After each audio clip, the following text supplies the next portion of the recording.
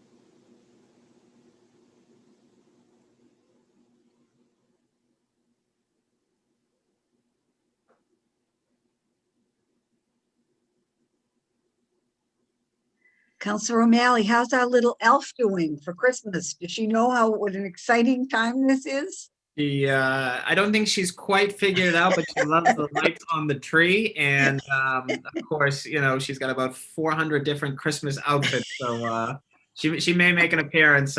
Quick hello. We hope so. My little Declan goes, my tree, my tree. I love it. Delaney doesn't like that too much, but it's wonderful to have little ones around. Indeed.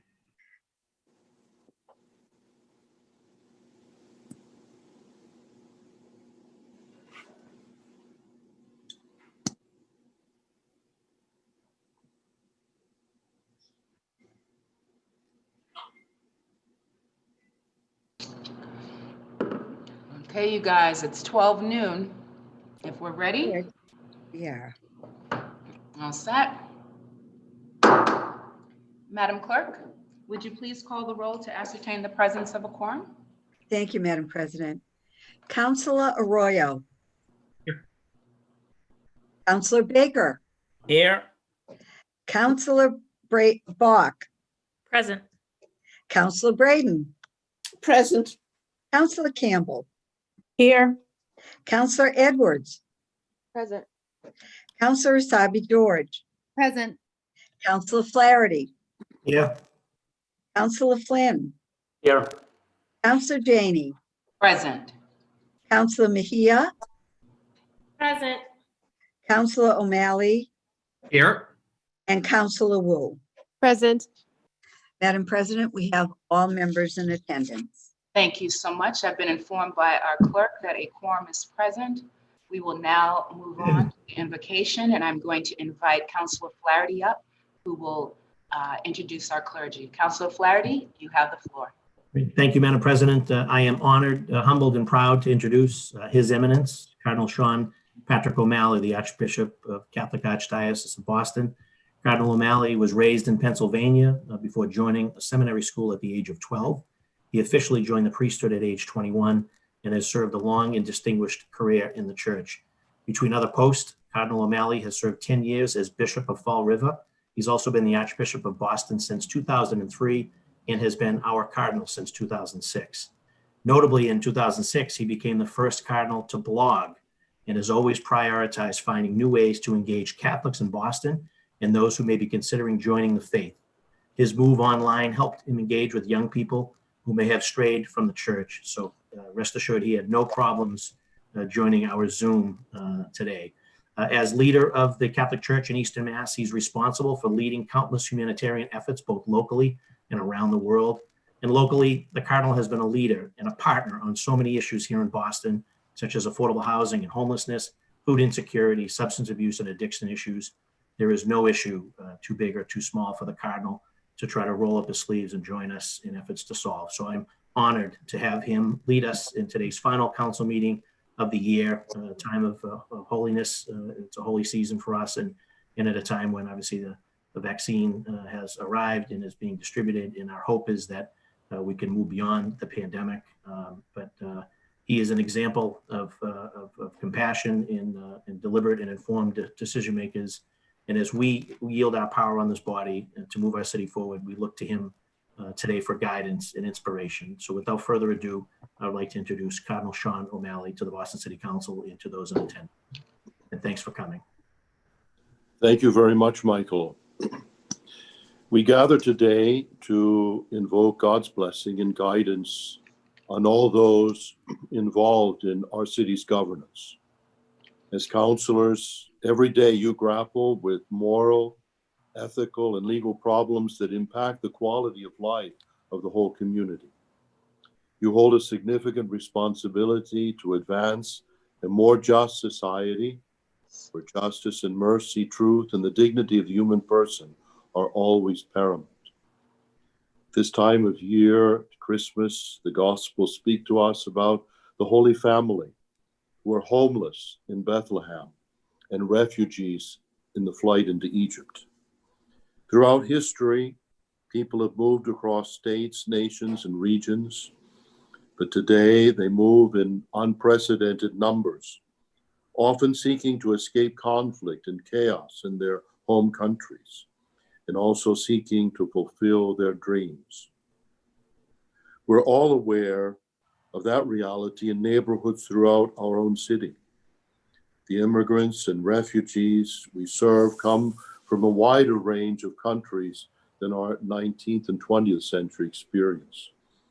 But the challenges facing these coming today are not much different from those in the past.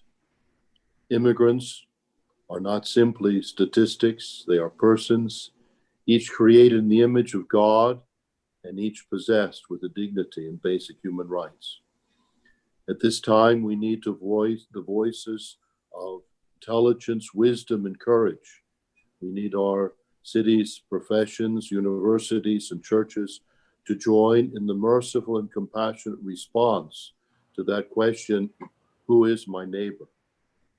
Thank all of you for your dedication and commitment to this important work on behalf of the people you serve.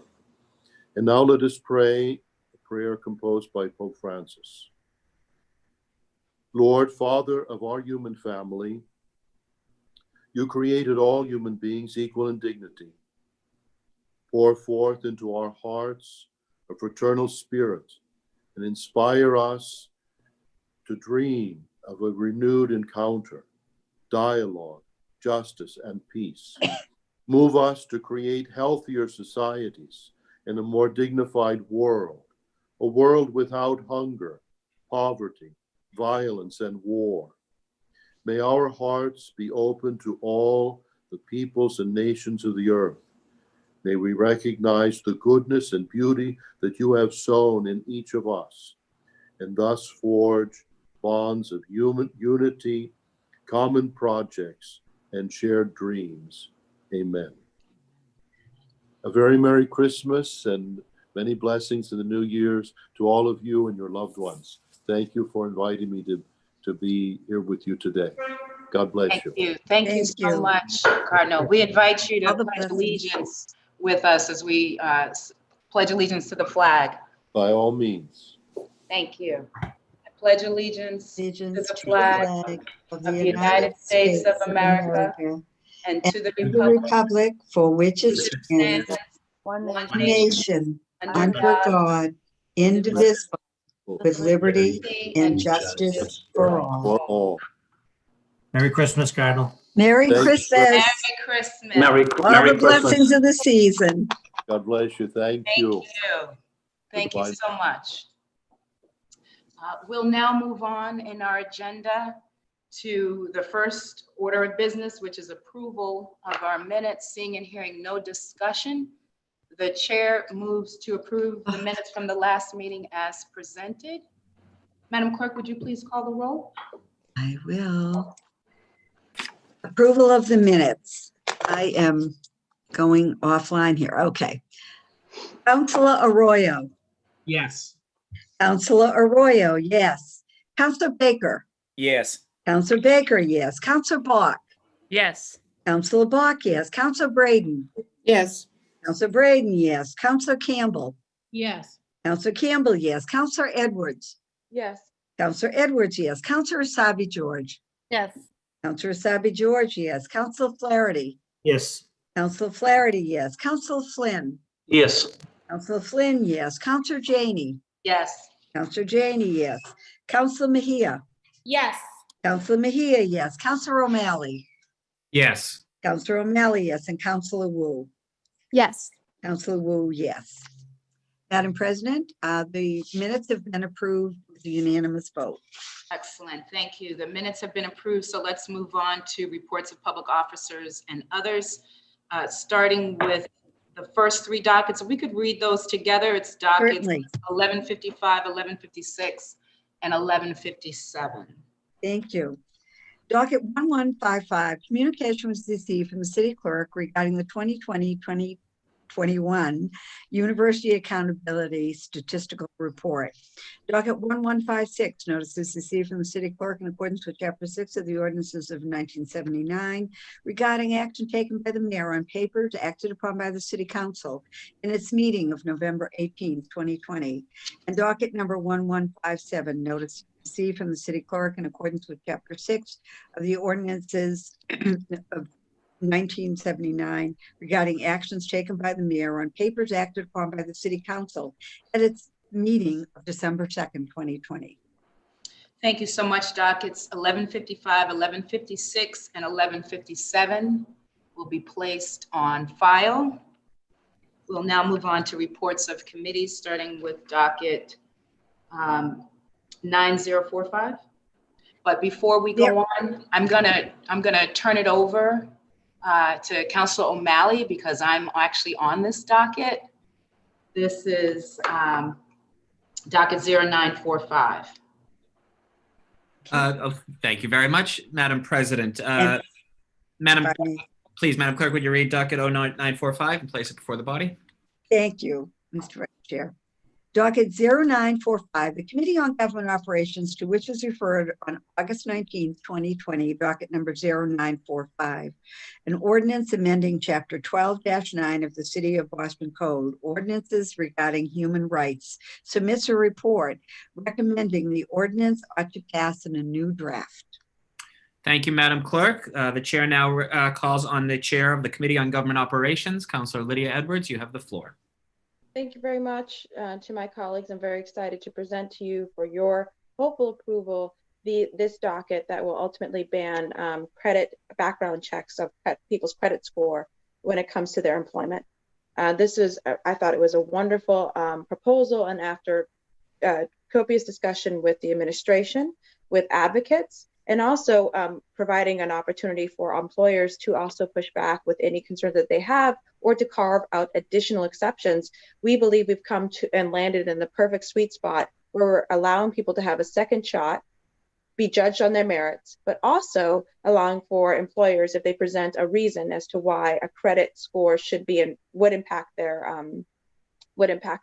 in business in some way, shape, or form, they can opt out for an exception to this and explain why this should not apply to them. Just a quick background on the discussion of what we had and how much work we put into this. Again, this matter was presented before the body. We had a hearing on this, and then we had a working session, actually, I believe 2 working sessions specifically on it. And under this proposal, we would ban the credit check when it comes to employment. One of the discussion matters that we did have is whether it could also apply to housing. We ultimately decided that we would stay the course and keep only with employment at this time. But the city, to its credit, noted that they already practiced this within their own hiring practices. And I want to thank Vivian Leonard for attending, and also Evandro Cavallo. But I also wanted to note that the city further indicated that they heard us when we said we want housing to also be accessible, and that credit checks, in as much as when it comes to city lotteries, especially, should not be a hindrance. We're going to work on that next year. But I did want people to know that that did come up, and it was important for a lot of us. We discussed the number of employees that use credit checks and found that while it may not be a huge number, but it is many cases, folks, it's beyond the scope of the actual employers that would actually need it. For example, those in the financial industry or those dealing specifically with banking. What we did also discuss, and which was very exciting, was how we could continue to move, how we're going to help a lot of people have a second chance. Nadine Cohen from Greater Boston Legal Services came forward and also provided some background information on the use of credit history for employment purposes. She explained that 1 in 4 residents has debt collection, which oftentimes lower their credit scores significantly. And in this housing crisis, many of us are finding that they're using their money for their cell phone bill, for their other bills to pay for their rent, which results in lower credit, which then if they're trying to get a job, they'll find that because of their credit score, they suddenly can't get employed. We just want to remove that cycle. So again, we had a working session, we had a hearing, and the amendments essentially were just to clarify some language and to make sure that we were very clear that the remedies that are sought are legal, and that also that the Human Rights Commissioner may also seek a cease and desist order preventing any employer found in violation from using credit history again. This is consistent, honestly, with the state law. This is consistent with state law discriminatory laws. It's consistent with the Federal Trade Commission and the Fair Credit Reporting Act definitions. It is consistent with the jurisdiction, and is that it applies just like state law to employers with at least 6 employees or more. And it does have carve-out provisions for certain industries and employers. Further, while there was discussion about whether this could apply fines specifically, whether the Human Rights Commission could apply certain fines, I wanted to note that this body has approved, and in many other cases as a city, we apply fines for the Boston Residence Jobs Policy, for the Municipal Lobbying Compliance Policy, for short-term rental ordinances, Housing Stability and Notification Act, and I believe also with the proposed a pilot program with Suffolk Law School there with monitoring housing discrimination, there was going to be a fine and enforcement as well. So this is consistent with what we've done before, and it is within the confines of our ability to fine no more than $300 a day. So again, I am offering this to the body for your hopeful approval of the committee report, and that this measure ought to pass. To Mr. Vice President, it might make sense for the lead sponsors to also have an opportunity to speak. I leave that to your discretion. Of course. Thank you, Councillor Edwards. The chair now recognizes the District 4 Councillor from Mattapan. Councillor Campbell, you have the floor. Thank you, Mr. Vice President. Thank you, Councillor O'Malley. Thank you, Councillor Edwards, for your leadership. And of course, thank you to my co-sponsor, Councillor Janey, for the partnership. I appreciate all that you did to get us to this point. I also, of course, want to thank all of my council colleagues for participating in the discussions that also got us to this point. And a special shout out to the Greater Boston Legal Services who have been championing this issue since the very beginning and assisted in writing a strong ordinance. And another special shout out to Christine O'Donnell, who, central staff is working incredibly hard. So appreciate your work with respect to this ordinance. We have said this before in numerous hearings and working sessions. There is no evidence that one's credit history is determinative of one's success as an employee. But credit history can be a significant barrier to someone obtaining a job, especially for our Black and Latinx residents. And by eliminating this barrier for most jobs, not all, this legislation makes access to employment opportunities more equitable, and of course seeks to close the profound racial wealth gap that exists in the city of Boston and has only been exacerbated by the pandemic. Even before the pandemic, medical debt was the leading cause of credit card debt. And we know that this year, thousands of Bostonians have lost their jobs or had to leave work to take care of loved ones, have been burdened with emergency medical bills, have fallen behind on rent and mortgage payments, all things that hurt one's credit, but should not hurt one's ability to get a job. Bostonians, of course, are looking for us to exercise bold leadership and to take action to ensure an equitable recovery from COVID-19 and to help them get back to work and to build their careers. This legislation does just that. Really proud again to work with Councillor Janey on this effort. Hope you'll join us in passing this ordinance today. Thank you again to all my council colleagues. Thank you, Madam President. Thank you very much, Councillor Campbell. The chair now recognizes the council president. Councillor Janey, you have the floor. Thank you.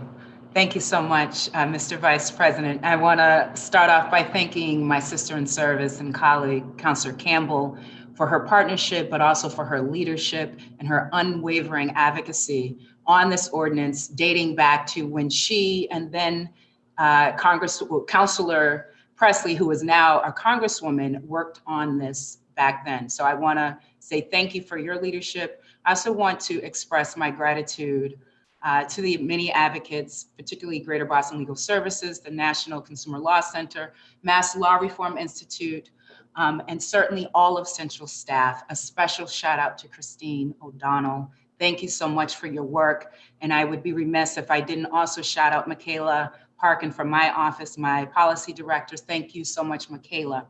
As a counselor, particularly representing a district where many of these disparities in our city play out, my advocacy has always been rooted in racial and economic justice. And for me, this ordinance is no different. Using credit checks during the employment process unfairly penalizes individuals burdened with student loan debts, medical bills, or bad credit history. And this will lock these same individuals out from employment. And now more than ever, we need to help people get back to work and make sure that they can care for their families. This ordinance is necessary to ensure that we are leveling the playing field as we climb out of the COVID-19 pandemic. And so I'm glad that the city doesn't do this now, but we need to make sure that we codify it in law and that we lead as a city so that we're banning this across the city in terms of private employers as well.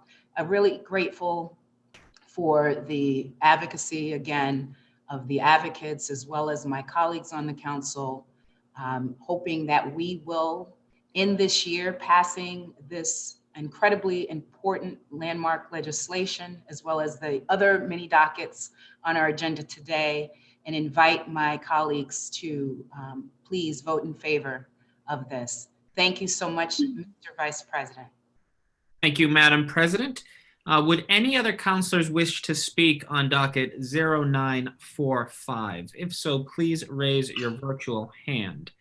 Seeing no further discussion, the chair of the Committee on Government Operations, as well as the lead sponsors, Councilors Campbell and Council President Janey, ask that this body now vote on docket 0945 and recommend that the ordinance ought to pass in a new draft. Madam Clerk, would you please call the roll?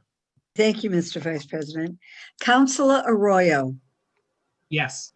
Councilor Arroyo, yes. Councilor Baker. Yes. Councilor Baker, yes. Councilor Bach. Yes. Councilor Bach, yes. Councilor Braden. Yes. Councilor Braden, yes. Councilor Campbell. Yes. Councilor Campbell, yes. Councilor Edwards. Yes. Councilor Edwards, yes. Councilor Asabi George. Yes. Councilor Asabi George, yes. Councilor Flaherty. Yes. Councilor Flaherty, yes. Councilor Flynn. Yes. Councilor Flynn, yes. Councilor Janey.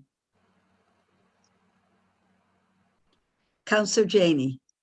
Sorry, I was on mute. Yes, a big resounding yes. We thought that might be the case.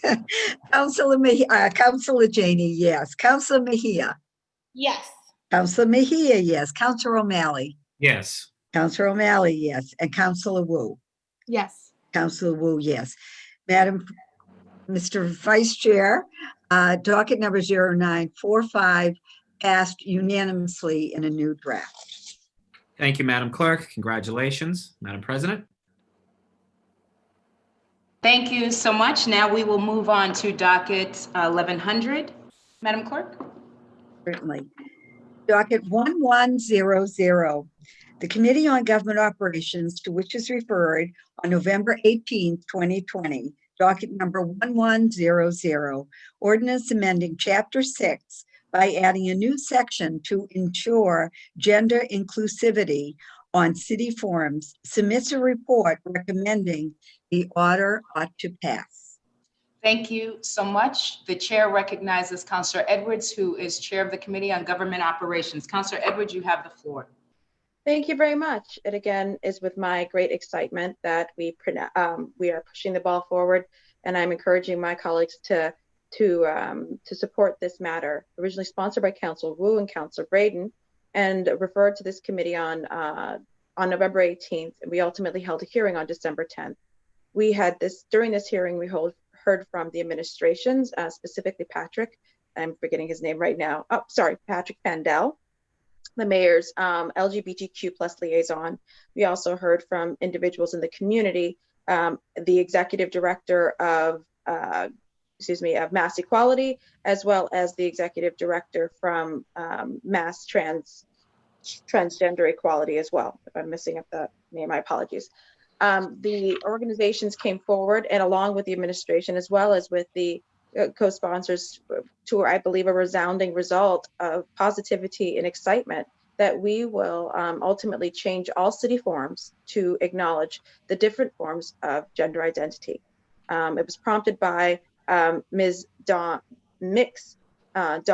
experience when they came to the city council to the city hall to get married. And they found that they were not recognized on their own marriage forms, and their wedding day was subsequently ruined.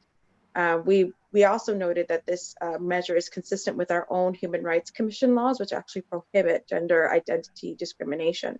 So this is bringing us into the light and consistent with our own laws, and making sure that we have gender neutral options, which will increase the inclusivity and also acknowledgement that Bostonians especially come in all different forms, shapes, sizes, and gender identities. We had a child from the Boston Public Schools also testify, and they also noted that they felt unseen, and that while it's just a forms lead to discussions, they lead to policy changes. We also had wonderful commitment from the administration that there was going to be an aggressive effort to make sure that there was an accounting of all the city forms, including an ISD, as Councilor Sabi George brought up, concerns about making sure our building codes also, which tended to have male and female, also acknowledge the gender diversity, that we went at a massive sweep of all of our forms, including our schools, which Councilor Mejia brought up, and making sure that we had an accounting of them and then a changing of them within 60 days of the passage of this ordinance. There is nothing but excitement for this. So again, I recommend that that our body adopt the committee report and also pass. Again, Madam President, there are the two lead sponsors who may have some additional points that I missed. Wonderful. Councilor Wu, would you like to speak to this? Councilor Braden, Councilor Wu, you have the floor. Thank you, Madam President. Just want to add a quick thanks to our committee chair for stewarding this through, to you, Madam President, as well, for making sure that we get this done this session. And of course, to my co-sponsor, Councilor Braden, and all of the advocacy organizations and constituents who really lended the urgency to making this happen. So we know that legislation matters, words matter, and that legislation ultimately will help shift culture as well. So we're looking forward to the quick turnaround of having the full accounting, making sure we understand next steps, and that we're operationalizing what has long been a commitment by the City of Boston and the City Council to be welcoming, inclusive, and stand for equity and equality for all. Thank you very much. Excellent, wonderful. The chair recognizes Councilor Braden. Councilor Braden, you have the floor. Thank you, Madam President. I want to thank the chair, Councillor Edwards, and also thank my co-sponsor, Councillor Wu, for her leadership on this this ordinance. It's really important that all of the residents, regardless of their gender identities, feel accommodated and respected in the City of Boston. And I think this ordinance will move that situation forward. And I really am excited and delighted to vote for this today. And I hope that in the coming weeks that a lot of these issues will be resolved, and that our LGBTQ plus residents will feel fully accepted and recognized and seen in our city. Thank you so much. Thank you. Thank you, you both. This is really an important day in our city, and I'm glad we're moving this work forward. Councilor Edwards, who is chair of our Committee on Government Ops, along with these sponsors, seek acceptance of the committee report and passage of docket 1100. Madam Clerk, I'm going to ask you to call the roll. Thank you, Madam President. Docket 1100. Councilor Arroyo. Yes. Counselor Arroyo, yes. Counselor Baker. Yes. Counselor Baker, yes. Counselor Bach. Yes. Counselor Bach, yes. Counselor Braden. Yes. Counselor Braden, yes. Counselor Campbell. Yes. Counselor Campbell, yes. Counselor Edwards. Yes. Counselor Edwards, yes. Counselor Asabi George. Yes. Counselor Asabi George, yes. Counselor Flaherty. Yes. Counselor Flaherty, yes. Counselor Flynn. Yes. Counselor Flynn, yes. Counselor Janey. Yes. Counselor Janey, yes. Counselor Mejia. Yes. Counselor Mejia, yes. Counselor O'Malley. Yes. Counselor O'Malley, yes. And Counselor Wu. Yes. Counselor Wu, yes. Madam President, docket 1100 has passed unanimously. Excellent. Thank you so much. And I think that's worth at least a finger snap. Madam Clerk, we'll move on to docket 1094, please. Certainly. Docket 1094, the Committee on Government Operations, to which is referred on November 18, 2020, docket number 1094, an ordinance establishing the Office of Police Accountability and Transparency, submits a report recommending the ordinance, very important difference, ought to pass in a new draft. Thank you so much, Madam Clerk. The chair recognizes Councilor Edwards, who is chair of our Committee on Government Operations. Councilor Edwards, you have the floor. Thank you very much, Madam President. My first ask of this body, or of the President, Madam President, is to substitute the committee report. Yes. Seeing and hearing no objections, I just want to make sure that this, though, gets before the body. And so I believe we have an email going out. Is that correct? Yes? Wonderful. I believe so. Excellent.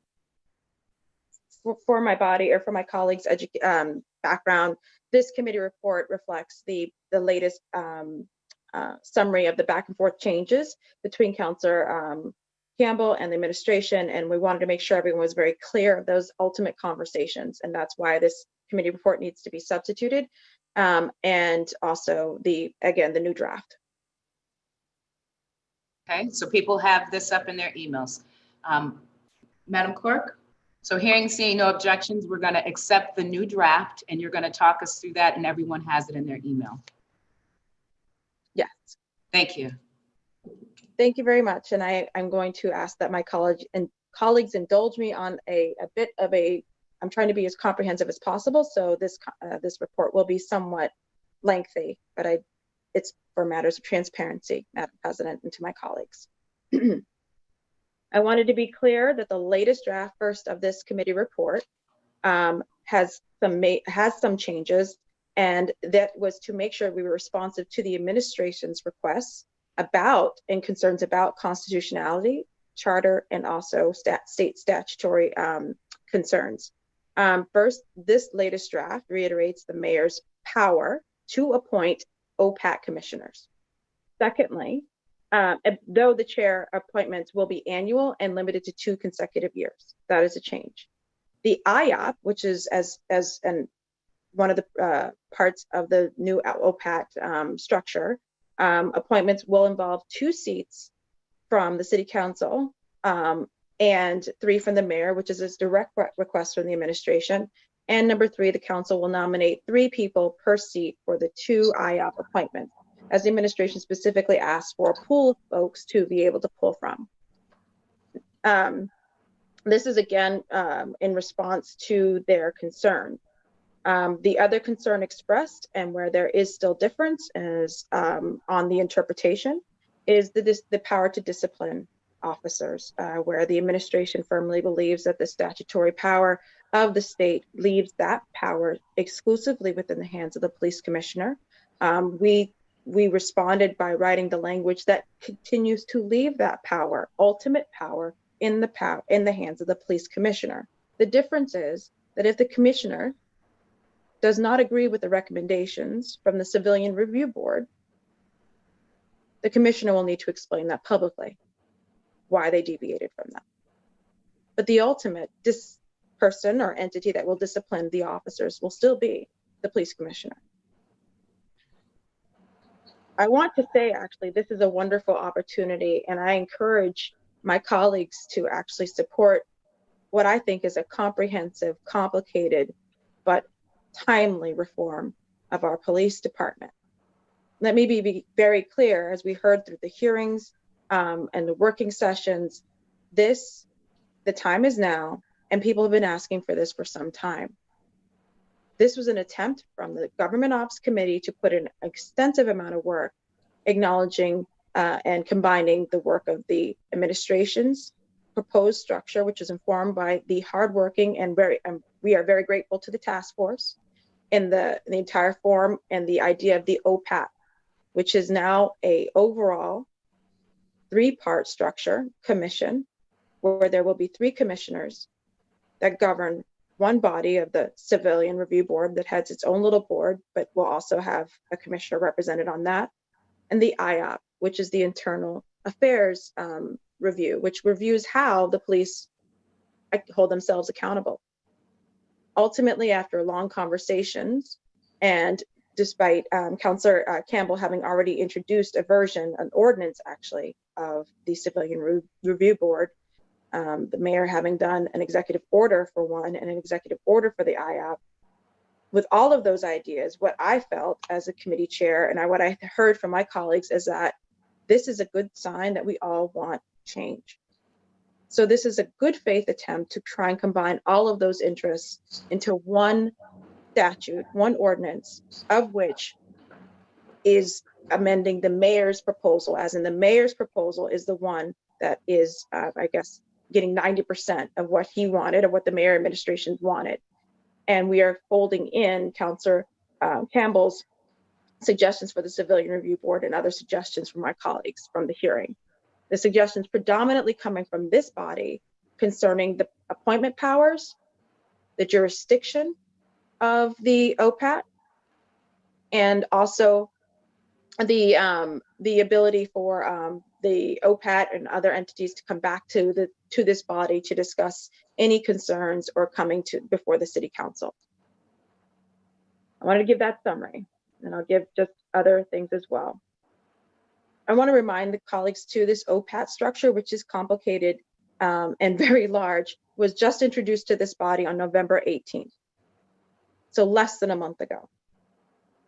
Because we were already having conversations specifically about the Civilian Review Board and had a full-on hearing about the ordinance proposed by Councillor Campbell, I thought it was most prudent, especially since the administration wanted it to be passed this year, that we combine the working session that we had for the Civilian Review Board with their proposed ordinance. So I want to be clear that I think demonstrates again this body's good faith effort to try and get something done because the administration wanted it done this year. The original Civilian Review Board was actually proposed by Councillors Campbell, Councillor Arroyo, and Councillor Mejia. It was referred to the committee on July 29th, and the public hearing was held on September 8th, and then a working session was held on December 1st, where we combined again the mayor's proposal with the ordinance proposed by our colleagues. This is to say, and I'm very excited, and in that working session, we had members of the task force explain and answer all questions that we had specifically about the structure. We also, during the hearing, actually had many people come forward, and this is in the September 8th hearing, to discuss what an effective Civilian Review Board looks like, what powers they need to have, how they need to or discipline officers, that they need subpoena power. It was, I thought, a very robust hearing. Specifically was one that really brought the community together. We also wanted to know how much it would cost in terms of funding. We were doing our jobs as fiscal stewards. We were doing what we could to make sure that what we were going to create made sense. At the working session, which came after that hearing, as you know, we had task force members, President of the NAACP, Tanisha Sullivan, Allison Cartwright, who is actually from the Roxbury Defender's Office, and Jamarl Crawford, who is a community activist, who came, along with now former Chief of ONS, Jerome Smith, who passionately, to his complete credit, passionately described the structure that he was very excited about, the process that the task force went through as members of our community, as lawyers, as activists, as people of color in our community, and the excitement that they had. And I think that was heard by the body, and that is why we decided to come under the mayor's ordinance in as much as we were going to keep that structure. We also wanted a conclusion of a youth seat and additional trainings. We discussed the importance of a single ordinance, however, and that we would not move from that. The executive orders produced by the mayor, while in good faith, we felt true reform needed to be codified.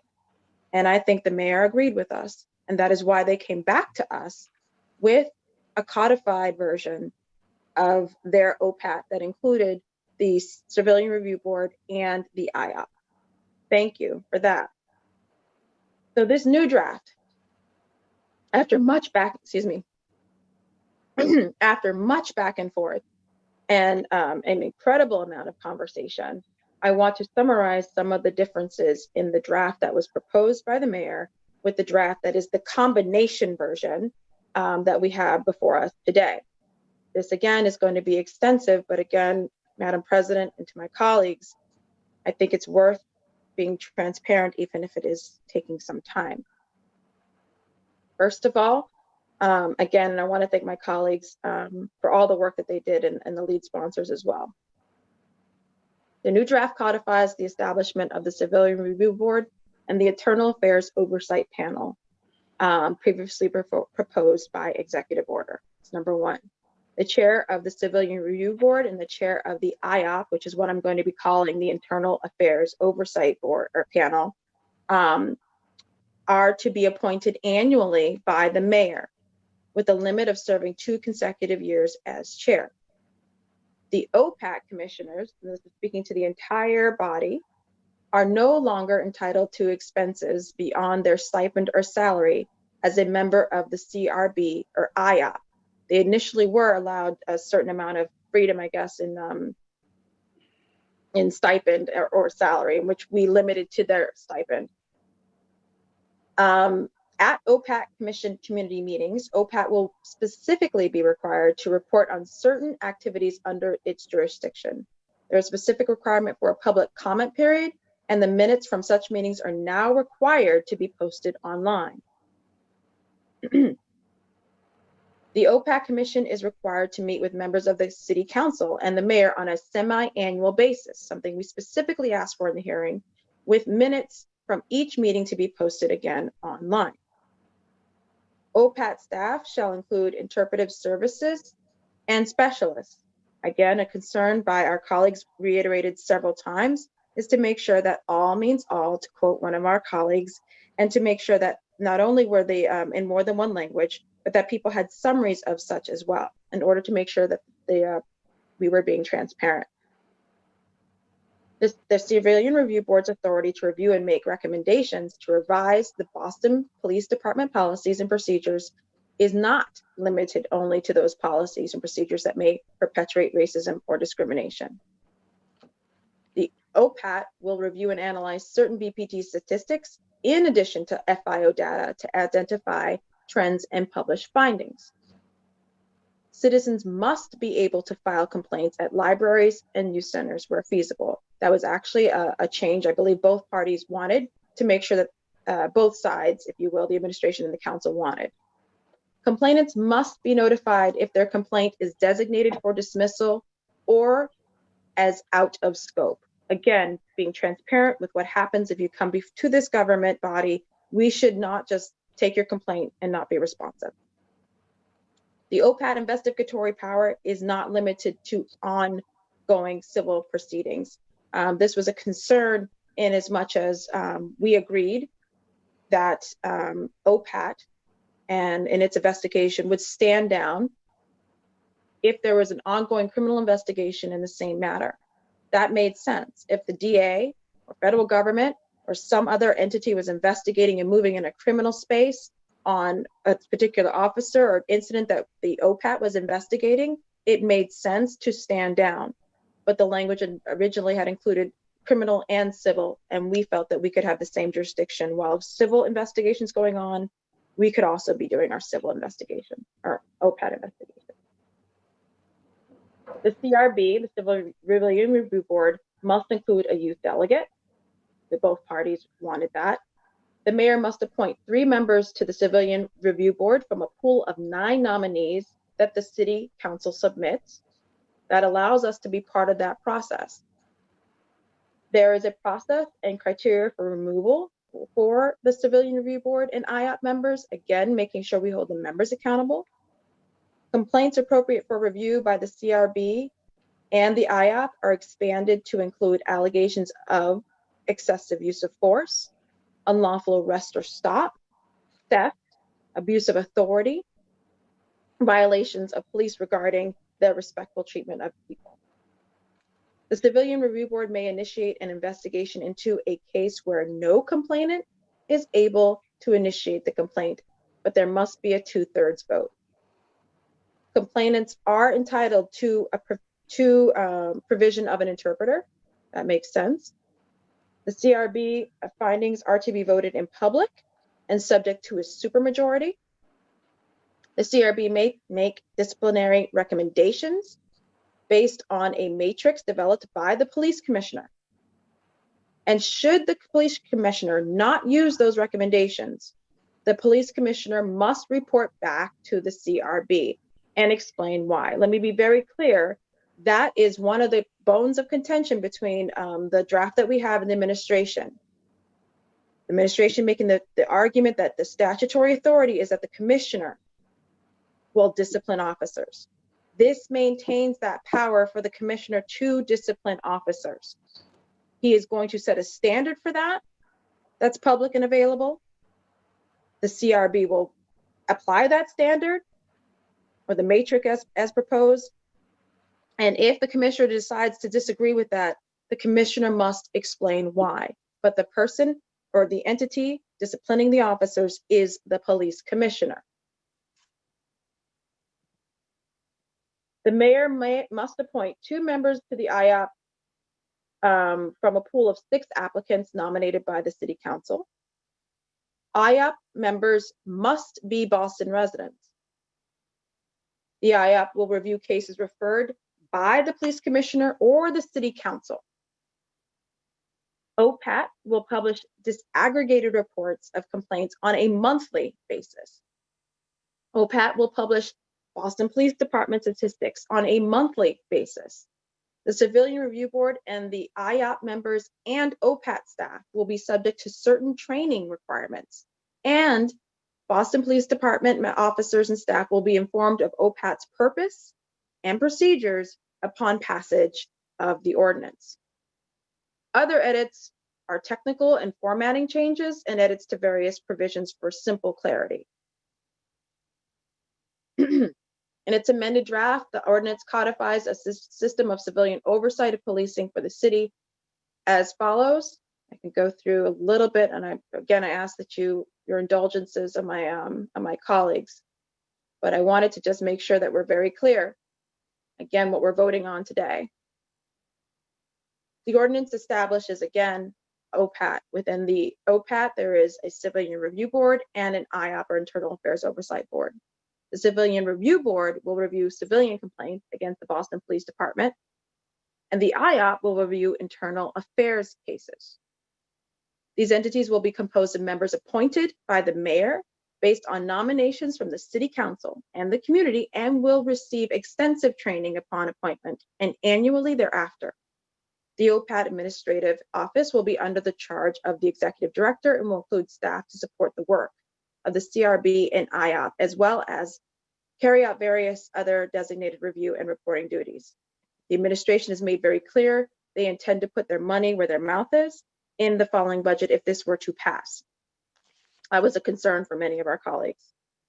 Together, the chair of the CRB, the chair of the IOP, and the OPAT executive director will be the OPAT commission, which will oversee all of these entities at large, create rules and regulations for OPAT, have the authority to issue subpoenas, and hold community meetings regarding the work of OPAT. In addition to reviewing civilian complaints, the CRB will review and make recommendations regarding BPD policies and procedures, allegations of disparate treatment by Boston Police Department and human resource matters, instances where Black, Indigenous, people of color officers are disciplined or terminated, and alternatives to the civil service examination process. In short, simply beyond people filing complaints, the Civilian Review Board is about consistent and constant suggestions and bettering of the police department. In addition to reviewing internal affairs cases, the IOP will also review policies and procedures relevant to the integrity of the complaint and internal affairs process. So there's now an oversight for how the police investigate their own. In addition to supporting the duties of this Civilian Review Board and IOP, OPAT staff will also review and analyze FIO data, that's field investigation data, and Boston Police Department statistics to identify trends, track and report on progress of the BPD reform goals, coordinate with BPD staff to review and provide recommendations related to the selection and implementation of grants, publish publications and results of investigations, and maintain a publicly available website to publish OPAT data, updates, findings, and reports. I think I'm probably most excited about how that is going to be forever and consistently available to the public. OPAT will release semi-annual reports to the public and deliver an annual report to the mayor and police commissioner to be filed with the city council, and will publish disaggregated complaint data and BPT statistics on a monthly basis.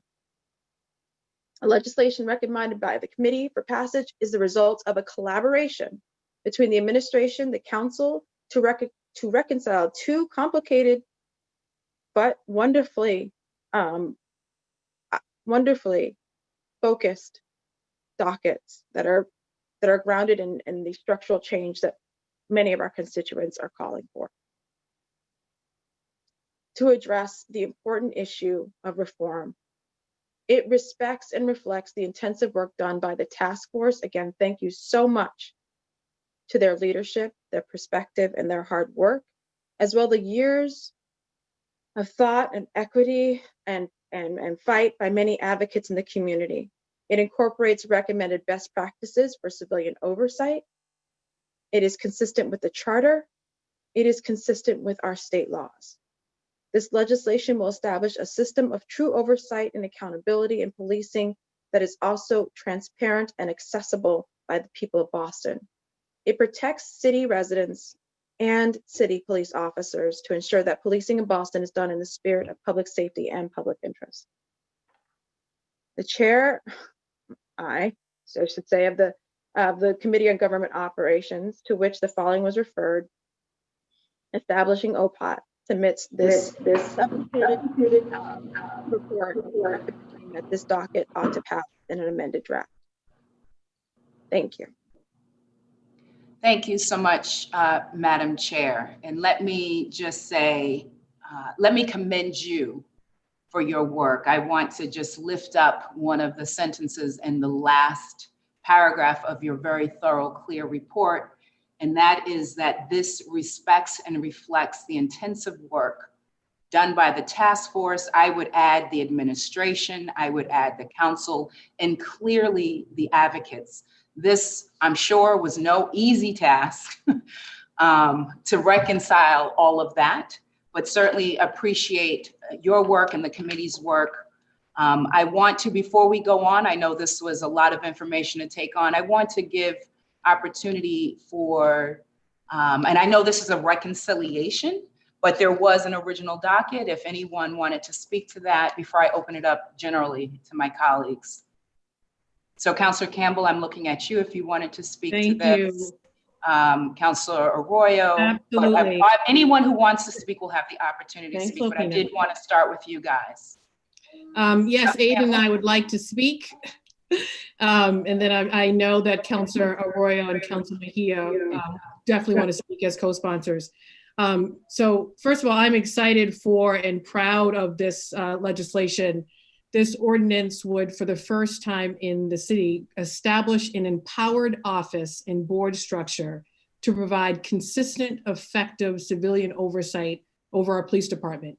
My priority has always been passing the strongest possible legislation to create a civilian review board, and the ordinance before us does exactly that. This ordinance truly merges the council's Civilian Review Board ordinance with the mayor's proposal. I am deeply grateful to Councilors Arroyo and Mejia for the partnership and for their work on this particular legislation. I'm also grateful to their team members. I'm absolutely grateful to my own Chief of Staff, Ellie, who put in a lot of work and time on this. So thank you. I am grateful, of course, to Councilor Edwards as Chair of Government Operations, Michelle Goldberg and Christina O'Donnell from Central Staff, who also put in a lot of work on behalf of all of us in this endeavor. I'm also grateful, of course, to the mayor, his administration, and the members of the Police Reform Task Force for their tremendous effort in getting us to this point. This was truly collaboration at its best. There was a lot of back and forth, a lot of conversation, but in the end, we have a proposal that is extremely strong and we should all be proud of. I'm also, of course, grateful for the leadership of previous co-op panelists who pushed for years for reforms, as well as the advocates, former counselors, including my predecessor, Counselor Yancey, residents like Jamal Crawford, who did not let us off the hook, and who demonstrate that those who are closest to the problem also have the most effective solutions. Passing this ordinance would be a win for the city, a major step towards eliminating racial disparities in policing while creating greater transparency, accountability, and justice in our system. I have always said, this is not about individual officers. This is about transforming a system that from its inception has been biased and disproportionately harmed Black and brown people in this country. The murders of George Floyd, Breonna Taylor, and so many others are examples of the most devastating reasons we need accountability in policing. But many residents who for generations have had dangerous or uncomfortable encounters with police did not need to see these painful and public examples to know that this system needed reform. And as a Black woman, of course, born and raised in this city, I've had many family members and friends have traumatic interactions with the police and have never had the luxury of feeling confident that our justice system would serve them equally. I can say that passing this ordinance and creating this independent system of accountability gives me hope that all of our residents will feel that their government is hearing and seeing them and taking action to protect them as well as our officers. Of course, make no mistake that this ordinance is just one piece of the broader work we have to do as a city to transform our approach to public safety, but also we have a lot more work to do, and it's hard work of addressing the root causes of violence. The police department alone can't do it. We have to tackle issues, of course, of poverty, trauma, mental health, and unequal economic opportunity. We must all commit to acknowledging these deep inequities that exist in the city, and then of course do the work of eradicating them. One piece that I do want to stress, and Councilor Edwards also spoke to this in her thorough summary, is that as we work to finalize this language, there is one provision that is critically important that this body include. The current draft gives exclusive authority regarding discipline to the police commissioner as required by our laws and collective bargaining agreement. The ordinance also provides that the Civilian Review Board make their disciplinary recommendations to the police commissioner, which of course is non-binding, given our legal and collective bargaining restrictions. The ordinance, thus staying within legal boundaries, requires that whatever disciplinary decision the police commissioner solely imposes, that they share that decision in reasoning with the board. This allows the board to be more effective while creating greater transparency and accountability. This is something that the co-op had listed as an issue, and it aligns with best practices in other cities that have similar legal restrictions. I hope all my colleagues will join me and my co-sponsors in passing this ordinance, and of course, look forward to working in partnership with the mayor and the administration to implement this as soon as possible. Thank you, Madam President. And again, thank you to all of my colleagues who have engaged in this conversation over the months with respect to getting us to this point. Thank you. And thank you to my co-sponsors. Thank you so much, Councilor Campbell. At this time, the chair recognizes Councilor Arroyo. Councilor Arroyo, you have the floor. Thank you, Madam President. And I want to just join in the chorus of thank yous here for the chair for really drilling in and making this go through the way that it has, which I think is frankly in the strongest form that we could get from all of the multiple ideas. I think what has emerged from that is something that's very good for the city, very good for our communities, and frankly, very good for the Boston Police Department in as much as it creates trust and allows for a framework in which local residents and local constituents understand that there is accountability and there are other eyes on the decisions that are made at BPD. I want to make sure we thank my staff, Yasmin Radasi and Caitlin Fleischman, who have done a number of phone calls and just edits and calls on this. I want to thank the task force for their efforts on this and our community advocates. I think it's incredibly important to understand that the framework that they gave us was incredibly robust and really had many well thought out ideas. And that I see this ordinance as implementing, along with good ideas, I think, from the ordinance that Councilor Campbell, myself, and Councilor Mejia have put forward. And so I look forward to a very strong civilian review board coming out of this. I'll just note on the issue of disciplinary actions that power remains with the commissioner. All this would ask is that he explain those decisions, and there's no law, no statute, nothing that says that the decision doesn't have to be explained. The decision and the ultimate power to make a decision still resides and lies with him. And I think he would agree that he should not be above having to explain or discuss what his decision-making process is, precisely when the entirety of the Civilian Review Board is to put another set of eyes instead of recommendation. What good is a review board if they can submit recommendations and then not hear why or how or what impact those recommendations had? And so I think this strengthens everybody, including his position, ultimately, to have that community trust and that community accountability. And the final point of this, because I expect this to pass and I hope this will pass, I think that the next step is ensuring that we provide them the resources and staffing and in the necessary economic resources to succeed and to be a real power and a real body with teeth. And so I look forward to having those continued discussions in the new year. I want to thank all of the counselors who have put forth time and effort on this. And I thank again the Madam Chair for the work that she's done and Councilor Campbell. Thank you. Thank you so much. The chair recognizes Councilor Mejia. Councilor Mejia, you have the floor. Thank you, Madam President, and thank you to my co-sponsors, Councilor Campbell and Arroyo. And before I dive into my remarks, I just want to acknowledge Councilor Edwards for her just ability to move the work forward and her relentless activism and making sure that people understand what these laws look like and how they impact our lives. So Councilor Edwards, I just want to again thank you for how hard you work and how intentional you are making sure that people understand what it is that we're doing and why we're doing it. So I've learned so much from you this past year. And so I'm just incredibly grateful that you are in the position that you're in because you are at the helm. So thank you for that. So as I've said this before, creating a civilian review board is an incredible low bar, but it's one that we find ourselves tripping over and over again. And we can't let the politics of politics stand in the way of the work that needs to get done. We've been having the same conversation around police accountability and transparency for decades in the city of Boston, and it's time for that to change. One thing that I want to highlight in this ordinance is that we have fought to include a youth delegate to sit on the Civilian Review Board. And that is a paid position, and it must be filled by someone between the ages of 18 to 21 to ensure that the lived experiences of young people are present and at the table. Young people contribute so much to our city, yet often these spaces, they are always spoken about, but not with. We look forward to seeing this ordinance get put into place, and more importantly, following up in the future to ensure it is working as intended. This cannot be a set and forget kind of policy. We have a responsibility to keep an eye on it to make sure that we're doing everything we can to ensure police accountability and transparency. And I want to just give a shout out to all of the advocates and the administration, and a big shout out to Jamal Crawford, who has been pounding the pavement around this issue way before it was even a thought for me, and as well as Tanisha Sullivan and the rest of the task force.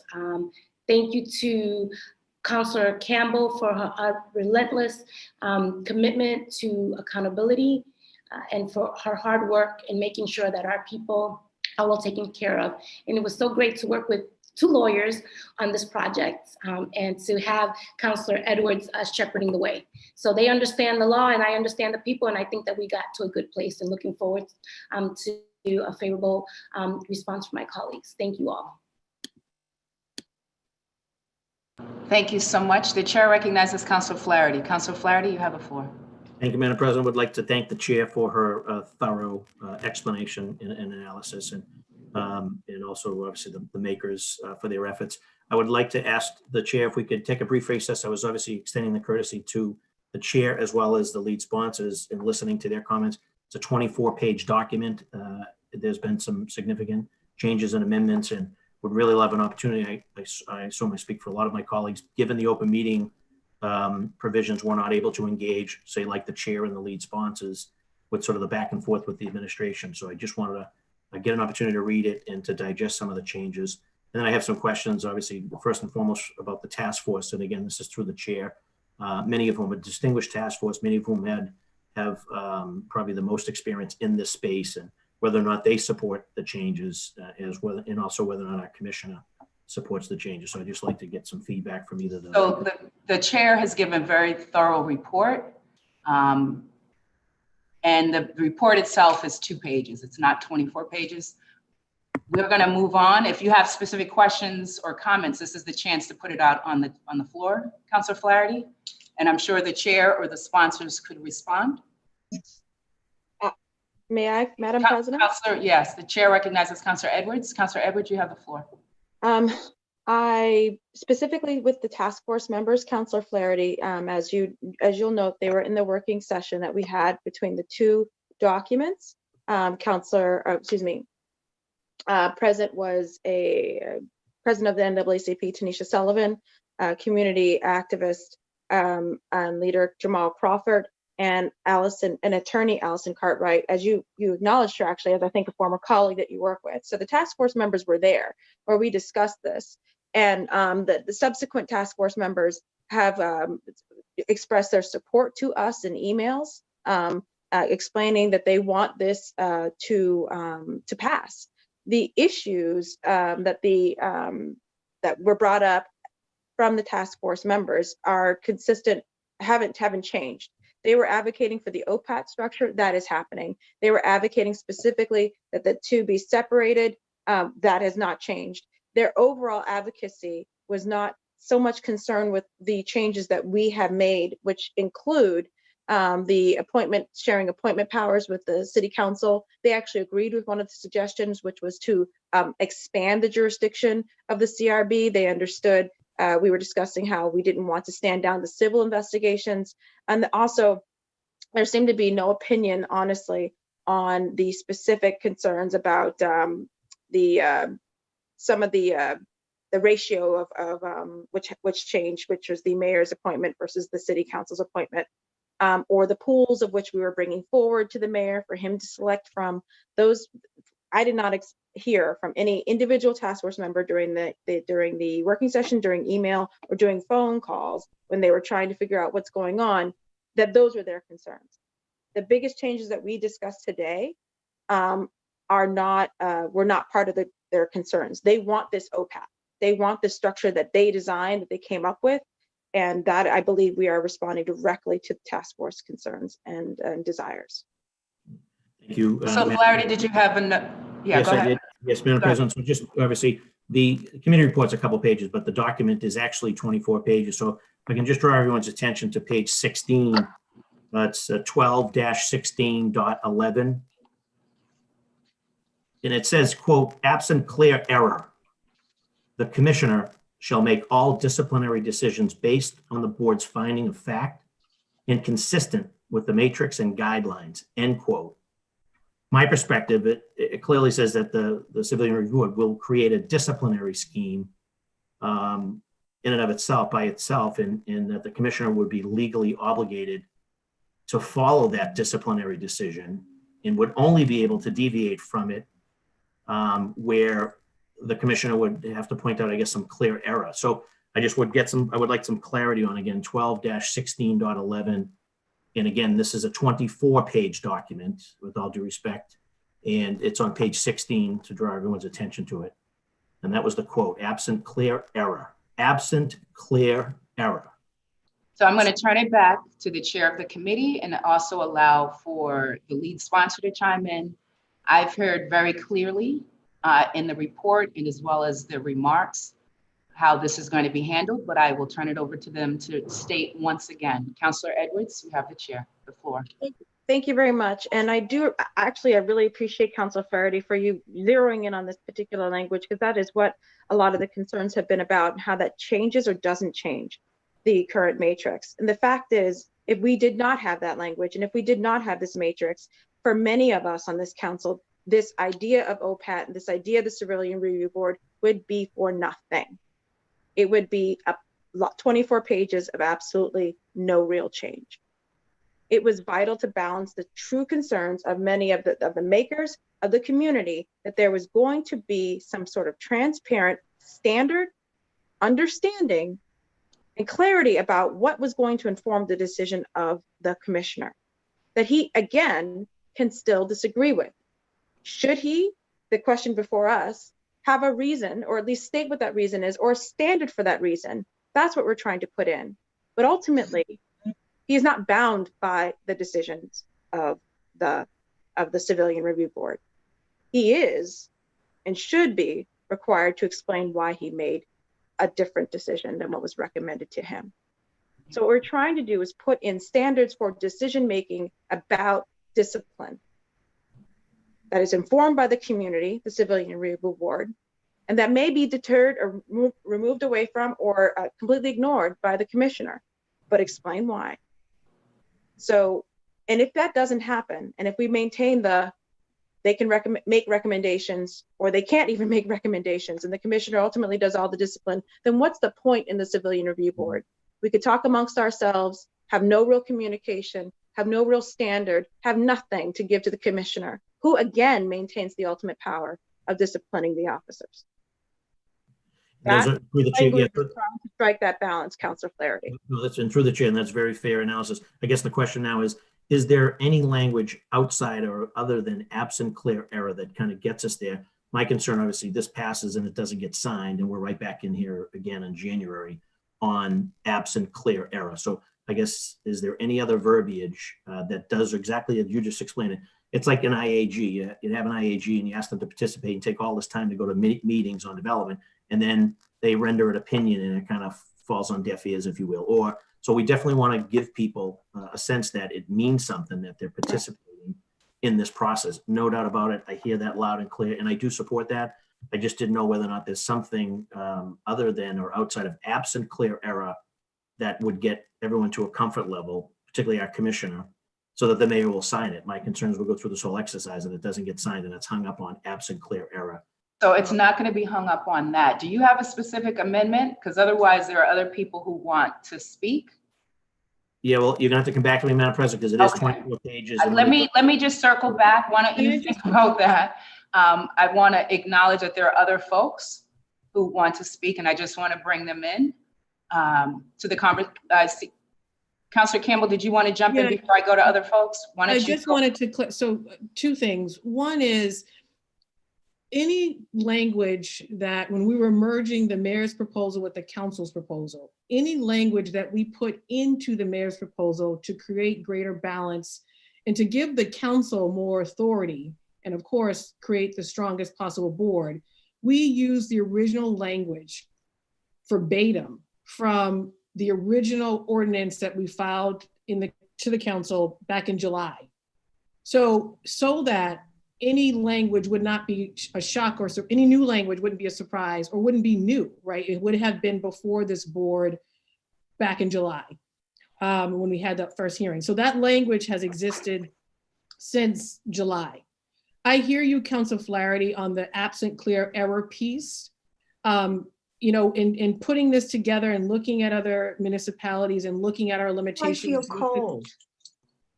Sorry, madam. You're cold, I'm cold too. I'm sorry. Madam, That's okay. That's okay. God bless. Even though Matt came down, I was like, honey, put the heat on. So God bless. But no, so, you know, was looking at, of course, the law and the collective bargaining restrictions when it comes to our police commissioner's power with respect to imposing discipline. So if they want to push back on that specific piece, absent clear error, they can, and I think we can talk about it, but the language is original from July. And if I may, Madam Yes, President, please. just for a quick clarification, the police commissioner defines the matrix, not the civilian review board. So he actually is defining the standard, that they would apply it. Then if he doesn't agree with it, their conclusion, he explains why. And goes about disciplining officers. Thank you, Council. Thank you. The chair at this time recognizes Councillor Asabi George. Councillor Asabi George, you have the floor. Thank you for your patience. Thank you, Madam President. And I'm not sure if this question through you is to the chair or to one of the original sponsors, but it's been brought up, I think, in several conversations around the potential violation of both the city charter and state law. I would appreciate if anyone could share that information. And I do, based on this information, it is, as Councillor Flaherty mentioned, a lot of information to digest, and I appreciate the thoroughness in which the chair has shared that information, and certainly the conversation and presentation by the original and lead sponsors. So if someone could address that concern as it's— Thank you. I will turn it over, and I appreciate that this is a lot, but I think it's good that we're having this conversation publicly. I know people want to digest it, but I think particularly this issue around transparency and accountability, important that we put whatever questions that we have out or whatever clarification that we need. So I appreciate that folks are doing this here. I'm going to come back to you, Councillor Edwards, if you could speak to Councillor Asabi George's concerns or questions. You're on mute. Madam President. Yes, Madam President, and thank you very much, Councillor Asabi George, for your excellent questions. The specific issues concerned the charter and the general laws of the state of Massachusetts. I had specifically gone back to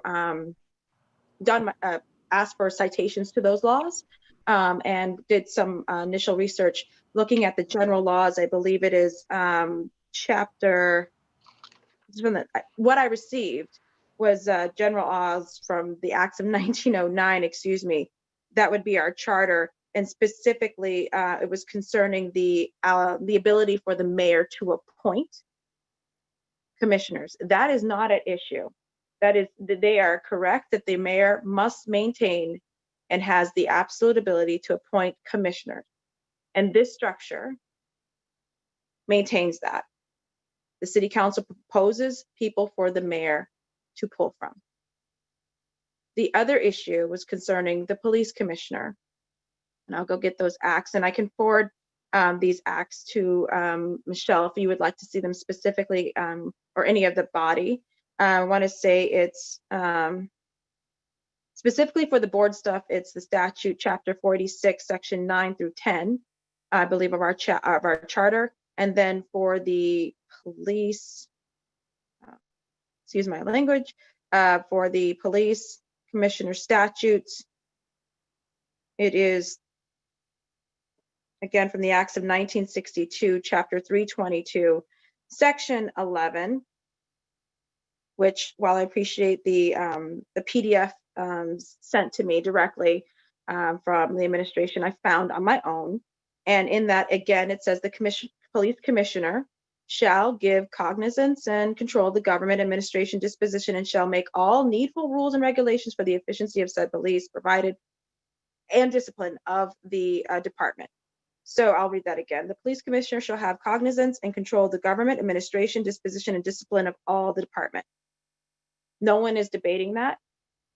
He has the ultimate ability to completely ignore the civilian review board and do what he feels is necessary and in compliance with the collective bargaining agreements, and also as per his authority as the police commissioner.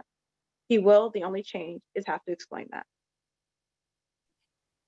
And Madam President, if I could just have one more question, please. I am, if someone could just explain to me and perhaps the public what the outcomes are, what the next steps are. Should this be passed or should this be rejected today?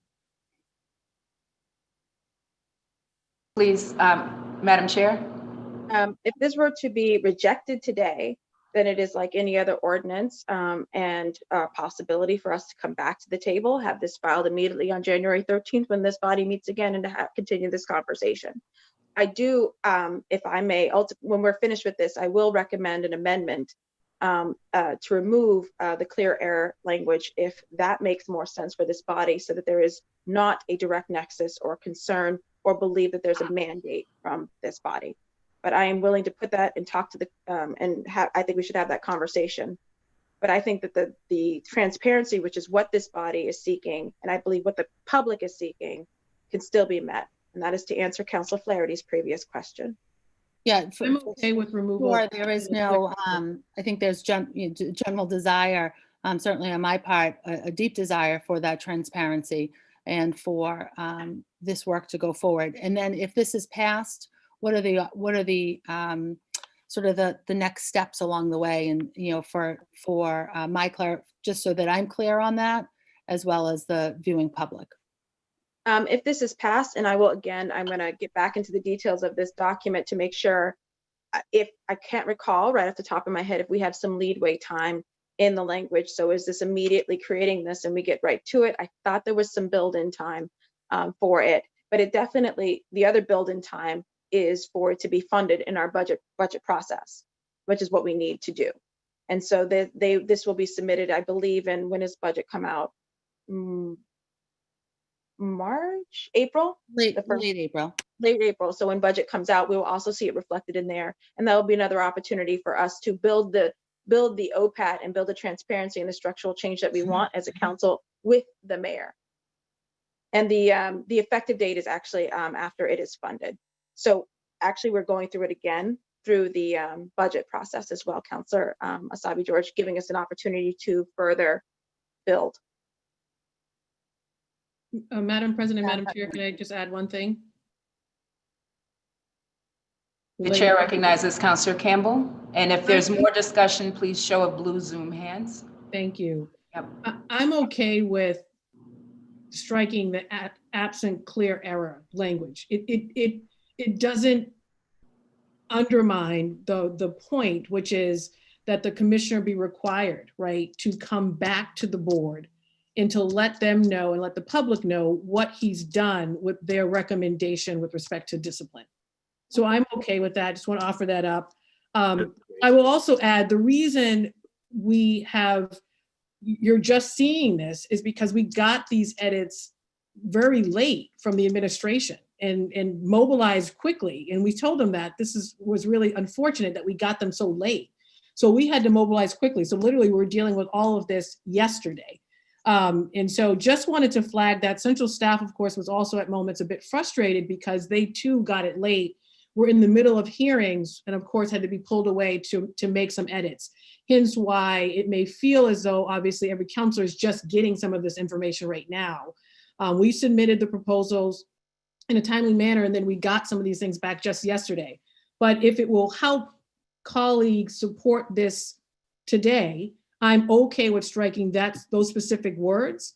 Yes. And keeping the crux of the matrix and the requirement that he have to come back to the board. Thank you very much, Madam President, and thank you, Councilor Edwards. So let me say this before I entertain more discussion, just so that folks are clear about our process. If in fact we are going to strike language, add language, that would have to come in a formal amendment, be seconded, voted on, et cetera, et cetera, et cetera. Okay, at this point, the chair recognizes Councilor Baker, followed by Councilor Wu. Councilor Baker? Yes, thank you, Madam Chair. Through you, with the state debating the reform bill, I believe today, how do these three new boards interact with that board? If to the chair of government ops, if. Yep, and I also will open it up to the sponsor of the committee. I'll go first to the chair of the committee, and then I'll go to the sponsor of the legislation. Chair Edwards, please. Thank you very much. Excellent question, Councilor Baker. Because the State House is a moving target, it is a bit hard for me to tell you the direct impact, Councilor Baker. I understand parts could be vetoed, could be overridden into the next year. So if you understand where I'm trying my best. Ultimately, though, let's just say there's a conflict in any way, shape, or form. Just pull it up 30,000 foot. If we are going above the state's requirements for police oversight and they set the floor, we're good. If they have banned certain things or they say that there are certain things that are not allowed, they mean that for the whole state. And so therefore we cannot. So I have to see the ultimate structure. We have to see the ultimate structure of what passes out of the State House. And if that structure has the exclusive and only authority to do certain things, then we must stand down. But I don't know what's coming out, and that's very frustrating right at this particular moment. But I don't believe it precludes us, Councilor Baker, from moving forward and, if need be, adjusting what we've done. Because even if we did verbatim what the mayor wanted, even if that passed, we would still have to adjust depending on what the State House does. Okay, and one other question, if that's okay, Madam Chair, is you said there was some financial analysis. What is the cost of the city going to be to set up 3 new boards? That was one of the concerns, Councilor Baker, that we had expressed, Councilor Flaherty specifically. We did not get an exact number. Chief Jerome Smith mentioned that he would like it would be presented in our budget for us to do our normal analysis with. Okay, thank you. And I'm not, and some comments briefly, I'm just not totally convinced that we're not in conflict with state law and the city charter. I believe I will be voting no on this, so thank you. Thank you, Councilor Baker. Thank you, Councilor Baker. The chair recognizes Councilor Wu, who will be followed by Councilor Flaherty. Councilor Wu. Thank you, Madam President. I just wanted to weigh in on my own part and to say I will be voting in support of this, and just to note, all of the back and forth and all of the points that we've been discussing today. It does, yes, there's a relatively compressed timeline for this particular piece of legislation, given the legislative calendar and the need to meet this moment. But the issues that we are discussing here have been on the table for decades, really, but even within the city council and the mayor's specific purview since the audit of the Boston Police came out now 6+ years ago. And so many of these same recommendations were already made then. And so this language operationalizes that and moves it forward and finally codifies it. But the issues are not new. And then just to speak a little bit to the questions about state law and charter, we hear that every single time there's legislation introduced on the Boston City Council, that there is concern about the council overstepping our role or the city not being able to act because of potential action by the state or worrying about us, going above and beyond. It has been a constant refrain on every piece of climate legislation, every piece of workers' rights legislation, nearly everything we have done that has been put up as a potential barrier. And so I just want to emphasize that, I'm really proud of this council for always stepping into our own power, taking the actions that we can take and moving with urgency. So just wanted to explain my yes vote today. Thank you. Thank you so much, Councilor Wu. The chair recognizes Councilor Flaherty, who will be followed by Councilor Mejia. Councilor Flaherty.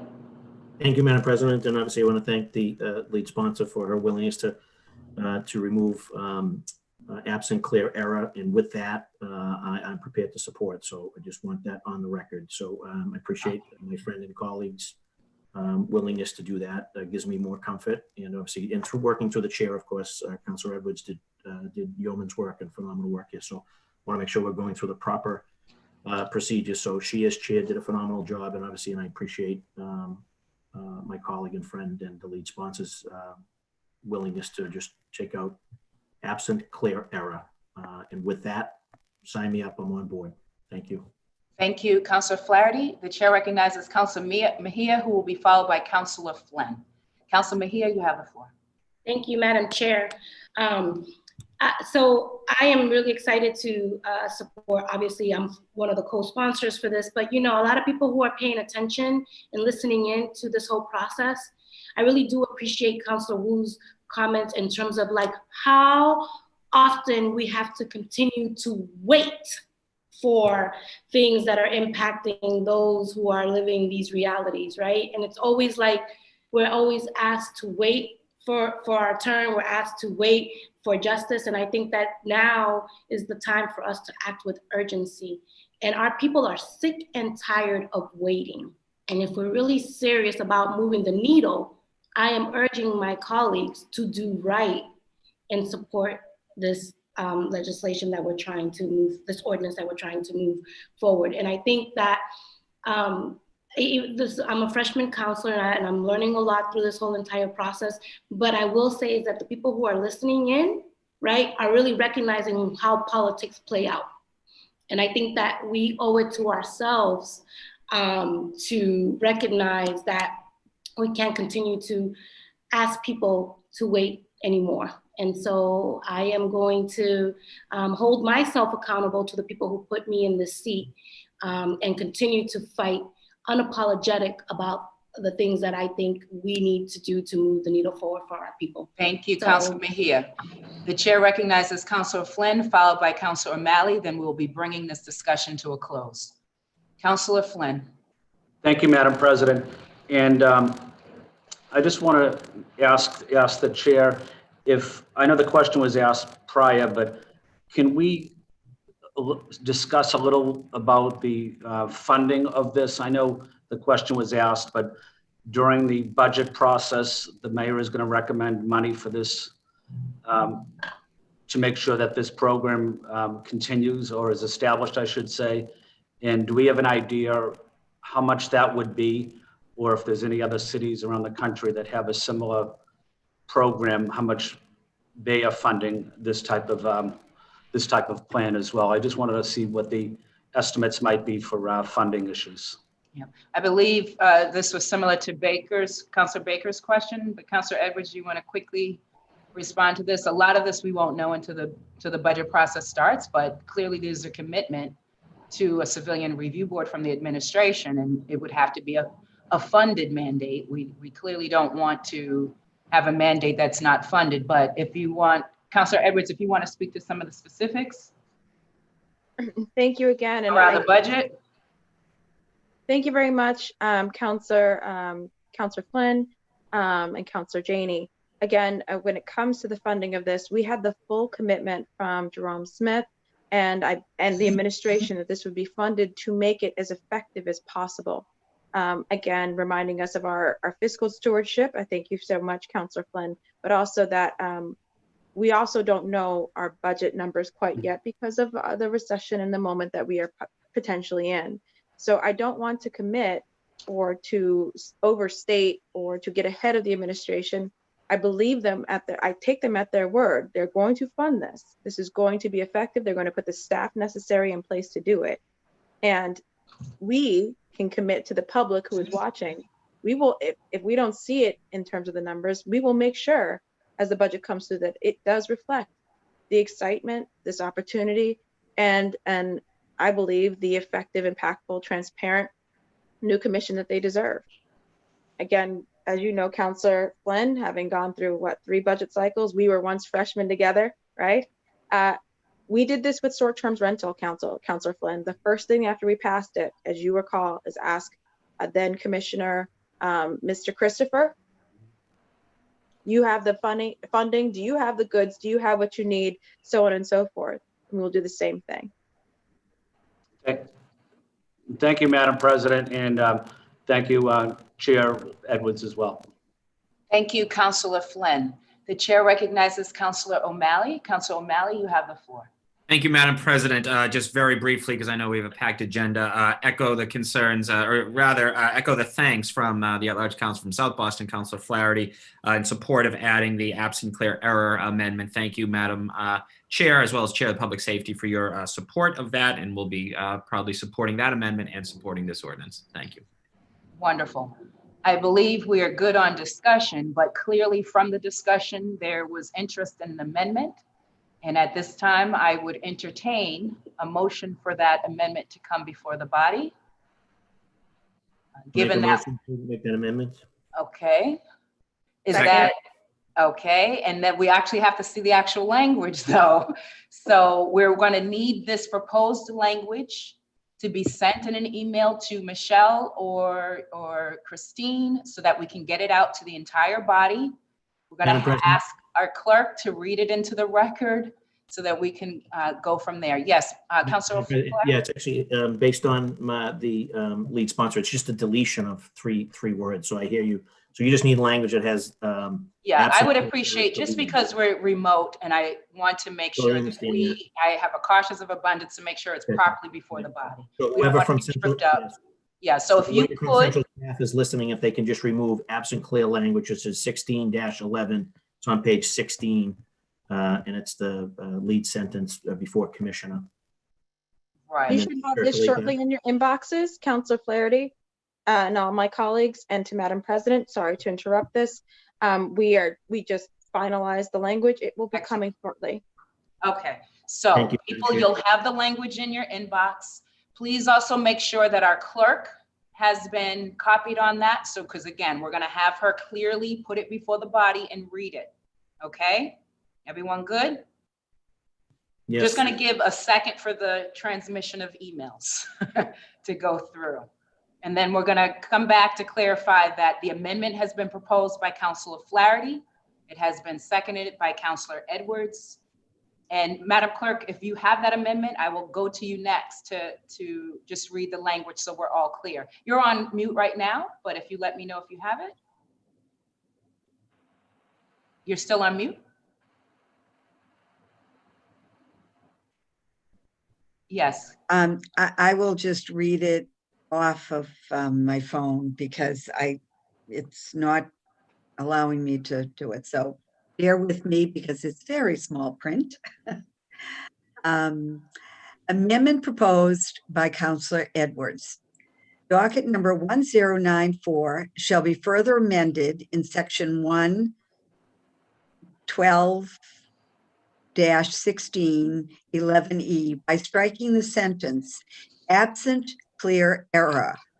The police commissioner shall make all disciplinary decisions based on the board's finding of fact and consistent with the matrix and guidance. The amended 1216-11E will say, if the CRB makes a sustained finding, the board shall also make disciplinary recommendations based on the board's finding of fact and consistent with the matrix and guidelines. The discipline matrix and guidelines shall act as safeguards to ensure a consistent application of discipline and should include aggravating and mitigating factors. The discipline matrix and guidelines should be developed by the police commissioner. Should the police commissioner choose not to implement the disciplinary actions recommended by the CRB, the police commissioner shall notify the CRB of the implemented disciplinary action and detail the reason the recommendation was not accepted. Thank you. So this has now been properly before the body and seconded. We need to vote. Is there any discussion on the amendment? I think we're good. We had lots of discussion. So we can vote now for this amendment. Yes? Great. Madam Clerk, I'm going to ask you to call the roll, please. Thank you. On an amendment to docket 1094, Councilor Arroyo. Yes. Councilor Arroyo, yes. Councilor Baker. Yes. Councilor Baker, yes. Councilor Bach. Yes. Councilor Bach, yes. Councilor Braden. Yes. Councilor Braden, yes. Councilor Campbell. Yes. Councilor Campbell, yes. Councilor Edwards. Yes. Councilor Edwards, yes. Councilor Asabi George. Yes. Councilor Asabi George, yes. Councilor Flaherty. Yes. Councilor Flaherty, yes. Councilor Flynn. Yes. Councilor Flynn, yes. Councilor Janey. Yes. Councilor Janey, yes. Councilor Mejia. Yes. Councilor Mejia, yes. Councilor O'Malley. Yes. Councilor O'Malley, yes. And Councilor Wu. Yes. Councilor Wu, yes. Madam President, docket number 1094 amendment has been unanimously passed. Thank you so much. So now we've got to pass the actual docket. All right. All right, so Counselor Edwards, who is Chair of the Committee on Government Operations, seeks acceptance of the committee report and passage of docket 1094 in a new draft. I'm going to ask you again, Madam Clerk, to please call the roll. Thank you. Docket 1094 in a new draft as amended. Counselor Arroyo. Yes. Counselor Arroyo, yes. Counselor Baker. No. Counselor Baker, no. Counselor Bach. Yes. Counselor Bach, yes. Counselor Braden. Yes. Counselor Braden, yes. Counselor Campbell. Yes. Counselor Campbell, yes. Counselor Edwards. Yes. Counselor Edwards, yes. Counselor Asabi George. Yes. Counselor Asabi George, yes. Counselor Flaherty. Yes. Counselor Flaherty, yes. Counselor Flynn. Yes. Counselor Flynn, yes. Counselor Janey. Yes. Counselor Janey, yes. Counselor Mejia. Yes. Counselor Mejia, yes. Counselor O'Malley. Yes. Counselor O'Malley, yes. And Counselor Wu. Yes. Counselor Wu, yes. Madam President, docket number 1094 has passed in the new draft and amended 12 votes to 1. Thank you so much. This docket also, this entire meeting deserves a hand clap, so we will do that and then move on to docket 1051. Madam Clerk? Thank you. Thank you. Docket 1051, the Committee on Government Operations, to which is referred October 21st, 2020, docket number 1051. Message and order approving the Home Rule petition to the General Court entitled Petition for a Special Law Regarding Hiring Preference for Boston Resident Graduates for the Boston Police Department, submits a report recommending the order ought to pass in a new draft. Thank you so much. The chair recognizes Councilor Edwards, as chair of our Committee on Government Operations. Councilor Edwards, you have the floor. Thank you very much, my colleagues. This was a petition for a special law, so it is a home rule petition that must pass our body and ultimately go to the State House. It's a preference for high school graduates, Boston high school graduates, for the position of police officers in the city of Boston. This was sponsored by Mayor Walsh and referred to the committee on October 21st, 2020. The committee held a hearing on December where public comment was taken, and we had a working session on December 3rd. This docket will create a preference category for Boston police candidates who graduated from any public or private secondary school located in Boston, or from any secondary school that participates in the Metropolitan Council for Educational Opportunity Program, commonly referred to as METCO. This new preference category includes graduates from charter and parochial schools as well. The individual would have to be a Boston resident at the time of the graduation from high school to qualify for this preference. The creation of this new preference category is a result of recommendations from the Boston Police Reform Task Force. I want to give a special shout out to Officer Eddie Crispin. Its objective is to create a pipeline to careers in law enforcement and to increase diversity in the Boston Police Department. Appointment to the Boston Police Department is governed by the state's, and continually will be governed by the state's Civil Service Law, Chapter 31 of General Laws. This home rule petition is designed to work in conjunction with that and with other preferences provided in state law, which include preferences for disabled veterans generally, and residents, Boston. This was again a very, I think, robust, good conversation. I want to thank the members of the administration, Faiza Sharif, Deputy Director of the Office of Neighborhood Services, Sergeant Eddie Crispin from the Boston Police Department, and Police Reform Task Force member, Michael Gaskins, Diversity Recruitment Officer and Exam Administrator for Boston Police Department, and Javier Flores, who's from the Police Reform Task Force member. As explained by the administration, this seemed to strike a balance between the recommendations from the police task force, but also within and consistently with the already defined preferences in the civil service. There was robust conversation about this, generally excitement. I want to give credit to Councilor Flaherty, who noted consistently and introduced me to the term mattress address.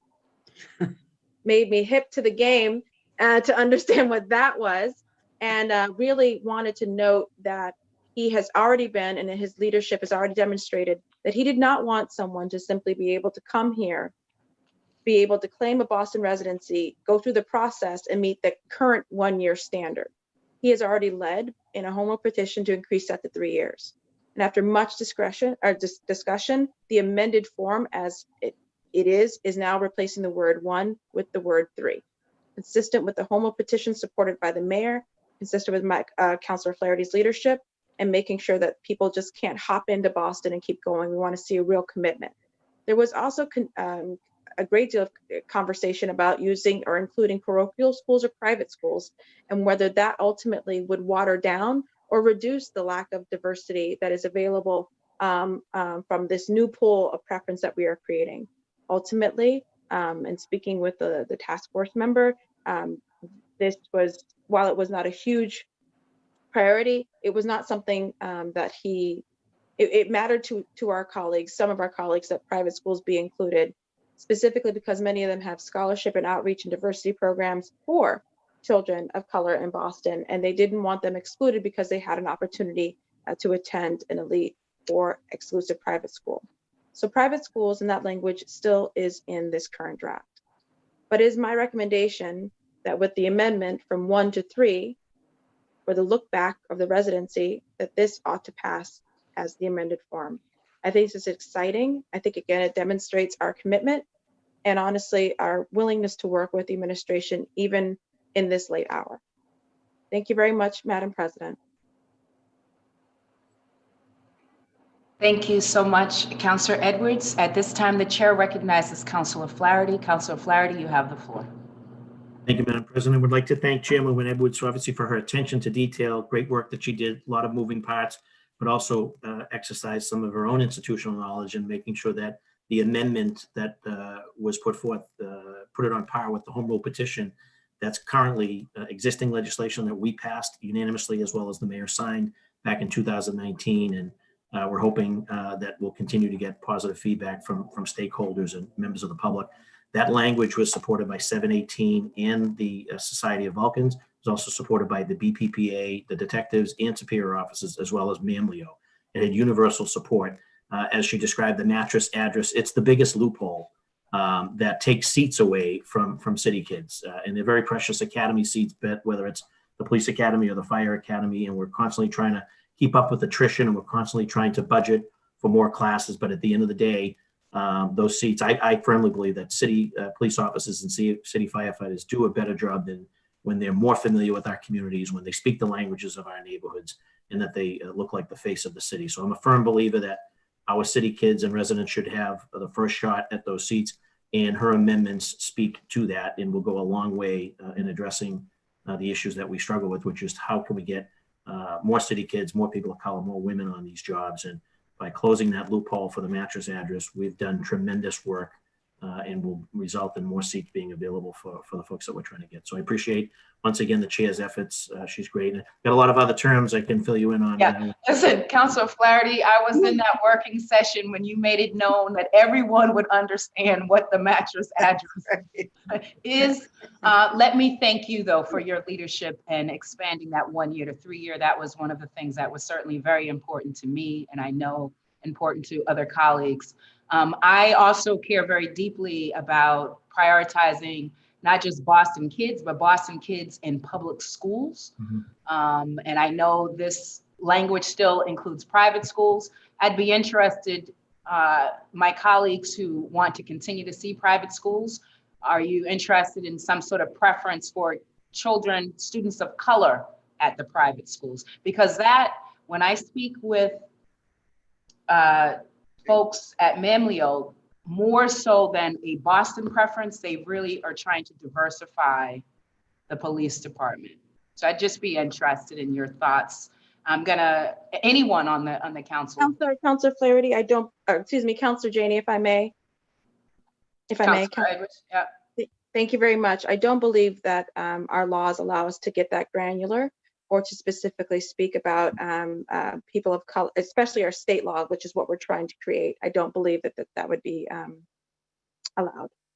So we could speak to broad institutions, but no, I don't believe so. I mean, the question still is, and this is not the place to debate it. This is the place for us to vote. But since we're having discussion, the question is, how do we then ensure the diversity if we include all of private school students? That's still the question. Again, we're not here to debate. We've got to move through our dockets, but I will take Councilor Mejia, who is looking to speak. Councilor Mejia, you have the floor. Yeah, thank you, Madam President. I would also have to echo that is definitely something in the working session that I know we struggled with. The whole idea is to increase diversity within the task force, within the police force. And so how do we go about doing that if we can be intentional about who it is that we're trying to recruit and cultivate? So I am in agreement with Councilor Janey. And I think one of the things that we talked about is maybe increasing it to 5 years instead of 3 in terms of Boston Public School students. I know 3 is the threshold, but I think 5 might be a little bit more reasonable. And just curious about, I have to agree with Councilor Janey. I mean, if we're here to talk about equity, then we need to be a little bit more aggressive about that language and how we can reach those goals. Yeah. Before I come back to you, Councilor Edwards, I'm going to let Councilor Flynn jump in. Councilor Flynn, you have the floor. Thank you, Madam President. Just want to say briefly that appreciate everybody's comments representing the South End, about 2/3 of the South End. But there's a wonderful school in the South End, the Cathedral High School, which is predominantly African-American Latinx students. Most of them come from the South End. They come from Roxbury and Dorchester. But most of them, I think 95% of them are on scholarship as well, financial assistance. Their parents work exceptionally hard to pay some money to the school, and they have the rest by scholarship, but I would not want to see those students be penalized for various reasons, but I think it's fair to include private schools in this discussion, in this proposal. Thank you, Madam President. Thank you so much, Councilor Flynn. We're going to close out this discussion and get ready for our vote. But before we do, wanted to offer, unless there's other blue hands, I think we're all good on discussion. I can't find. Okay, no worries, Councilor Baker. Sorry. Councilor Edwards, before I go to you, I'm going to give Councilor Baker the opportunity. We're going to let you close it out. We're going to close, unless there are amendments, we're going to close discussion and move for a vote, okay? Councilor Baker, you have the floor. Sorry about that. Sometimes I can find the blue hand, sometimes I can't find the blue hand. Just to go back to your comment on, I believe that private schools should be in there. Sounds kind of unconstitutional to say that we just want candidates of color. I mean, as a white person whose grandmother was born in South Boston in 1900, my family's been here for over 100 years, to now look at my children and grandchildren and say, you're not welcome. That's just a thought, kind of what it made me feel like, very divisive. So that's all. I do believe in this ordinance right here. I think it's a great way for us to diversify our police department.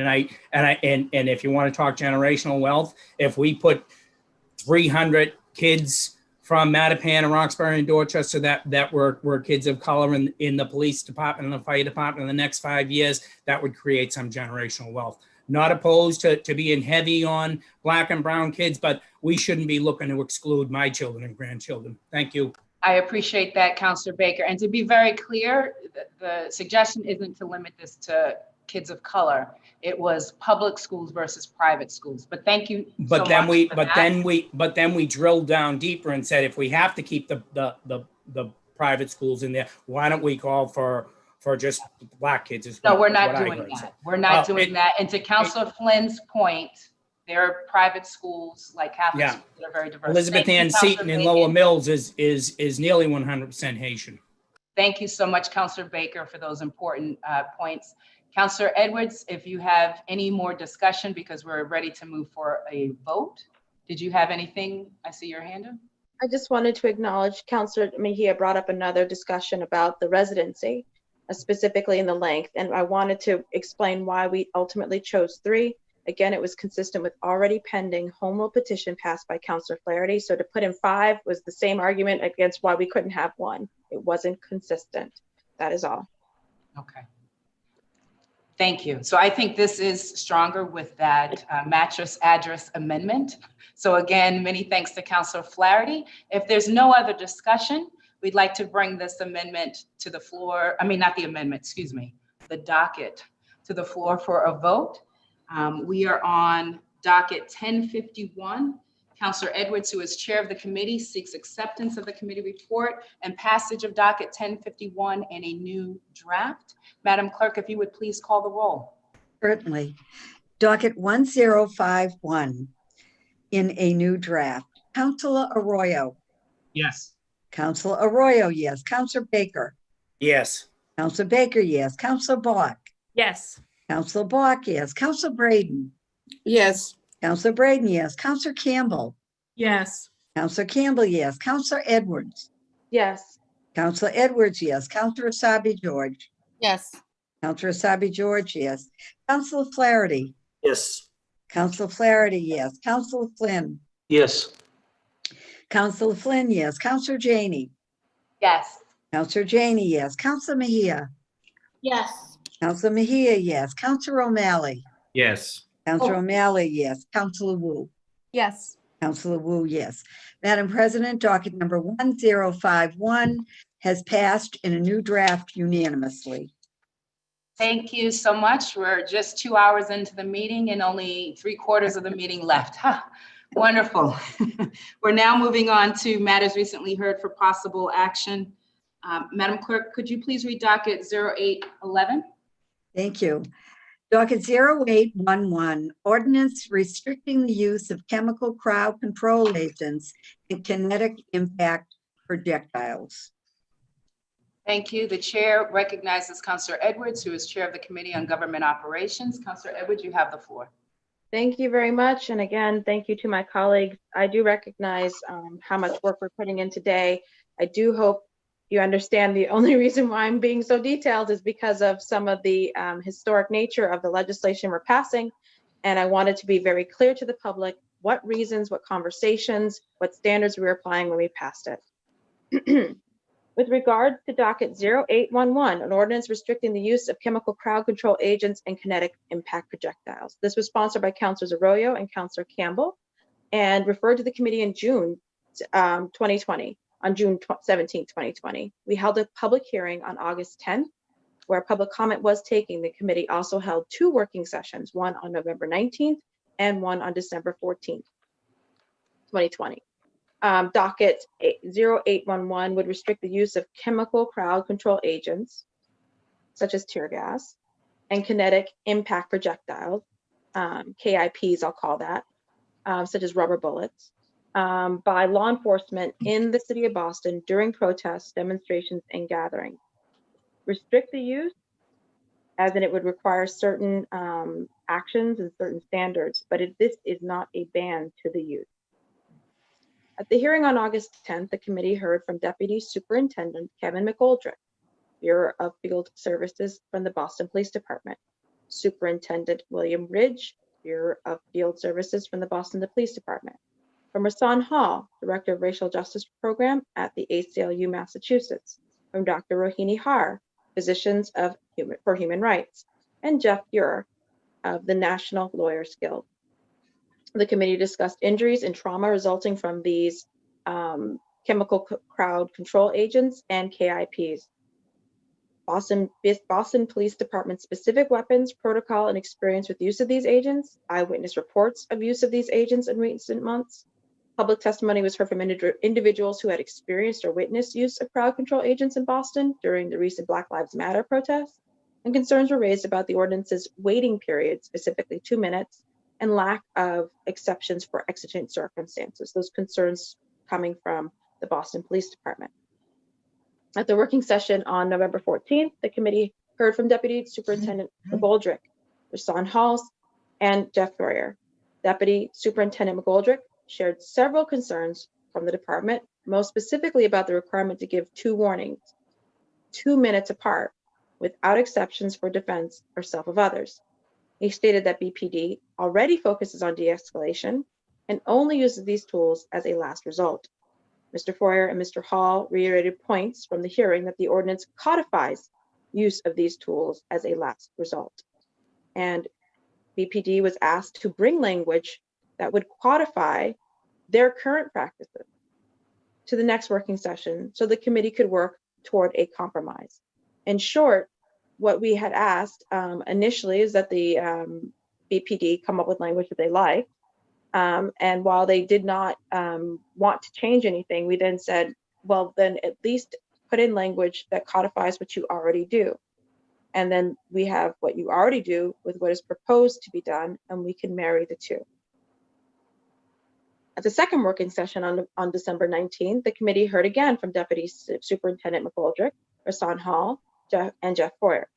Mr. Hall and Mr. Foyer reviewed proposed amendments to the docket that would improve clarity, add additional focus on de-escalation, and add legal remedies and reporting requirements.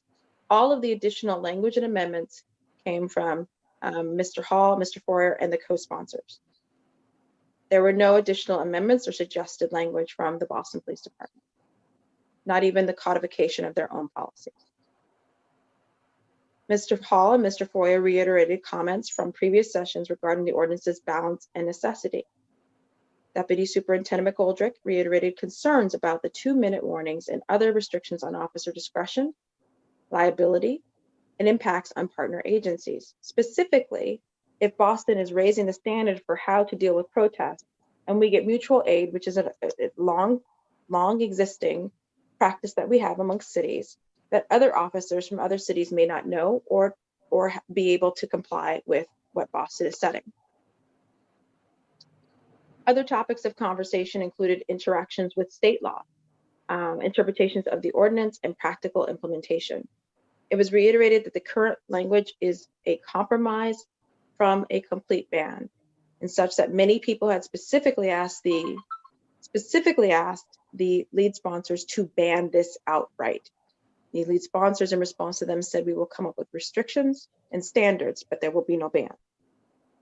Council discussed adding a 3-month implementation period. Specifically, I had proposed that there needed to be some training and also kind of warm-up time before we just ban this or restrict this or cause any impact in the police protocol without some sort of warm-up for this restriction. Based upon the information gathered at the hearing and working sessions, the following substantive changes were made to the docket from its original filing. Number 1, clarification to definition of kinetic impact projectile, including intent to disorient, in addition to incapacitate or inflict pain. So the initial definition had only intent to disorient. Now it includes incapacitate or inflict pain. Edits providing that an exemption must include a supervisor's witness of an ongoing act of violence and determination that the act cannot be controlled or quelled by any other reasonable method of de-escalation. Then the officer may proceed to use the KIP or the CCCA. One of the things I want to be very clear, this is only applicable, these restrictions are only applicable to protests. Therefore, these restrictions are not applicable to criminal activity generally. A protest is happening, and there's a crowd, and they're going to implement this. These restrictions apply.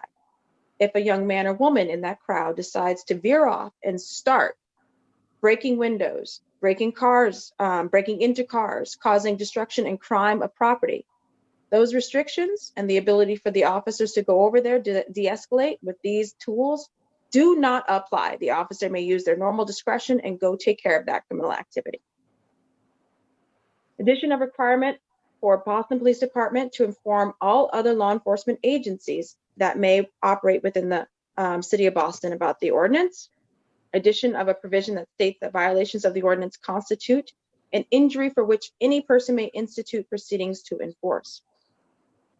There's a clarification that remedies offered by the ordinance should not be construed to limit an individual's rights under state or federal law. There's another edit in addition of a provision regarding reporting violations to oversight agencies, and extension of the effective date, which is what I proposed, of 90 days to allow Boston Police Department time to inform and train personnel of the impacts and obligations of the ordinance. Other edits included technical and formatting changes and edits to various provisions, clarity. In its amended draft, the ordinance would prohibit law enforcement from using from using chemical crowd control agents and kinetic impact projectiles in the city of Boston against any person engaged in a protest, demonstration, or gathering involving more than 10 persons, unless an on-scene supervisor specifically authorizes their use in response to personal witness or violence or destruction of property that has been determined to be uncontrollable by any other method of de-escalation. Should an on-scene supervisor authorize the use of chemical crowd control agents or kinetic impact projectiles, they must ensure the availability of exits prior to providing 2 separate warnings, 2 minutes apart, over a loudspeaker system to all persons in the area that direct those in the area to disperse, and also announce the coming of deployment of specific chemical crowd control agents or kinetic impact projectiles. I want to be clear, if they're on scene and they're going to use this, if they determine that there's no way to reasonably de-escalate this crowd, they must give 2 separate warnings, 2 minutes apart, to tell the crowd, you have to leave. This is intended to give our seniors, our young people, our folks who generally were just there to exercise their First Amendment rights, the ability to get on the tee and get out of the way. And to say, if you don't, the consequences are we will use these tactics. The ordinance requires Boston Police Department to train its officers regarding compliance with the ordinance, and also to share the ordinance's requirements with other law enforcement agencies that may operate in the city. The ordinance provides for individual and general legal remedies, penalties for violation, and provisions for reporting violations. The chair of the Committee of Government Operations, to which the following was referred, docket 0811, ordinance restricting the use of chemical crowd control agents and kinetic impact projectiles, submits a report recommending that this docket ought to pass in an amended draft. Thank you very much. Thank you, Councilor Edwards, for another thorough report. At this time, I would like to turn it to the sponsors for any remarks, and then of course we can open it up for discussion. So I'm going to call upon Councilor Arroyo. Councilor Arroyo, you have the floor, followed by Councilor Campbell. Thank you, Madam President. I want to thank Madam Chair, both for a thorough report, but also for the way in which she oversaw these hearings and working sessions, and the way in which we arrived to what is finally proposed and in front of you. I also want to thank the NLG, Rasan Hall from the ACLU, City Councilor Andrea Campbell for her partnership and for their partnership in ensuring that the language in this and the ways in which we put this together was as comprehensive as could be. I want to sort of talk about what this is, right? Chemical crowd control agents and kinetic impact projectiles entail significant risk of causing serious bodily harm. In fact, in the city of Boston in 2004, someone was killed by use of these weapons by BPD. And so the reality is that at this moment, there's no regulations on the usage of these things. There's no regulation. And when we talked about this as a conversation, I think it's important to understand that this bill, this ordinance that's in front of you, is a compromise ordinance. It's not a complete ban. It creates reality in which before using these kinds of weaponry, things that have been noted to cause blurred vision, difficulty swallowing, coughing, rashing, vomiting, dermal pain, respiratory distress, psychological effects of disorientation, agitation, and in some cases, death and severe bodily injury, including lifelong bodily injury, that there be a warning given and that people be allowed to disperse. And the reality is, in the city of Boston, this is a way to protect our residents who have demonstrated or are demonstrating and are raising their voice on whatever issue they may be doing that for. These are indiscriminate weapons. They're not they are not able to target one individual. That is the nature of something like tear gas or firing rubber bullets or rubber pepper spray bullets. And in that instance, it's only right that we give the public the ability to protect themselves and to exit that scenario if it should arise. I believe this is a reasonable compromise. I would say that, I have heard from the opposing side on this in terms of where they are with what the language is. And I would note that I think Madam Chair summed it up really well. We had a hearing August 10th in which the administration and BPD did not show. We had a working session in November where we asked and implored. We had a second working session scheduled from that first working session because we really did want language. On the second working session, no language was presented. And frankly, I think that this bill, this ordinance before you meets the goals that we're trying to set here to protect residents, and it is good, and I'm asking that it be passed. And so with that, I'm gonna allow for Madam President to dictate who gets to speak on that afterward, but I would just like to thank Councillor Campbell for her partnership and for her work in ensuring that this came together the way it did. So thank you. Thank you so much, Councillor Arroyo. The chair recognizes Councillor Campbell, who is the other sponsor on this docket. Councillor Campbell, you have the floor. Thank you, Madam President. Thank you very much. And thank you to Councillor Edwards as well for your leadership of the committee and how you hosted the hearings and your team. And of course, thank you, Councillor Arroyo, for your partnership on this. You were in the weeds and pushing really hard for all of us to come together and work in collaboration. So appreciate the partnership. Thank you to the National Lawyers Guild, ACLU as well, and all the other advocates who stepped up over the last few months to help us strengthen this ordinance. And we made changes along the way that reflect that. I also want to thank my council colleagues who came and participated in the hearings and working sessions, members of the police department as well for participating and sharing their perspective.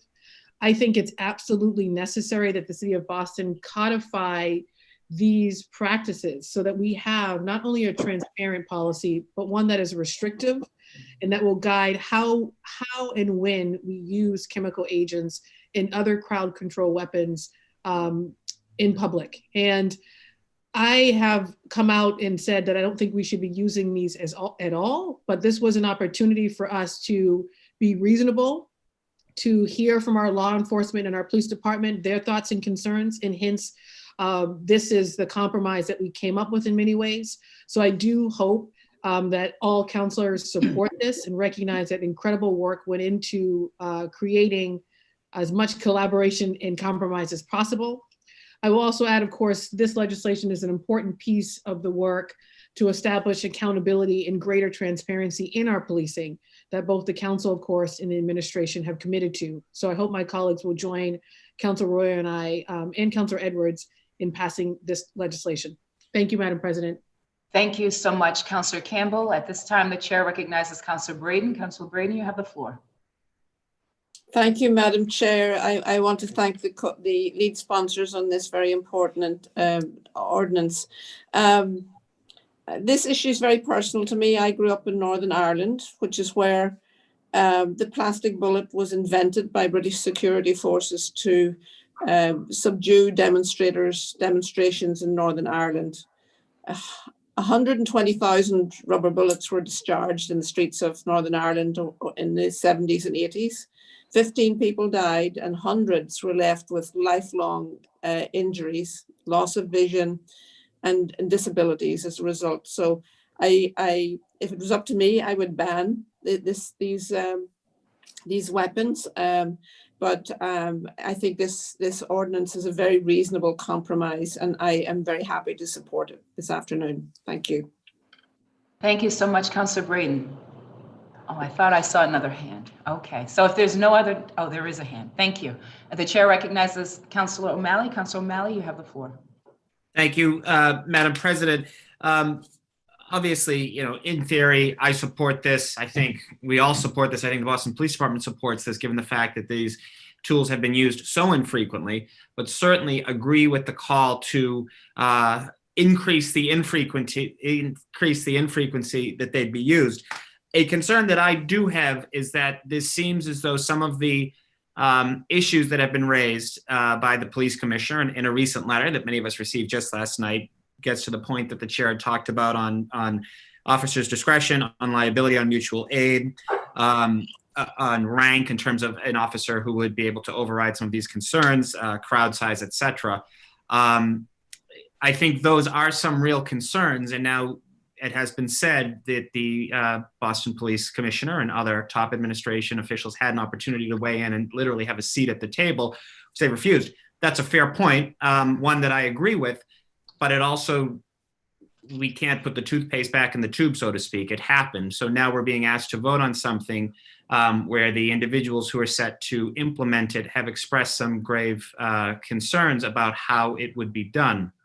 So my question through you, Madam President, to the makers would be, is there an appetite? Probably not, but I guess I'm asking, I would see enormous efficacy in not voting on this now, given the fact that, again, the people who are set to put this into place have made a rather compelling case that this could actually make other individuals at risk, that this could mean that it would be easier to have a sort of higher level reaction than this to certain situations, and therefore that could drive it. Is there an appetite from the makers to not vote on this today, given the concerns raised by the police commissioner, reintroduce it at the first meeting, vote on it after that? I get the concern that we don't want to wait. Lord knows I don't want to wait. I've spent 10 years in this business trying to get government to not move at a glacial pace. But given the fact that there's already a 3-month delay on implementation, we'd be talking about voting on this now with something that has been raised, some legitimate concerns have been raised by the police department, and having it go into effect in the middle of March, or seeing if we can have one more opportunity, and perhaps there will be no common ground fine, but at least seeing one more opportunity where we could reconvene the players, vote on it at our second meeting of the year, and have it go into effect in early or middle of April. So through you, Madam Chair, that's my request to the makers. Thank you so much, Councilor O'Malley. We did all receive this letter. What would have been most helpful is to have these concerns come out through our process, our legislative process, versus a letter in the final hour. But certainly we'll turn it over to the makers for their response to your question. I'm going to turn it over to the makers. There are also other colleagues who want to speak. So I do see your blue hands. If you're wondering if you did it right this time, I do see you and I will call upon you. But first, I'm going to go to the makers, Councilor Royo and Councilor Campbell, who will be followed by Councilor Baker, who wants to add a point. Councilor Royo? Thank you, Madam President. And to the question directly, there is no appetite. I mean, just to be clear about what this is a compromise that we submitted instead of a full ban. The appetite for a full ban was real. I support a full ban. I believe several other council colleagues would have supported a full ban. And the reality was, we knew politically that I would prefer some protections rather than no protections. And if the fight was going to be about whether or not we could get a full ban out, and then the fight against a full ban, and then we end up with no protections for residents, that doesn't benefit anybody. And so when we put this together with warnings, and I think there's a whole host of advocates who don't believe that this goes far enough. And the reality is, this was a compromise, and we asked repeatedly at all of these sessions for something. Give us some edit, give us some written something. It never arrived. I'm aware of the letter that we received, I believe last night, but that doesn't include any edits or amendments to the language either. And so I don't think there's a real good faith effort on that end. I do not want to delay in offering these protections to residents. I do believe that this is a good, solid compromise ordinance, and I do stand by what we're asking be done here. And so no, there is no appetite on my part for a delay in a vote. We've given repeated chances for language and for amendments, and they just have not been forthcoming. And now, oh, sorry. Yep, I'm going to turn it now to Councilor Campbell. Councilor Campbell, you have the floor. Thank you, Madam President. And I'll just quickly say everything he said. And I'll just further add, if we thought that there was an appetite within a good faith appetite in the department to offer up productive amendments, we would have delayed this. We wouldn't even be discussing it right now. We coordinated, of course, and chatted with the chair of the committee, who I think agrees with us. And I will just add, in the second working set, or the first working, we had the hearing and then 2 subsequent working sessions. In that first working session, post the hearing, pushed back on the police department. They were raising, of course, a whole bunch of concerns. And we said, we want some language. We would love to see edits and ideas around everything that we were proposing. And ultimately got them to admit that they just didn't want this, right? They didn't think it was necessary to have such an ordinance. And so we are pushing back and saying, we think it is. If you say you have a policy now that exists with respect to these weapons, we want it codified so that it is in the public record somewhere, that it is transparent. And of course, we can hold folks accountable with respect to that policy. So thank you, Councilor Arroyo, and thank you, Madam President. Thank you so much, Councilor Campbell. The chair recognizes Councilor Baker. Councilor Baker, you have the floor. Thank you, Madam Chair. So probably the most impactful statement that I heard at the working session was when Superintendent McGoldrick said that on all his years on the force, he's only seen the impact projectiles used once. That was on May 31st of this year when there were riots going on. So that being said, I don't think there's a big rush to get into banning these weapons, or even mandating the police wait 5 minutes before something's happening on the streets. 5 minutes is a long time. People can die. I think this seems like a council that's more hell bent on protecting Chad and Brad coming up from Pennsylvania, that wants to come up and tear up my streets. That's what it looked like. When will this council ban Antifa from bringing frozen bottles and bricks to throw at my police? So it's just, we don't want police going in there totally without the tools that they can use. I mean, there are people shooting guns at them and shooting fireworks at them all night long. I think we're trying to put our police at a disadvantage, and I think it's not right. So I will be voting no on this one also. Thank you. Thank you, Councilor Baker. The chair recognizes Councilor Sabi George. Thank you, Madam President. Thank you to the makers for their work. And I listened in and learned quite a bit at all of the sessions and tried to do my very best to simply learn from what was presented before us. I worry that the restriction and the significant restriction on the use of both the kinetics and the chemical agents will put our city at a potential for a great deal of escalation of any particular event. I will be voting no on this today. I think that when we think about the resources and the tools that our police officers have at their access, that we are removing some of them. Although this isn't a ban, I appreciate and understand that this is not a ban. It is a significant restriction. And in moments of great crisis and great chaos, to be mandating the minutes and the times and the types of announcement really create significant safety concerns for me. And I think, as was mentioned pretty extensively in the last session, open us up as a city, quite literally, to some great liabilities.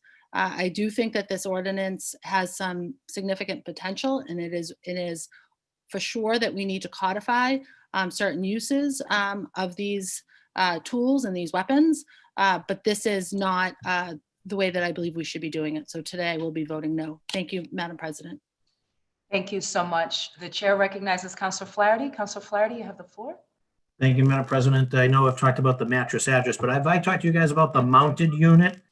I brought it up at the working session, and I'm going to reiterate it again today. I feel strongly that we, particularly as a council and as a city, we focus our efforts on de-escalation and de-escalating techniques and crowds, that we should be exploring reinstituting a mounted unit as another means of proven crowd control, particularly in an effort to get de-escalation. One horse can crowd control 1,000 people. So love to engage the discussion. I know this isn't what we're talking about here, but it is sort of part of what we need to do is we need to continue to talk about de-escalation techniques and the fact that we gave away the mounted unit when we had a deal with Allendale Farm for $1 to keep the horses. And I think if you talk to the men and women that were part of the mounted unit, they'll tell you firsthand as to the role that they played in de-escalation, as well as, you know, crowd control during parades and festivities and protests. So that's my opine on the mounted unit, and would love to engage the commissioner and others in the discussion. But particularly as it pertains to this, I do have concerns that the ordinance as written is inflexible and difficult to operationalize in real time. Things happen, every situation is different. I think we have a responsibility to ensure that our police department, the trained professionals that we put in charge here to have the professional experience, as well as they are the closest proximity to the crowd. We want to make sure they have the ability to protect themselves, protect public safety. We're balancing First Amendment with public safety issues in an effort to prevent any violence or ongoing violence to continue. I'd have the expression, I'd rather be looking at it than looking for it. And so I know there was additional concerns about some of the language that was brought out in the working session that clearly restricted individuals from personally being able to use their pepper spray, et cetera. But at the end of the day, I've got concerns about tying the hands of our officers during a difficult situation. I also want to just draw everyone's attention to the pending police reform bill up at Beacon Hill that does address crowd control and also places a real focus on de-escalation and a crowd control framework that I know that our commissioner responded. I think he wrote a letter in response to it, but that those are also his direct words. And again, quote, without assuming the capacity to make operational decisions for a dynamic environment. So I think that everyone's on the right train of thought is, how do we de-escalate? What techniques can we use to control the crowd and prevent violence? I just think that as written, this creates just a little too much inflexibility. But that said, look forward to working with the lead sponsor and the department to try to create something that is more flexible. Thank you very much, Madam President. Thank you so much for that, Councilor Flaherty, and the importance of de-escalation and keeping, I want to just point out, it's important that we're keeping everyone safe. There isn't, we got to keep our officers safe or the crowd safe. The goal really is for us to make sure our officers are certainly safe, as well as the crowd, whatever it is, whether it's a celebratory crowd, whether it's a protest crowd, that's the goal, that we want to do both. I'm going to turn it over to the chair of the committee. And if there's no other discussion, then we will move forward with the vote. Councilor Edwards, you have the floor. Thank you very much. And I wanted to address some of the questions, concerns from some of my colleagues and for the public. First, as we mentioned, mutual aid and the concerns about whether other officers coming in to assist Boston City officers. Currently, we already have stricter gun control methods than other cities. We also have different standards for how we comport ourselves. So that is not unfamiliar to our officers or officers coming into Boston to assist on our streets. We also, in terms of the liability, that was actually discussed during the working session, and the concerns, as I think it was Attorney Feuer mentioned that there has not been a flurry of lawsuits right now under the current non-restrictive aspects or rules that we have right now. And in short, that he did not predict a huge amount of lawsuits coming out of this. Actually, if anything, the fact that we're putting in restrictions demonstrates our good faith and probably the more reasonableness and likelihood of reasonable use of these things going forward. The other concerns about other people coming into and doing criminal acts, throwing bottles, so on and so forth. I just want to remind everyone that is already illegal and banned activity. As far as the mounted unit and other resources or suggestions for other forms of de-escalation, that is all still possible. As in, you could pass restrictions today and bring back the horses tomorrow as we continue, which I think is going to be a long-term conversation about how we control crowds and de-escalate people from overreacting. This is not, because we are the city of Boston, we attract those crowds, as we all know. We attract them when there's vibrations of a certain act or incident of pain point that gets national attention. When people want to say something in Massachusetts, they come to Boston to say it. It has been that way since we started, well, essentially the revolution. So this is not an unfamiliar thing for us, and that's what And therefore, I'm trying to explain, we are going to have this conversation again and again and again. And that's why some restrictions today isn't an absolute complete finish of the sentence. And I would encourage our colleagues to file those additional things in the new year, but not to avoid this conversation today. I just want to reiterate the incredibly powerful testimony that came from Councillor Braden. I don't know, it impacted me. I had only been to Ireland only with my dear friend, Councillor Baker, last year. And to hear about the troubles, to hear about that strife, to understand the pain point, and then for her, Councillor Braden, coming from that, seeing that, saying she would have banned it outright. As her colleague, I hear her pain and I hear her understanding of what people have suffered from. And that's, it truly impacted me more than any other testimony, than any of the good protesters, than the ACLU, than anybody else was hearing from my colleague who said she would have banned this because she's seen what it can do and how the plastic book, I think she said, was invented to be used on Irish people. That was powerful to me enough that I follow her heart on this moment. And that's why I think restrictions, not bans, are fair. I also want to know that, yes, there's state law that is still pending, but again, it sets the floor. Boston can go higher than that. And finally, I'd like to say to my colleagues, I think this is a moment also for us to reflect. This was not for, if this does not pass today, or if it is vetoed tomorrow by the mayor, it is not for lack of effort on our part to try and get something done. A hearing and 2 working sessions that include the majority of us and central staff, we were there trying to do this. And so my concern is the message that we're sending to any department when we're trying to change or do something. Avoid coming, say nothing, offer no solutions, offer no language, and the city council won't pass it.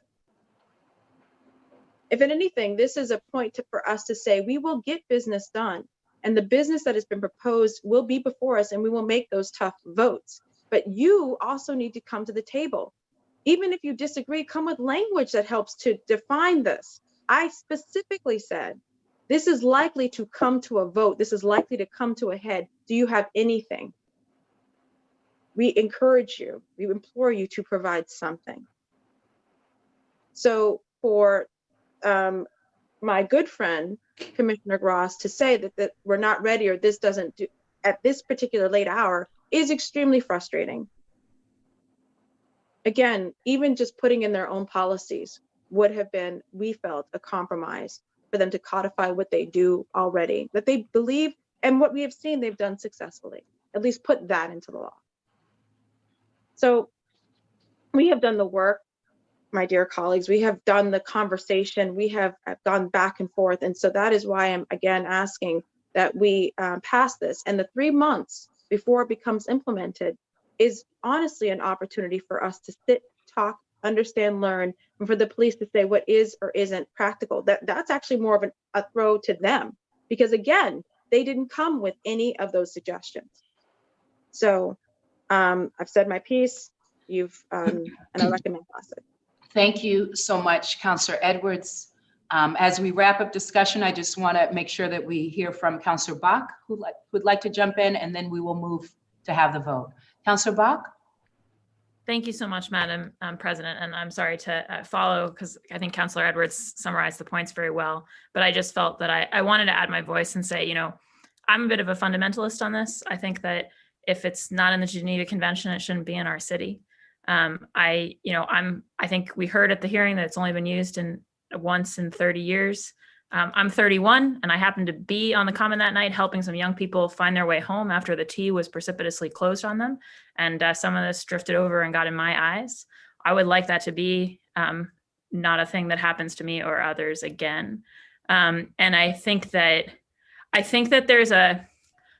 hard. I think there's a fiction that we're always like reaching for about kind of the tool that ends the confrontation, like, right? The tool that sort of resolves the issue.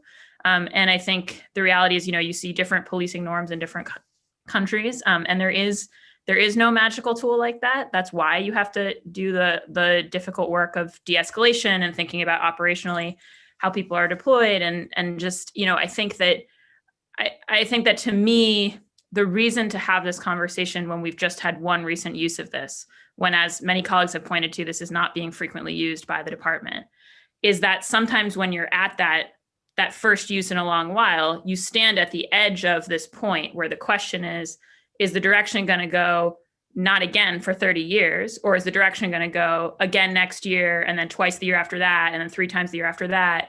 And I think what was relevant to me about what Councillor Braden was pointing to was the fact that those norms about what it's okay to use and what it's okay to use against a civilian population, like, I think those norms can really slip in ways that are then hard to put back in the bottle. And so to me, I think that there are ways to support our police force in good and responsible policing without having this in the mix. And I think that the restrictions being proposed today are reasonable ones. So I'll be voting in favor. Thank you, Madam President. Thank you so much, Councillor Bach, and many thanks to everyone for offering their comments, and more important, for your work on this important piece of legislation. Seeing and hearing no other discussion, Madam Clerk, would you please call the roll on docket 0811? Thank you, Madam President. Docket 0811 in a new draft. Councilor Arroyo. Yes. Councilor Arroyo, yes. Councilor Baker. No. Councilor Baker, no. Councilor Bach. Yes. Councilor Bach, yes. Councilor Braden. Yes. Councilor Braden, yes. Councilor Campbell. Yes. Councilor Campbell, yes. Councilor Edwards. Yes. Councilor Edwards, yes. Councilor Asabi George. No. Councilor Asabi George, no. Councilor Flaherty. No. Councilor Flaherty, no. Councilor Flynn. No. Councilor Flynn, no. Councilor Janey. Yes. Councilor Janey, yes. Councilor Mejia. Yes. Councilor Mejia, yes. Councilor O'Malley. No. Councilor O'Malley, no. Councilor Wu. Yes. Councilor Wu, yes. Madam President, docket number 0811 has passed in a new draft. Thank you so much. We will now move on to docket 1036. Madam Clerk, would you please read it into the record? Certainly, thank you. Docket 1036, message and order authorizing the City of Boston to accept and expend an amount of $498,291 in the form of a grant for the First Responders Comprehensive Addiction and Recovery Act Cooperative Agreement, awarded by the U.S. Health and Human Services to be administered by the Fire Department. The grant will fund a collaborative effort between Boston Fire Department, first responders, the Mayor's Office of Recovery Services, the Boston Public Health Commission, and community-based organizations to improve the city's response to opioid overdoses. This is year 3 of a 4-year grant. Thank you so much. At this time, the chair recognizes Councilor Arroyo, Chair of the Committee on Public Health. Councilor Arroyo, you have the floor. Thank you, Madam Chair. The Committee on Public Health has referred the following docket for consideration, docket 1036. This matter was sponsored by Mayor Martin J. Walsh and was referred to the committee on October 7th. A public hearing was held on Monday, December 20th. Iman Miller, Lieutenant Patrick Hayes, and Kathleen Judge from the Boston Fire Department testified on behalf of the administration. Docket 1036 is an accept and expend order for a grant from the First Responders Comprehensive Addiction and Recovery Act cooperative agreement awarded by the U.S. Health and Human Services to be administered by the Boston Fire Department. The grant, currently in year 3 of 4, would fund a collaborative effort among Boston Fire Department, first responders, the Mayor's Office of Recovery Services, and the Boston Public Health Commission and community-based organizations to improve the city's response to opiate overdoses. It was explained at the hearing that the 3 mandates for the grant include increasing access to recovery services for families and individuals suffering from substance use disorder, providing and distributing Narcan to first responder partners, and enhancing collaboration and coordination with other city agencies and organizations in the substance use and recovery space. It was shared that the Boston Fire Department is the only fire department across the country to have received this type of grant, which highlights the extent of collaboration in Boston, as public safety agencies often take on a piece of the public health response to the opioid epidemic. The committee discussed the grant's contribution to Narcan distribution across public safety agencies and city buildings, and the grant's contributions to programs including A-HOPE, Knock and Talk, Delta Card, and post-overdose response. Mr. Miller highlighted the grant's contributions to expanding the PATHS referral program through training recovery coaches.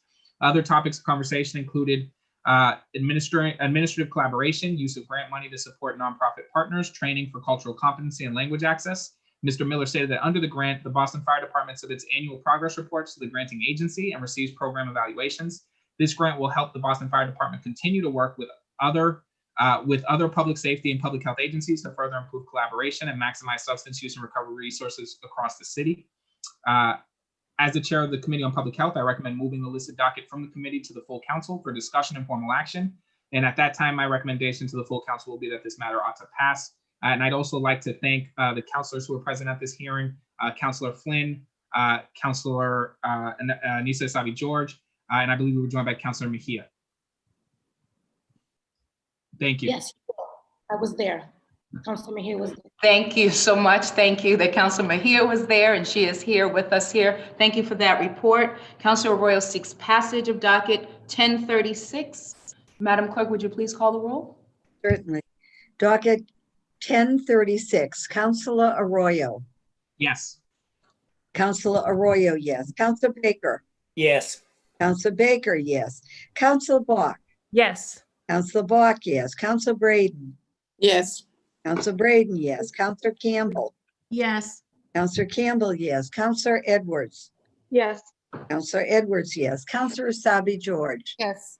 Councilor Essabi-George, yes. Councilor Flaherty. Yes. Councilor Flaherty, yes. Councilor Flynn. Yes. Councilor Flynn, yes. Councilor Janey. Yes. Councilor Janey, yes. Councilor Mejia. Yes. Councilor Mejia, yes. Councilor O'Malley. Yes. Yes.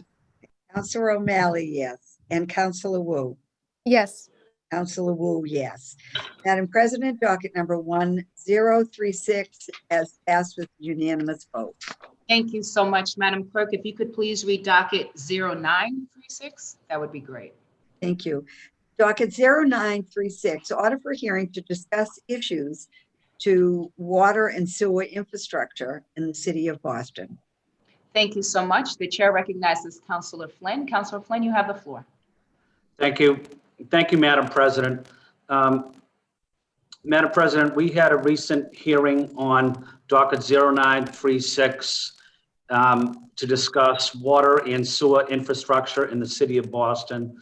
Panelists included John Sullivan, who's the chief engineer for the Boston Water and Sewer Commission, along with Christian Simonelli. We also talked about the Boston Groundwater Trust as well. The hearing was attended by Councilor Braden, Councilor Bach, Councilor Flaherty, Councilor Essabi-George, Councilor Campbell sent in a letter. In the hearing, John Sullivan, again, the chief engineer from Water and Sewer, gave a presentation about the work that the commission is doing to maintain water and sewer infrastructure and water safety. In particular, he spoke about Boston Water and Sewer Commission work in identifying and replacing lead pipes, and urged that if residents suspect that their house might have lead pipes, they can contact Water and Sewer for an inspection and can get up to $2,000 in credit for the cost of a pipe replacement. Mr. Sullivan also advised that to ensure that lead is not in the drinking water, residents should run their cold water faucets in the morning for 30 seconds to 2 minutes until the water feels cold prior to using the water for drinking or cooking. The only way to see whether your drinking water has lead or not is to send it to a state laboratory for testing, which would cost around $50.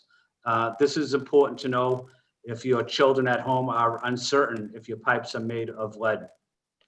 We also received testimony from residents regarding private alleys and sewers, where property owners are responsible for the maintenance of these alleys and sewers. However, the cost of maintenance and repair for private alleys and sewer lines can be expensive, as well as a point of confusion and contention. There were a lot of concerns on this from residents, and John Sullivan discussed the betterment policy for residents with private alleys open to public travel who wish to connect their private sewers to Boston Water and Sewer systems.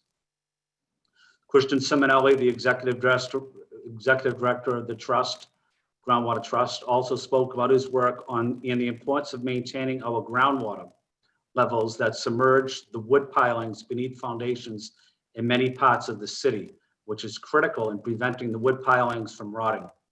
Council's also asked about green infrastructure and how water and sewer will adapt to this issue as well. Utilizing stormwater and how water and sewer can help the city adapt to climate change.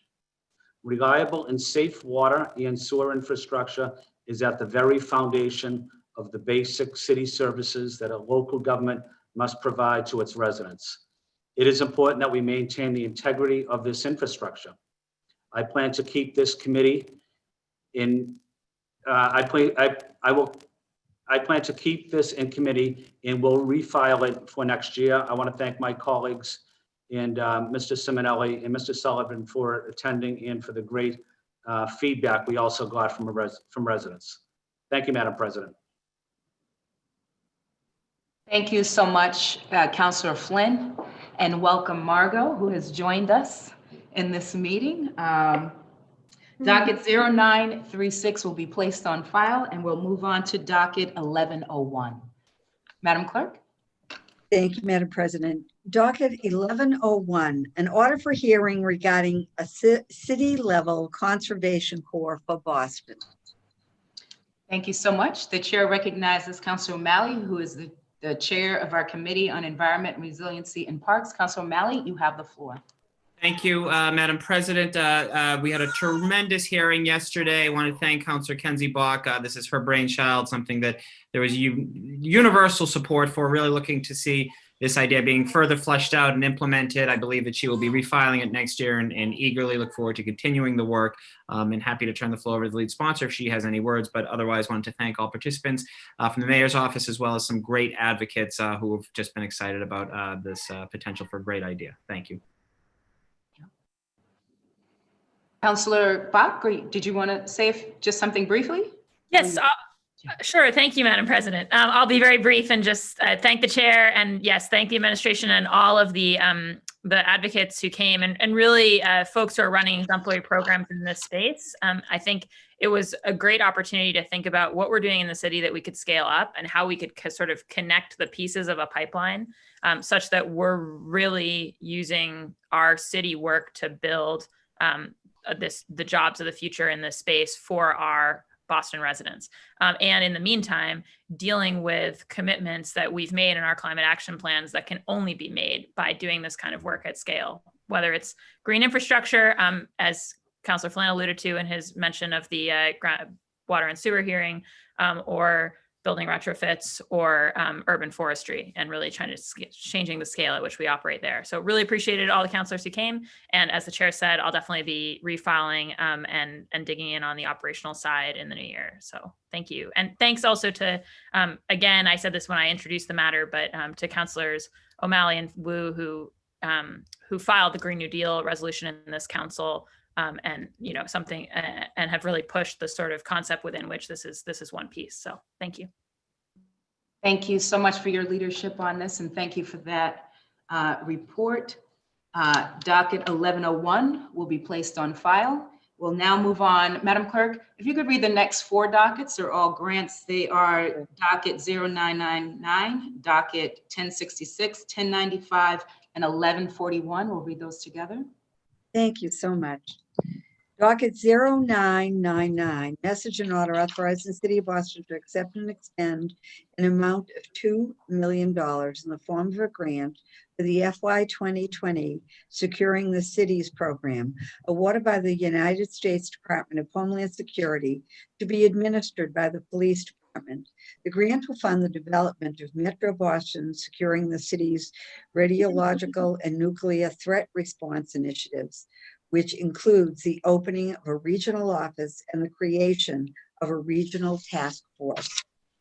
Docket number 1066, message and order authorizing the City of Boston to accept and expend an amount of $397,057.92 in the form of a grant for the assistance to the firefighter grant COVID-19 supplemental, awarded by the Federal Emergency Management Agency to be administered by the Fire Department. The grant will fund the purchase of PPE and related supplies, including reimbursements to prevent, prepare for, and respond to coronavirus. Docket number 1095, message and order authorizing the City of Boston to accept and expend an amount of $457,671.85 in the form of a grant for the FY21 State 911 Training Grant, awarded by the Mass Executive Office of Public Safety and Security to be administered by the Police Department. The grant will fund the training and certification of enhancement 911 telecommunication. And docket number 1141, message and order authorizing the City of Boston to accept and expend an amount of $300,000 in the form of a grant for the FY21 Burn State Justice Assistance, known as the JAG Grant, awarded by the United States Department of Justice, passed through the Massachusetts State Police Crime Laboratory to be administered through the Boston Police Department. The grant will fund Operation Shotstopper, a partnership between BPD, Youth Violence Strike Force, and the Mass State Police Gang Unit. The initiative will focus on suppressing gun violence, targeting violent impact players, and patrolling the hotspots. Partnership will develop and document intelligence and enhance community trust. Thank you so much, Madam Clerk. I'm going to call upon Councillor Campbell, who's chair of our Committee on Public Safety and Criminal Justice. She'll speak to all 4 dockets and then we'll vote on them individually. Councillor Campbell, you have the floor. Thank you, Madam President. And for point of clarification, there are only 3 dockets we're actually going to bring forward today, and the 4th will remain in committee. And just could you please clarify that one? Of course, yep. In the committee report, there is docket 0999, docket 1066, and docket 1095. I will Thank see you. 3 in the Counselor, it was already on the agenda. That's why. Oh, no, exactly. That's right. Yeah, thank you. That's fine. So you're recommending something for those 3 dockets, and then you'll have a recommendation for the 4th docket as you give your report, Councillor Campbell. Councillor Campbell, please continue. Thank you, Madam President. The Committee on Public Safety and Criminal Justice held a committee hearing yesterday on these dockets, all of which were sponsored by the mayor and referred to the committee. The docket 0999, it was referred to the committee on September 23rd. Docket 1066 was referred to the committee on October 28th, and docket 1095 was referred to the committee on November 18th. The 4th docket, which is, I think I have the numbers. 1141. Docket 03, wait a minute, let me just make sure I have mine. 1141. Yeah. 1141, the burn grant. Yes, 1141 will remain in the committee. So I will speak to the other 3. I want to thank you both. I want to thank Councilors Mejia, Flynn, Flaherty, Asabi, George, and Councilor Braden for joining the hearing and being a part of the discussion. Docket 0999 is an order authorizing the City of Boston to accept and expend $2 million. It's awarded by the United States Department of Homeland Security, administered by our police department. The grant funds the development of the Metro Boston securing the city's radiological and nuclear threat response initiative, which includes the opening of a regional office and the creation of a regional task force. Captain Connolly came and spoke at length that this grant will help provide equipment, training, and planning to develop a robust regional program for the detection of radiological and nuclear material.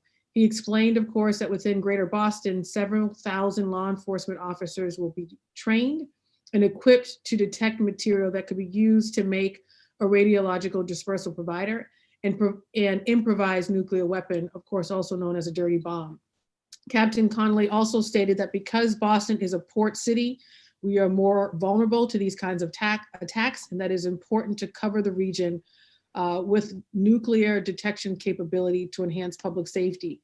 The grant will also help begin phase 1 of this detection program, creating a regional program management office, develop several committees composed of regional law enforcement representatives from surrounding cities and towns, and fund finance and fund and finance program management staff. Docket 1066 is an order authorizing the city of Boston to accept and expend $397,057.92. This is administered by the fire department. The grant will fund the purchase of PPE and related supplies. And it's actually a reimbursement grant, so we were actually lucky to get it. And it's to prevent and prepare for and respond to, of course, the coronavirus pandemic. Kathleen Judge, who is the Deputy Commissioner of Administration and Finance at the Fire Department, came and provided testimony on behalf of the administration. And she stated, of course, that this assistance to firefighters is critically important. It's a supplemental grant that will reimburse the cost of the fire department's pandemic-related supply needs, including the cost of separators, eye protection, foot covers, gloves, face mask, and hand soap, all of which are critically important to our fire department during the midst of the pandemic. And lastly, docket 1095 is an order authorizing the city of Boston to accept and expend $457,671.85. It is going to be administered by the police department. The fund is to train and certify. Actually, I should stop. The grant would fund the training and certification of enhanced 911 telecommunications staffers. Christopher Makunis, who's the Director of Quality Assurance at the Police Department, provided testimony on behalf of the administration. Of course, he has been doing incredible work with respect to our 911 operations and came to talk about this grant, which is an annual grant awarded to the city of Boston. It's divided between the fire department, the police department, and EMS to help defray the cost of training and professional development for 911 telecommunicators and dispatchers. There are about 100 telecommunicators and dispatchers in the police department who will all be trained through the grant. He explained that the Commonwealth requires each telecommunicator to attend 16 hours of continuing education in order to keep their certification. The grant covers the costs associated with all types of training, including in-house training on rules and regulations, quality assurance, of course, assisting those who are contemplating suicide, stress and mental health as well, and the stress and mental health of our employees. Critical resources. As Chair of the Committee on Public Safety and Criminal Justice, I recommend that these three dockets ought to pass. Thank you, Madam President. Thank you so much. And docket 1141, you're recommending stay in committee? Correct. Thank you. Thank you so much for that. We're going to vote on each docket separately. Councillor Campbell, who's chair of the committee, recommends passage of dockets. And I want to make sure we get them right. 0936. Yep, I have 0999, 1066, and 1095. Yes. Those are the three dockets that we're discussing. Docket 0999. 1066 and 1095. Okay, Madam Clerk, Wonderful. we'll do them separately. Could you call a roll on each? Starting with 0999. Docket 0999. Councilor Arroyo. Yes. Councilor Arroyo, yes. Councilor Baker. Yes. Councilor Baker, yes. Councilor Bach. Yes. Councilor Bach, yes. Councilor Braden. Yes. Councilor Braden, yes. Councilor Campbell. Yes. Councilor Campbell, yes. Councilor Edwards. Yes. Councilor Edwards, yes. Councilor Asabi George. Yes. Councilor Asabi George, yes. Councilor Flaherty. Yes. Councilor Flaherty, yes. Councilor Flynn. Yes. Councilor Flynn, yes. Councilor Janey. Yes. Councilor Janey, yes. Councilor Mejia. Yes. Councilor Mejia, yes. Councilor O'Malley. Yes. Councilor O'Malley, yes. And Councilor Wu. Yes. Councilor Wu, yes. Madam President, docket number 0999 has passed unanimously. Thank you so much. Can you please go on to docket 1066? Certainly. Docket 1066. Councilor Arroyo. Yes. Councilor Arroyo, yes. Councilor Baker. Counselor Baker. Yes, yes. Counselor Baker, yes. Counselor Bach. Yes. Counselor Bach, yes. Counselor, I'm sorry, Counselor Braden. Yes. Counselor Braden, yes. Counselor Campbell. Yes. Counselor Campbell, yes. Counselor Edwards. Yes. Counselor Edwards, yes. Counselor Asabi George. Yes. Counselor Asabi George, yes. Counselor Flaherty. Yes. Counselor Flaherty, yes. Counselor Flynn. Yes. Counselor Flynn, yes. Counselor Janey. Yes. Counselor Janey, yes. Counselor Mejia. Yes. Counselor Mejia, yes. Counselor O'Malley. Yes. Counselor O'Malley, yes. And Counselor Wu. Yes. Counselor Wu, yes. Madam President, docket number 1066 has received a unanimous vote. Thank you so much. And the last docket, 1095, roll call, please.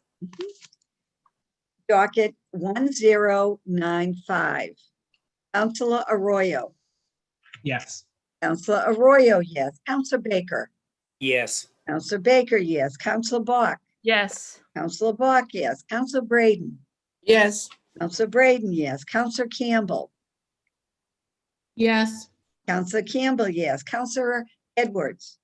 Yes. Counselor Edwards, yes. Counselor Asabi George. Yes. Counselor Asabi George, yes. Counselor Flaherty.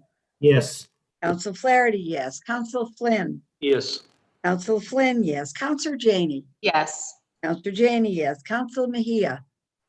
Yes. Counselor Mejia, yes. Counselor O'Malley. Yes. Counselor O'Malley, yes. And Counselor Wu. Yes. Counselor Wu, yes. Madam President, docket number 1095 has passed unanimously. Thank you so much. And docket 1141 will remain in committee. At the request of the chair, we'll now move on to docket 0323. Madam Clerk, could you please read it into the record? Certainly. Docket 0323, order for hearing to explore and recommend diversity initiatives for the City of Boston public safety agencies. Thank you so much. The chair recognizes Councillor Campbell, who is chair of our committee on public safety and criminal justice. Thank you very much, Madam President. And I also want to thank Councilors Mejia, Braden, Flaherty, and Flynn for joining the hearing, and all the folks from the administration who attended, including folks from the fire department, our commissioner, as well as folks from the police department, Michael Gaskin, Chief Hooley, Chief Tavares, and so many more. They came and brought their full staff, which was really incredible. And we got to hear updates on the various things they are doing to try to expand the diversity of our police department, our fire department, and EMS. Obviously, right now, given the conversation of police reform, we're often just talking about the lack of diversity and how we need to do better in our police department. But this is an issue that affects all of our public safety agencies. And we know that it is critical that our agencies reflect the demographics of the city of Boston, which is predominantly women and people of color. And yet our departments are overwhelmingly white. We got updates on the numbers and they still remain overwhelmingly white, not just at the low ranking positions, but also at the top tier levels. It's still predominantly white male. And so there's still much work to do, and all of us agreed to that point. This is not just critically important to ensure that we build greater trust with community. When you have diverse public safety agencies, you usually are better able and better equipped to have the ability to build greater trust. There are numerous reports that speak to that, but these are also high-paying jobs that people want and want to have access to, and we know are critically important to closing any wealth gap that exists in the city of Boston. And the whole point of the hearing was to get an update on a report that I filed over 2 years ago, conversation starting early on the council, but also in 2018, in which we engaged through this committee a whole host of stakeholders, including our city employees, on ways in which we could reduce the barriers to expanding diversity in our departments. And what I discovered is there's still so much work to do. One, if we want to respond effectively to the problem, we have to address we have to be transparent about the scope of the problem. And so really pushing the department, and we have been asking for this for 2 years, to list on our public safety dashboard the numbers that currently exist of our sworn officers and technicians and firefighters on our public safety dashboard, so that anyone could go and see our current numbers, the number of men and women, and the numbers broken down by race and ethnicity, which currently is not available. We've been asking for this for 2 years. And so there was conversation yesterday about changing that. We also had an extensive conversation on civil service and pushing the city to conduct its own study, looking at the pros and cons of the civil service on our ability to hire and promote. And there are pros and cons to that system. Several municipalities in Massachusetts have reviewed their civil service relationship and made determinations that in order for them to enhance their diversity, they had to make some changes. That's critically important if we want our public safety agencies to be reflective of the demographics of the city of Boston. We passed some legislation earlier today around preference for our students. Every pathway is a good one, but that will not be enough to ensure that our departments and public safety agencies are not only more women, but more people of color and reflective of the demographics of the city of Boston. We also talked about the importance of defining diversity across every department, the importance of shifting culture. This body engaged in a whole host of conversations around the importance of inclusivity, specifically in the context of the fire department. This applies to every department where we need to talk about the shift in culture as being critically important to the work of diversifying our departments. And we talked about racial equity training, which has yet to get underway. Years have gone by, and so really pushing the administration on these points. We've invested dollars here, but have yet to actually do the racial equity trainings in these departments. They said there's some movement there, so we're pushing to make that happen, along with many other recommendations. And so it was a productive conversation. There's greater collaboration across the departments, which is phenomenal, and everyone agreed. They are working closely on anything and everything to try to change this. But I think that we have to sort of double down our efforts. Otherwise, we'll be talking about the same numbers a year, 2 or 3 or 4 years from now, which of course I don't think anyone wants, given how important it is to diversify these departments. So I'm asking that this docket remain in committee. We'll continue the conversation and look forward to working with all of my council colleagues on these pressing issues as well. So thank you very much, Madam President. Thank you so much. Docket 0323 will remain in committee, and we'll move on to docket It 1125. has to be Placed on file. There Thank is no committee. I'm sorry. on file, and we'll move on to docket 1125. Madam Clerk. Docket number 1125, order for a hearing to discuss COVID-19 rates by neighborhoods and strategies to reduce transmission. Thank you so much. The chair recognizes the chair of the Public Health Committee, Councilor Arroyo. Councilor Arroyo, you have the floor. Thank you, Madam President. I'll try and keep this short. Docket number 1125, in order for a hearing to discuss COVID-19 rates by neighborhoods and strategies to reduce transmission, was held yesterday. It was a very informative hearing on COVID-19 rates. And the city's plans and strategies to reduce transmission and ensure that testing is accessible and equitable. We were joined by members of the administration, including Chief Marty Martinez from the Mayor's Office of Health and Human Services and an interim executive of the Boston Public Health Commission, Rita Nieves. They were able to give us a presentation on the city's strategy to reduce transmission in the city and ensure that testing resources are deployed to the neighborhoods with the highest positive rates. We were also joined by Manny Lopes, CEO of the East Boston Neighborhood Health Center, Guale Valdez from the Mattapan Neighborhood Community Health Center, and Sam Scarpino, Associate Professor of Northeastern University. Our community health centers provided us with an update on the services that they have continued to provide since the beginning of the pandemic, while Mr. Scarpino was able to explain some of the concerning data trends at the city, state, and federal levels, and which ways in which we can really dig into the data that we are both receiving and data that we should be receiving. I'd like to thank Councilors Bach, Flynn, Mejia, Estavi George, Campbell, Braden, O'Malley, and Council President Janey for joining us for this hearing. I know that we have another hearing that I believe will come up early in the next year regarding the COVID-19 vaccine, and that will tie in with a lot of the other things we heard last night from the administration on community health centers and epidemiologists. So I look forward to continuing this conversation.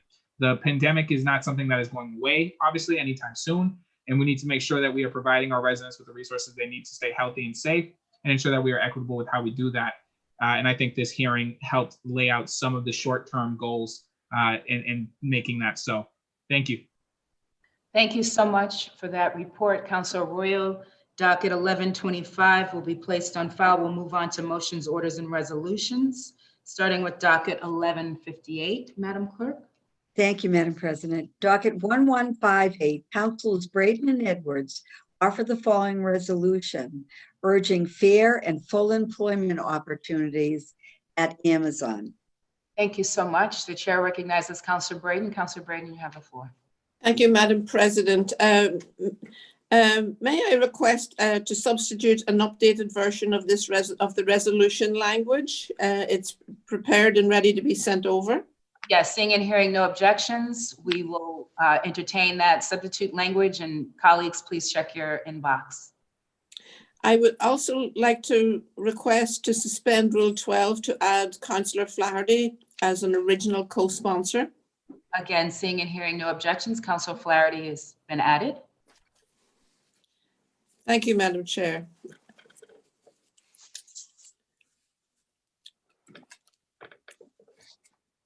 Do you wish me to go forward? Yes, yes, please continue with your remarks. Thank you. Thank you, Madam President.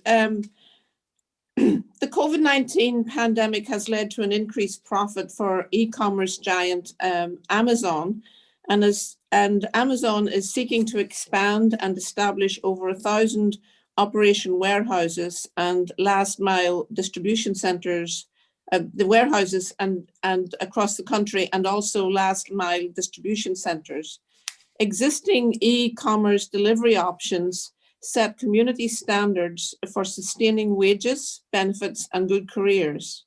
When Walmart sought to expand into Boston in 2012, our City Council passed a resolution encouraging Walmart to meet with community members, including United Food and Commercial Workers, International Brotherhood of Electrical Workers, Local 103, Jobs with Justice, and the Urban League, and additional community organizations serving working people. Big retailers came to the table to set fair and equitable employment standards in our city. However, Amazon does not currently conform to Boston's standards for wages, benefits, and working conditions. Our Attorney General at Maura Healey is also suing Uber and Lyft over their classification of workers as independent contractors.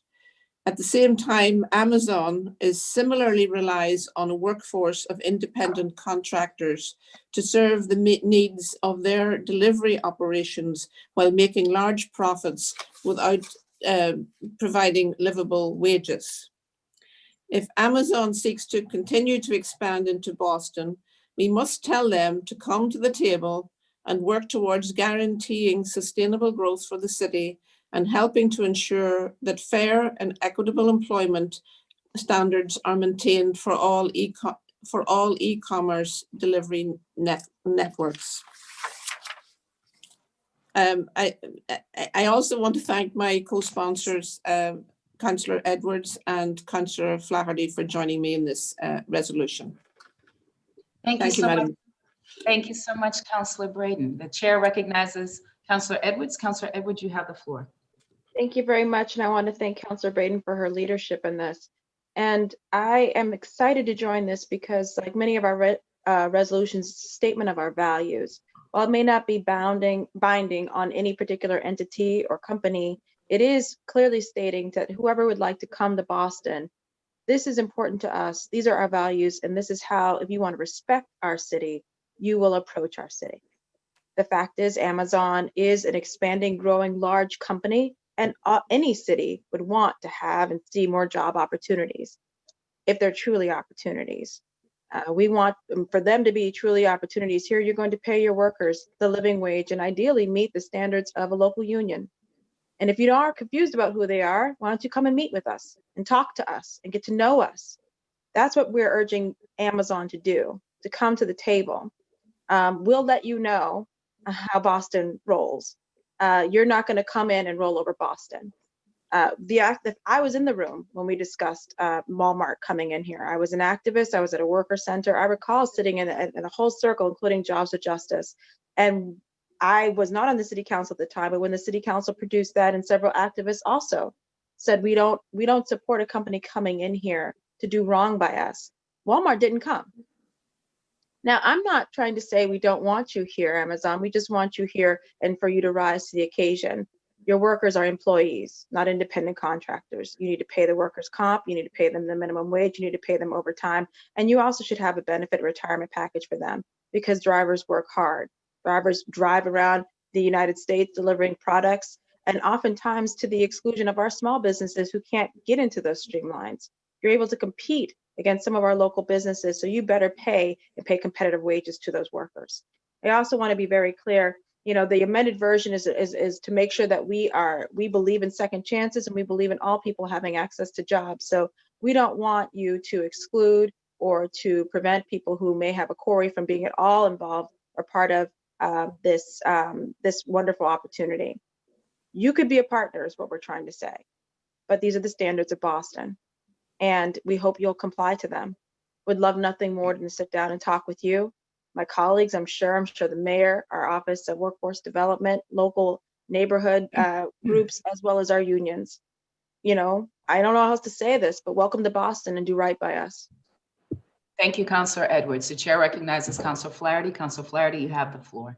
Thank you, Madam President. I want to thank my colleagues, Councilor Braden and Councilor Edwards, for adding me as an original co-sponsor. I echo many of their remarks and reiterate also as a former Teamster who still maintains his CDL, his commercial driver's license, partly in case the voters get sick of me, but also because it's sort of pride of ownership and how hard it took to work. And as a 10-year Teamster that helped get me through college and law school, that's something I value and treasure. And so I feel strongly, obviously, that we as a city should be inviting businesses to come to Boston, but we obviously need to make sure that those businesses are meeting with local residents and community leaders and organizations to ensure that they're going to be good neighbors. They're going to have fair wages and high employment standards. And in particularly in this instance, and I'm speaking specifically to, having been a Teamster, just your CDL, I'm seeing more Amazon vehicles, more so than I see UPS and postal trucks and DHL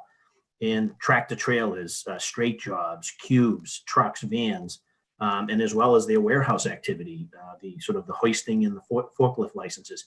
A lot of those jobs require specific training and understanding how to operate that equipment, whether it's a tractor trailer or a heavy vehicle and or devices in machinery in the warehouses. So it's imperative that residents get that specific type of training, those certifications. And so that's what I'd really be looking for. So I support my colleagues' efforts here and encourage all of my colleagues to sign on. And this isn't sort of an anti anything. It's just really, hey, if you're looking to come to Boston, then, we sort of set a high bar in terms of what it's going to take to kind of come into a specific community. And there's certain neighbors and residents and organizations and groups that you need to meet with and explain who you are and what you're all about. And more importantly, the worker deserves to be respected and to have a good living wage with benefits and healthcare and standards, particularly around training as they're operating vehicles and heavy equipment, et cetera. So sign me up and I look forward to an expedited hearing.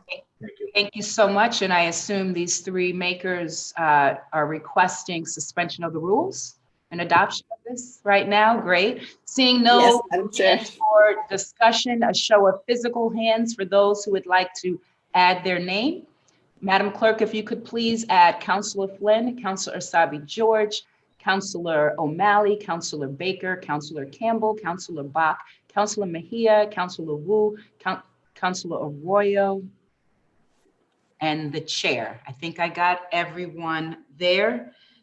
Councilors Braden, Edwards, and Flaherty seek suspension of the rules and adoption of docket 1158. Madam Clerk, would you please call the roll? Certainly. Councilor Arroyo. Yes. Councilor Arroyo, yes. Councilor Baker. Yes. Councilor Baker, yes. Councilor Bach. Yes. Councilor Bach, yes. Councilor Braden. Yes. Councilor Braden, yes. Councilor Campbell. Yes. Councilor Campbell, yes. Councilor Edwards, Yes. Counselor Edwards, yes. Counselor Sabi George, Yes.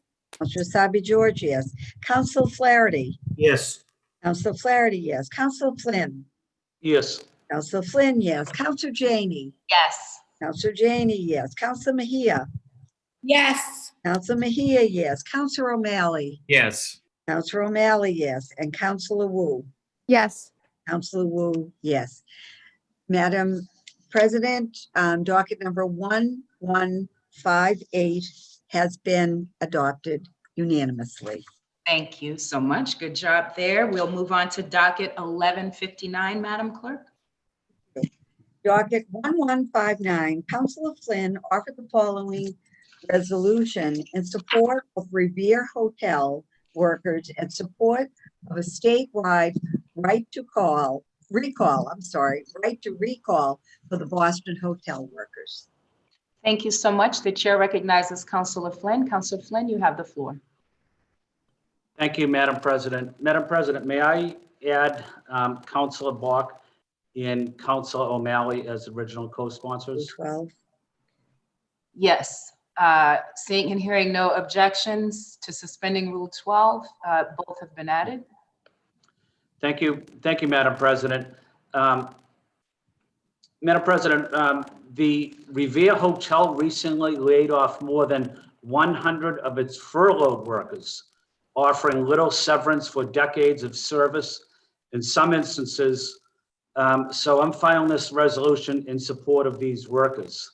This is the third resolution that this body has filed recently in support of hotel workers being laid off. The first one was with Councilor Bach when the Four Seasons laid off a large number of its employees back in May. The second one was the Marriott Copley Place Hotel. The hospitality industry is the third largest in the city, which employs tens of thousands of local residents. These hospitality jobs pay, good wages, benefits, and a clear path to the middle class, many Black and brown hotel workers, including immigrants and women. These jobs have allowed many residents to achieve first generational wealth, buy a home, raise a family, and stay in the city. These hotel layoffs are likely to happen again in the months to come. And without government intervention, COVID-19 could potentially be used as a reason for employers to enact a massive campaign of dislocation of Black and brown residents from their jobs. I also have a lot of residents from my community in South Boston that work in the hotels as well. As we are now in the Christmas and holiday season, and also in the middle of both a public health and economic crisis that has disproportionately impacted communities of color, it is unconscionable to me that these hotels, Four Seasons, Copley Marriott, now the Revere Hotel, which is in the Bay Village, showed such blatant disrespect in offering little or no severance to its workers. Again, many who are immigrants and women, decades of service. The same hotels and these large corporations report tens of millions of dollars in profit. It was also reported that the Revere Hotel offered no severance to its workers. So I'm asking them to show some compassion this Christmas season and reverse course like the Four Seasons did earlier. They're being a Grinch during this Christmas.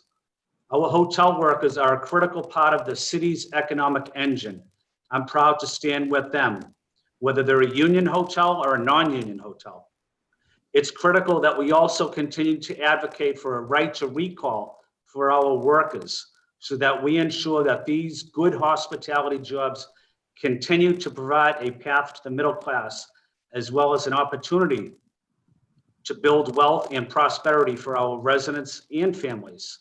So aside from showing our support as a body for the Revere Hotel workers and their demand for a better severance package and respect, this resolution also calls for a statewide right to recall legislation that would allow employees to be recalled to their jobs within 2 years of being laid off when their new positions are open. I hope that we can suspend and pass this resolution today. Thank you, Madam President. Thank you so much. At this time, the chair recognizes Councillor Bach. Councillor Bach, you have the floor. Thank you so much, Madam President. And thank you to my colleague, Councillor Flynn, and to Councillor O'Malley for co-sponsoring this.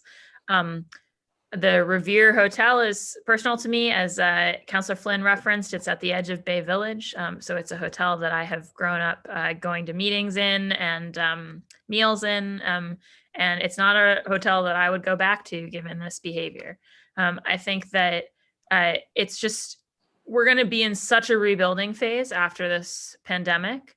And there are so many deep inequalities of our society that have been laid bare that we need to be like trying to redress.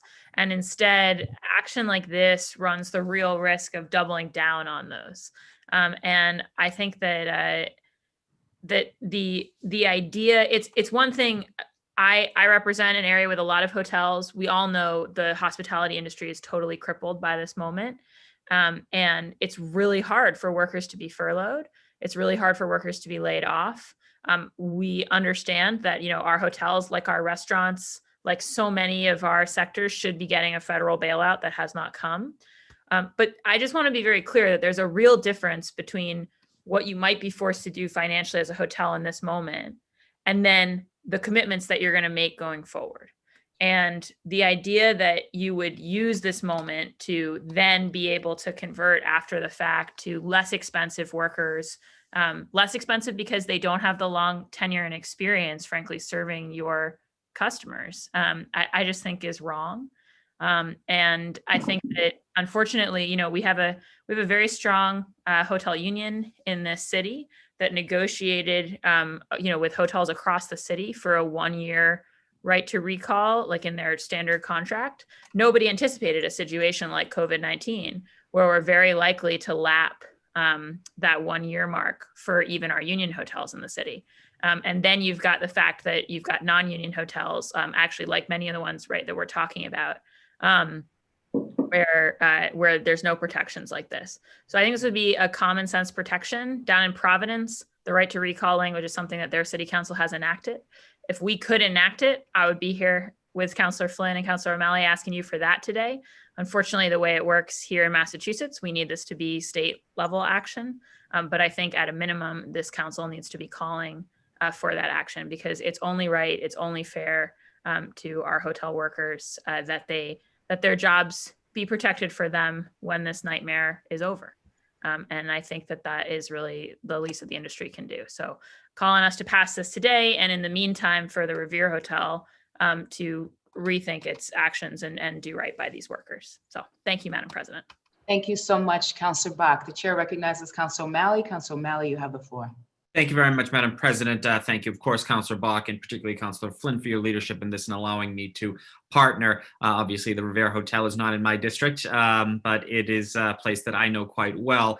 And I asked to have my name added because it just underscores such an important fact as we think about the essential employees who have been doing such incredibly difficult and profoundly important jobs over the last 8 months and will continue to do so. You know, obviously, if you work in a hotel, you don't have the opportunity to work from home, as many of us have been lucky enough to do. And just the fact that these individuals have been going out under dire circumstances, under incredibly difficult circumstances, we need to stand with them, and to see some of these decisions made at the managerial level in hotels and other larger businesses. It's just abhorrent, and we need to stand firm with our brothers and sisters who are doing these incredible jobs. So obviously, I'm delighted to be a part of this. And then similarly, the right to recall is something that we need to do, and we need to pursue, and we need to collectively use our voice to make sure that Massachusetts adopts some real effective right to recall legislation in the year ahead. Thank you very much. Thank you so much. So proud of the way this council stands up for workers. Show of physical hands for those who want to add their names to this resolution. Madam Clerk, could you please add Councillor Edwards, Councillor Braden, Councillor Wu, Councillor Baker, Councillor Arroyo, Councillor Mejia, Councillor Flaherty, Councillor Sabi George, Councillor Campbell. Please also add the chair. Councillors Flynn, Bach, and O'Malley seek suspension of the rules and adoption of docket 1159. Madam Clerk, would you please call the roll? Certainly. Docket 1159, Counselor Arroyo. Yes. Counselor Arroyo, yes. Counselor Baker. Yes. Counselor Baker, yes. Counselor Bach. Yes. Counselor Bach, yes. Counselor Braden. Yes. Counselor Braden, yes. Counselor Campbell. Yes. Counselor Campbell, yes. Counselor Edwards. Yes. Counselor Edwards, yes. Counselor Asabi George. Yes. Counselor Asabi George, yes. Counselor Flaherty. Yes. Flaherty, yes. Counselor Flynn. Yes. Counselor Flynn, yes. Counselor Janey. Yes. Counselor Janey, yes. Counselor Mejia. Yes. Counselor Sorry. Mejia. That's okay. Counselor Mejia, yes. Counselor O'Malley. Yes. Counselor O'Malley, yes. And Counselor Wu. Yes. Counselor Wu, yes. Madam President, docket number 1159 has been adopted unanimously. Thank you. Wonderful for that. We'll move on to docket 1160. Madam Clerk? Thank you. Docket 1160, Councilors Flynn and Flaherty offer the following resolution commemorating the 175th anniversary of the Great Famine. Thank you so much. The chair recognizes Councilor Flynn. Councilor Flynn, you have the floor. Thank you, Madam President. Madam President, may I suspend Rule 12 and add Council Braden as the third original co-sponsor? Seeing and hearing no objections, Councilor Braden has been added. Thank you, Madam President. This year is the 175th anniversary of the Great Famine, also known as the Irish Potato Famine, or I'm going to try to pronounce it in Gaelic, An Gorta Mór. The Great Famine was a main reason for many Irish to flee as refugees to the United States during the mid-1800s. From 1845 to 1850, Ireland experienced a potato blight that devastated the country when its potato crop was destroyed by a strain of water mold. This led to massive starvation and suffering. Estimated that 1 million died from starvation and malnutrition-related diseases, and another million left as refugees. Even prior to the potato blight, many Irish faced discrimination and hardship at home, as they were prohibited from owning or leasing land, as well as voting or holding elective office because of their religion. Tenant farmers were also forced to pay rent to the landowners and export large quantities of food outside of Ireland. On account of these issues, many Irish refugees fled to the United States on overcrowded and poorly provisioned coffin ships to cities such as Boston, which is the largest and closest port to Europe, New York City, Philadelphia, Baltimore, and many were suffering from famine-induced illness such as measles, tuberculosis, and other respiratory infections. It was estimated that over 50% of the total immigrants to the United States in 1850 were Irish. More than 175 years after the Great Famine, food insecurity, unfortunately, remains a critical issue in our country, especially during the COVID-19 pandemic. We have seen the videos or Twitter, social media, elsewhere of drive-through food lines stretching several miles in cities all across the country. In an October report published by Feeding America, Massachusetts has seen the highest increase in percentage of residents facing food insecurity of all states, with more than 1 million people who are struggling to get enough food to eat. Children, immigrant families, as well as many Latinx, African American, Asian communities are disproportionately impacted. With this resolution, remembering the 175th anniversary of the Great Famine, we must not only remember the hardships that many Irish immigrants had to endure during the famine and living in poverty in America, but to also recommit ourselves as a city and country to those who are currently facing hunger during this public health crisis, this economic crisis as well. I hope that we can suspend and pass this resolution to remember the 175th anniversary and recommit ourselves to supporting families and people struggling with food insecurities during this pandemic and beyond. Thank you, Madam President. Thank you so much, Councillor Flynn. The chair recognizes Councillor Flaherty. Councillor Flaherty, you have the floor. Thank you, Madam President. I obviously want to thank Council Flynn and obviously Braden for their partnership on this resolution recognizing the 175th anniversary of the Great Famine, also known as the Irish Potato Famine, that led many of the Irish to flee Ireland, come to the United States, but more specifically, they came to our city. The Irish have had a great contribution here in Boston. And so to echo that remarks, we've seen near unprecedented food insecurity across the country as we've been struggling with COVID-19. It's also shed a light on some of the cracks in our public support systems and food relief programs. So we've seen so many people across Boston rally, many city departments, obviously the BPS food service workers, our nonprofits like Project Bread and Greater Boston Food Bank and many other nonprofits have stepped up to provide individuals and families with resources and meals that, and they should all be applauded and celebrated for their efforts. If there's one thing Boston does well, when our back's up against the wall, we look out for our neighbors, we care for those that don't have, and we in particularly, we're always looking out for our elderly and folks that struggle day to day. So that said, as the pandemic and also as the Irish Potato Famine remind us, events beyond our control can arise at any moment. So we need to make sure that we have systems in place, public support and governmental responses that are strong enough to provide meaningful and timely aid to all those in need. So thank you once again to Council Flynn and Braden for including me, and I look forward for a suspension and adoption.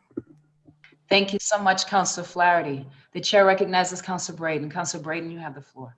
Thank you, Madam President. I really appreciate my colleagues, Councillor Flynn and Councillor Flaherty, for leading on this resolution. The lesson I take away from reflecting on the tragedy of An Garta Mór, the Great Hunger in Ireland in the 1840s, is that government action or inaction in a crisis has consequences. 1 million people died of starvation or disease, and millions more were displaced or migrated out of sheer desperation to get out in order to survive. It was a disaster that was compounded by the indifference and inaction of the British government of the day. And Ireland was at the time a net exporter of food. They were exporting shiploads of food while millions of people starved.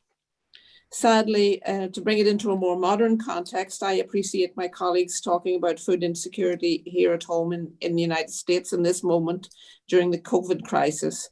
But sadly, tenant farmers around the world face similar problems to those faced by Irish tenant farmers 175 years ago due to displacement and climate change. Our collective action can impact the lives of so many people. We need to help our food insecure neighbours here in Boston and in the United States, and we need to work together to address the global challenge of climate change, which is causing food insecurity and crop failures around the world on a global scale. So at this moment, as we remember the great loss of Ireland in the 1840s, I hope we commit ourselves to working to address climate change and food insecurity here in the United States and around the world. Thank you. Thank you so much, Councillor Braden. Not seeing any other discussion. Show of physical hands who would like to add their name to this important resolution. Madam Clerk, if you could please add Councillor Edwards, Councillor O'Malley, Councillor Baker, Councillor Mejia, Councillor Arroyo, Councillor Asabi George, Councillor Wu, Councillor Bach, Councillor Campbell. Please also add the chair. Did I get everyone? Thank you so much. Councillors Flynn, Flaherty, and Braden seek suspension of the rules and adoption of docket 1160. Madam Clerk, would you please call the roll? Certainly. Docket number 1160. Councillor Arroyo. Yes. Councillor Arroyo, yes. Councillor Baker. Yes. Councillor Baker, yes. Councillor Bach. Yes. Councillor Bach, yes. Councillor Braden. Yes. Councillor Braden, yes. Councillor Campbell. Yes. Councillor Campbell, yes. Councillor Edwards. Yes. Counselor Edwards, yes. Counselor Asabi George. Yes. Counselor Asabi George, yes. Counselor Flaherty. Yes. Counselor Flaherty, yes. Counselor Flynn. Yes. Counselor Flynn, yes. Counselor Janey. Yes. Counselor Janey, yes. Counselor Mejia. Yes. Counselor Mejia, yes. Counselor O'Malley. Yes. Counselor O'Malley, yes. Counselor Wu. Yes. Counselor Wu, yes. Madam President, docket number 1160 has been adopted by a unanimous vote.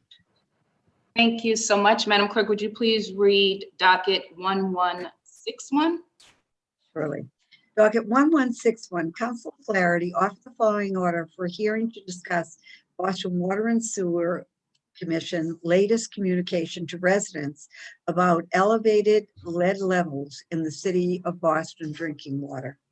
Thank you so much. This is the last docket under this section in our agenda, and Councilor Flaherty is not only an expert on the mattress address, but he's an expert on our council rules.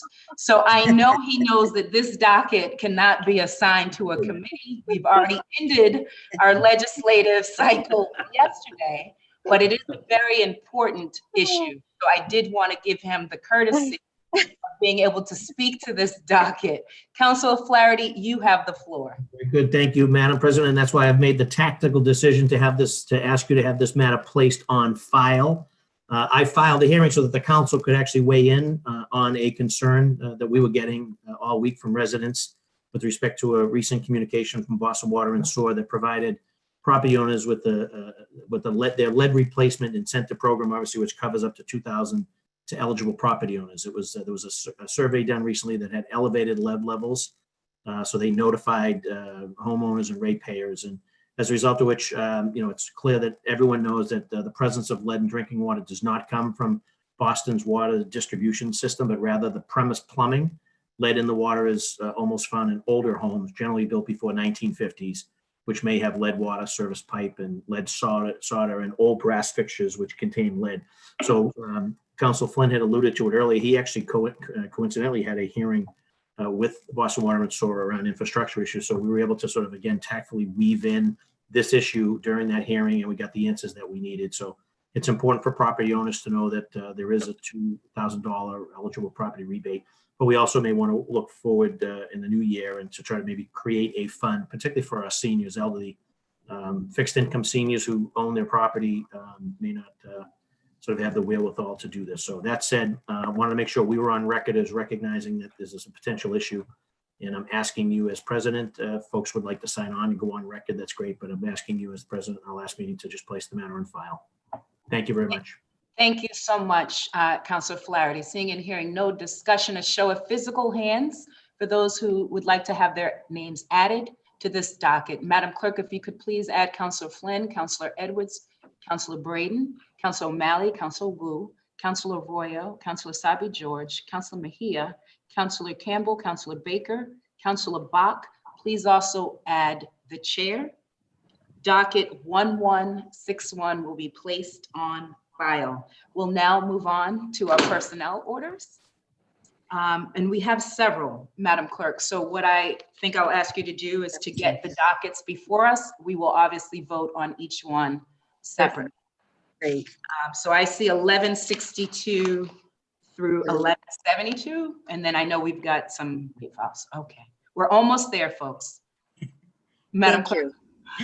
Docket 1162, Councilor Janey for Councilor Mejia. Docket 1163, Councilor Janey for Councilor Mejia. Docket 1164, Councilor Janey for Councilor O'Malley. Docket 1165, Councilor Janey for Councilor O'Malley. Docket 1166, Councilor Janey for Councilor Arroyo. Docket 1167, Councilor Janey for Councilor Arroyo. Docket number 1168, Councilor Janey for Councilor Bach. Docket number 1169, Councilor Janey for Councilor Bach. Docket 1170, Councilor Janey for Councilor Wu. Docket 1171, Councilor Janey for Councilor Campbell. And 1172, Councilor Janey offers the following order for appointments. Thank you so much. We will go back through and vote on each docket with a roll call vote separately, Madam Clerk, beginning with 1162. And if you wouldn't mind just taking Keep us. going. Thank you. Thank you. Docket number 1162, Councilor Arroyo. Yes. Councilor Arroyo, yes. Councilor Baker. Councilor Baker. Councilor Bach. Yes. Councilor Bach, yes. Councilor Braden.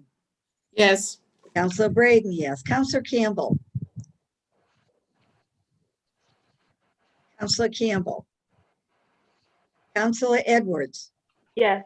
Councilor Edwards, yes. Councilor Asabi George. Yes. Councilor Asabi George, yes. Councilor Flaherty. Thank you. Can you hear me? Yes. Maureen, it looks like I just wrote, I yes. can, yes. Good, Thank you. thank you. Councilor Flaherty, yes. Thank you, Councilor. Councilor Flynn. Yes. Councilor Flynn, yes. Councilor Janey. Yes. Councilor Janey, yes. Councilor Mejia. Yes. Councilor Mejia, yes. Councilor O'Malley. Yes. Councilor O'Malley, yes. And Councilor Wu. Yes. Councilor Wu, yes. Madam President, docket number Also 116. you, Madam President, sorry, or Madam Oh, Clerk. Oh, thank you. Sorry Councilor, about that. Thanks. Councilor Campbell. Yes, thank you. Yes. And also Councilor me, Campbell. Madam Clerk. Councilor Baker.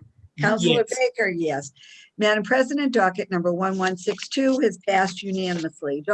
Docket number 1163. Excuse me. Councilor Arroyo. Yes. Councilor Arroyo, yes. Councilor Baker. Yes. Councilor Baker, yes. Councilor Bach. Yes. Councilor Bach, yes. Councilor Braden. Yes. Councilor Braden, yes. Councilor Campbell. Yes. Councilor Campbell, yes. Councilor Edwards. Yes. Councilor Edwards, yes. Councilor Asabi George. Yes. Councilor Asabi George, yes. Councilor Flaherty. Yes. Councilor Flaherty, yes. Councilor Flynn. Yes. Councilor Flynn, yes. Councilor Janey. Yes. Councilor Janey, yes. Councilor Mejia. Yes. Councilor Mejia, yes. Councilor O'Malley. Yes. Councilor O'Malley, yes. And Councilor Wu. Yes. Councilor Wu, yes. Madam President, docket number 1163 has received a unanimous vote. Docket number 1164, Councilor Arroyo. Yes. Councilor Arroyo, yes. Councilor Baker. Yes. Councilor Baker, yes. Councilor Bach. Yes. Councilor Bach, yes. Councilor Braden. Yes. Councilor Braden, yes. Councilor Campbell. Yes. Councilor Campbell, yes. Councilor Edwards. Yes. Councilor Edwards, yes. Councilor Asabi George. Yes. Councilor Asabi George, yes. Councilor Flaherty. Yes. Councilor Flaherty, yes. Councilor Flynn. Yes. Councilor Flynn, yes. Councilor Janey. Yes. Councilor Janey, yes. Councilor Mejia. Yes. Councilor Mejia, yes. Councilor O'Malley. Councilor O'Malley, yes. And Councilor Wu. Yes. Councilor Wu, yes. Madam President, docket number 1164 has passed unanimously. Docket number 1165, Councilor Arroyo. Yes. Councilor Arroyo, yes. Councilor Baker. Yes. Councilor Baker, yes. Councilor Bach. Yes. Councilor Bach, yes. Councilor Braden. Yes. Councilor Braden, yes. Councilor Campbell.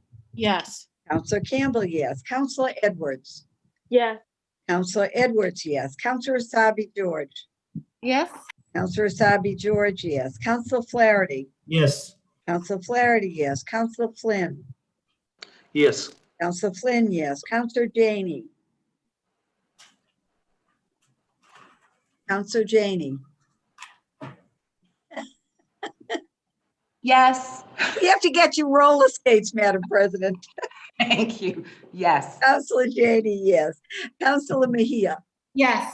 Councilor Mejia, yes. Councilor O'Malley. Yes. Councilor O'Malley, yes. And Councilor Wu. Yes. Councilor Wu, yes. Madam President, docket number 1165 has passed unanimously. Docket number 1166, Councilor Arroyo. Yes. Councilor Arroyo, yes. Councilor Baker. Yes. Councilor Baker, yes. Councilor Bach. Yes. Councilor Bach, yes. Councilor Braden. Yes. Councilor Braden, yes. Councilor Campbell. Yes. Councilor Campbell, yes. Councilor Edwards. Yes. Councilor Edwards, yes. Councilor Asabi George. Yes. Counselor Asabi George, yes. Counselor Flaherty. Yes. Counselor Flaherty, yes. Counselor Flynn. Yes. Counselor Flynn, yes. Counselor Janey. Yes. Counselor Janey, yes. Counselor Mejia. Yes. Counselor Mejia, yes. Counselor O'Malley. Yes. Counselor O'Malley, yes. And Counselor Wu. Yes. Counselor Wu, yes. Madam President, docket number 1166 is passed unanimously. Docket number 1167, Counselor Arroyo. Yes. Counselor Arroyo, yes. Counselor Baker. Yes. Counselor Baker, yes. Counselor Bach. Yes. Counselor Bach, yes. Counselor Braden. Yes. Counselor Braden, yes. Counselor Campbell. Yes. Counselor Campbell, yes. Counselor Edwards. Yes. Counselor Edwards, yes. Counselor Asabi George. Yes. Counselor Asabi George, yes. Counselor Flaherty. Counselor Flaherty. Counselor Flynn. Yes. Counselor Flynn, yes. Counselor Janey. Yes. Counselor Janey, yes. Counselor Mejia. Yes. Counselor Mejia, yes. Counselor O'Malley. Yes. Counselor O'Malley, yes. And Counselor Wu. Yes. Counselor Madam Wu, Clerk, can I yes. be recorded in favor? Counselor Flaherty? Yes. Yes. Counselor Flaherty, yes. Madam President, docket number 1167 has passed unanimously. Docket number 1168, Counselor God bless Arroyo. you, whoever that was. Oh, Yes. God bless everyone, not just that person. Sorry, go ahead, Madam Clerk. This is on docket 1168. Counselor Arroyo. Yes. Counselor Arroyo, yes. Counselor Baker. Yes. Counselor Baker, yes. Counselor Bach. Yes. Counselor Bach, yes. Counselor Braden.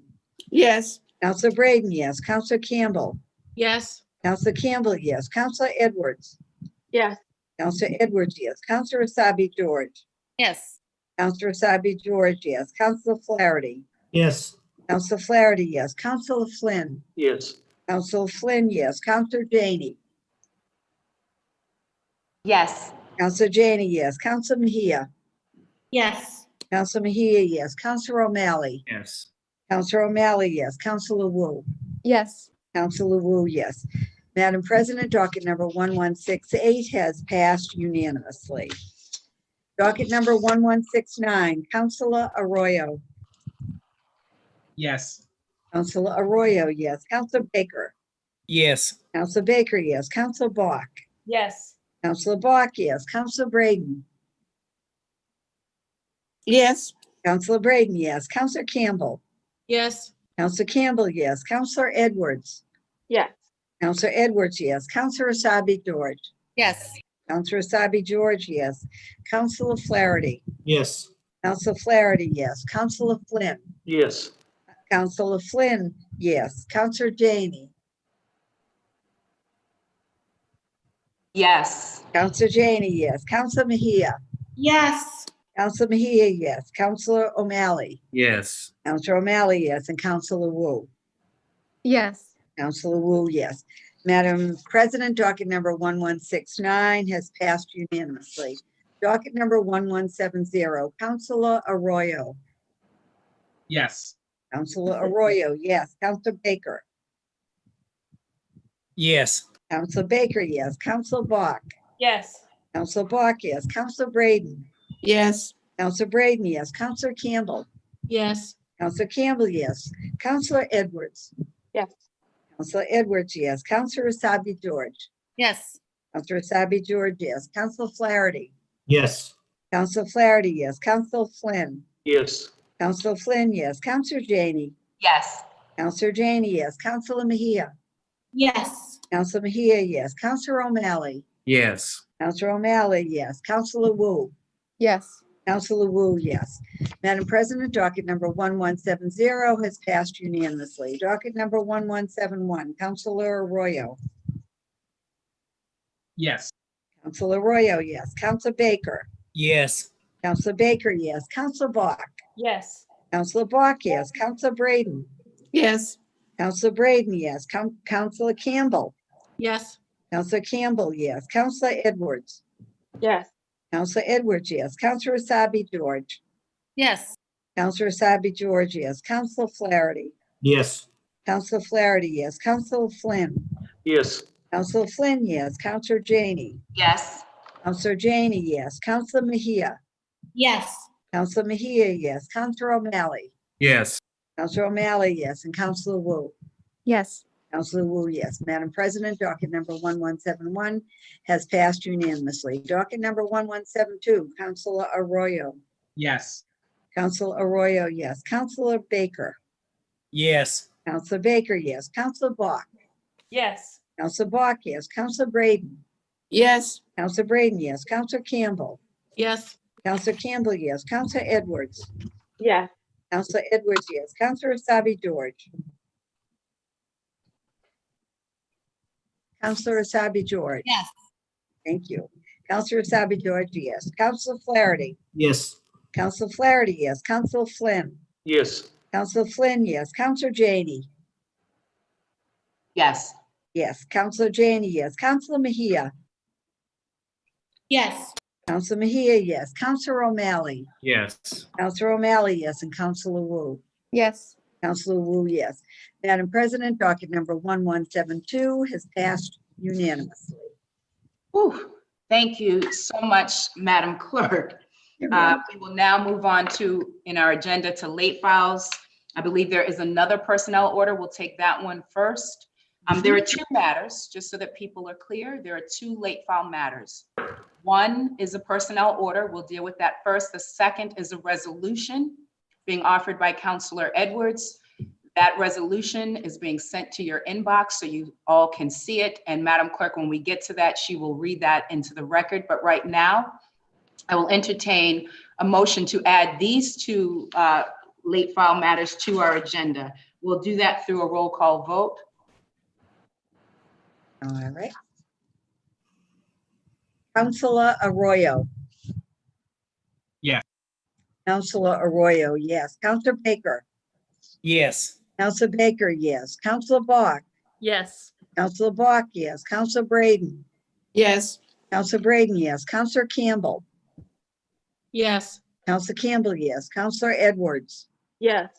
Counselor Edwards, yes. Counselor Asabi George. Yes. Counselor Asabi George, yes. Counselor Flaherty, I'm sorry. Yes. Counselor Flaherty, yes. Counselor Flynn. Yes. Counselor Flynn, yes. Counselor Janey. Yes.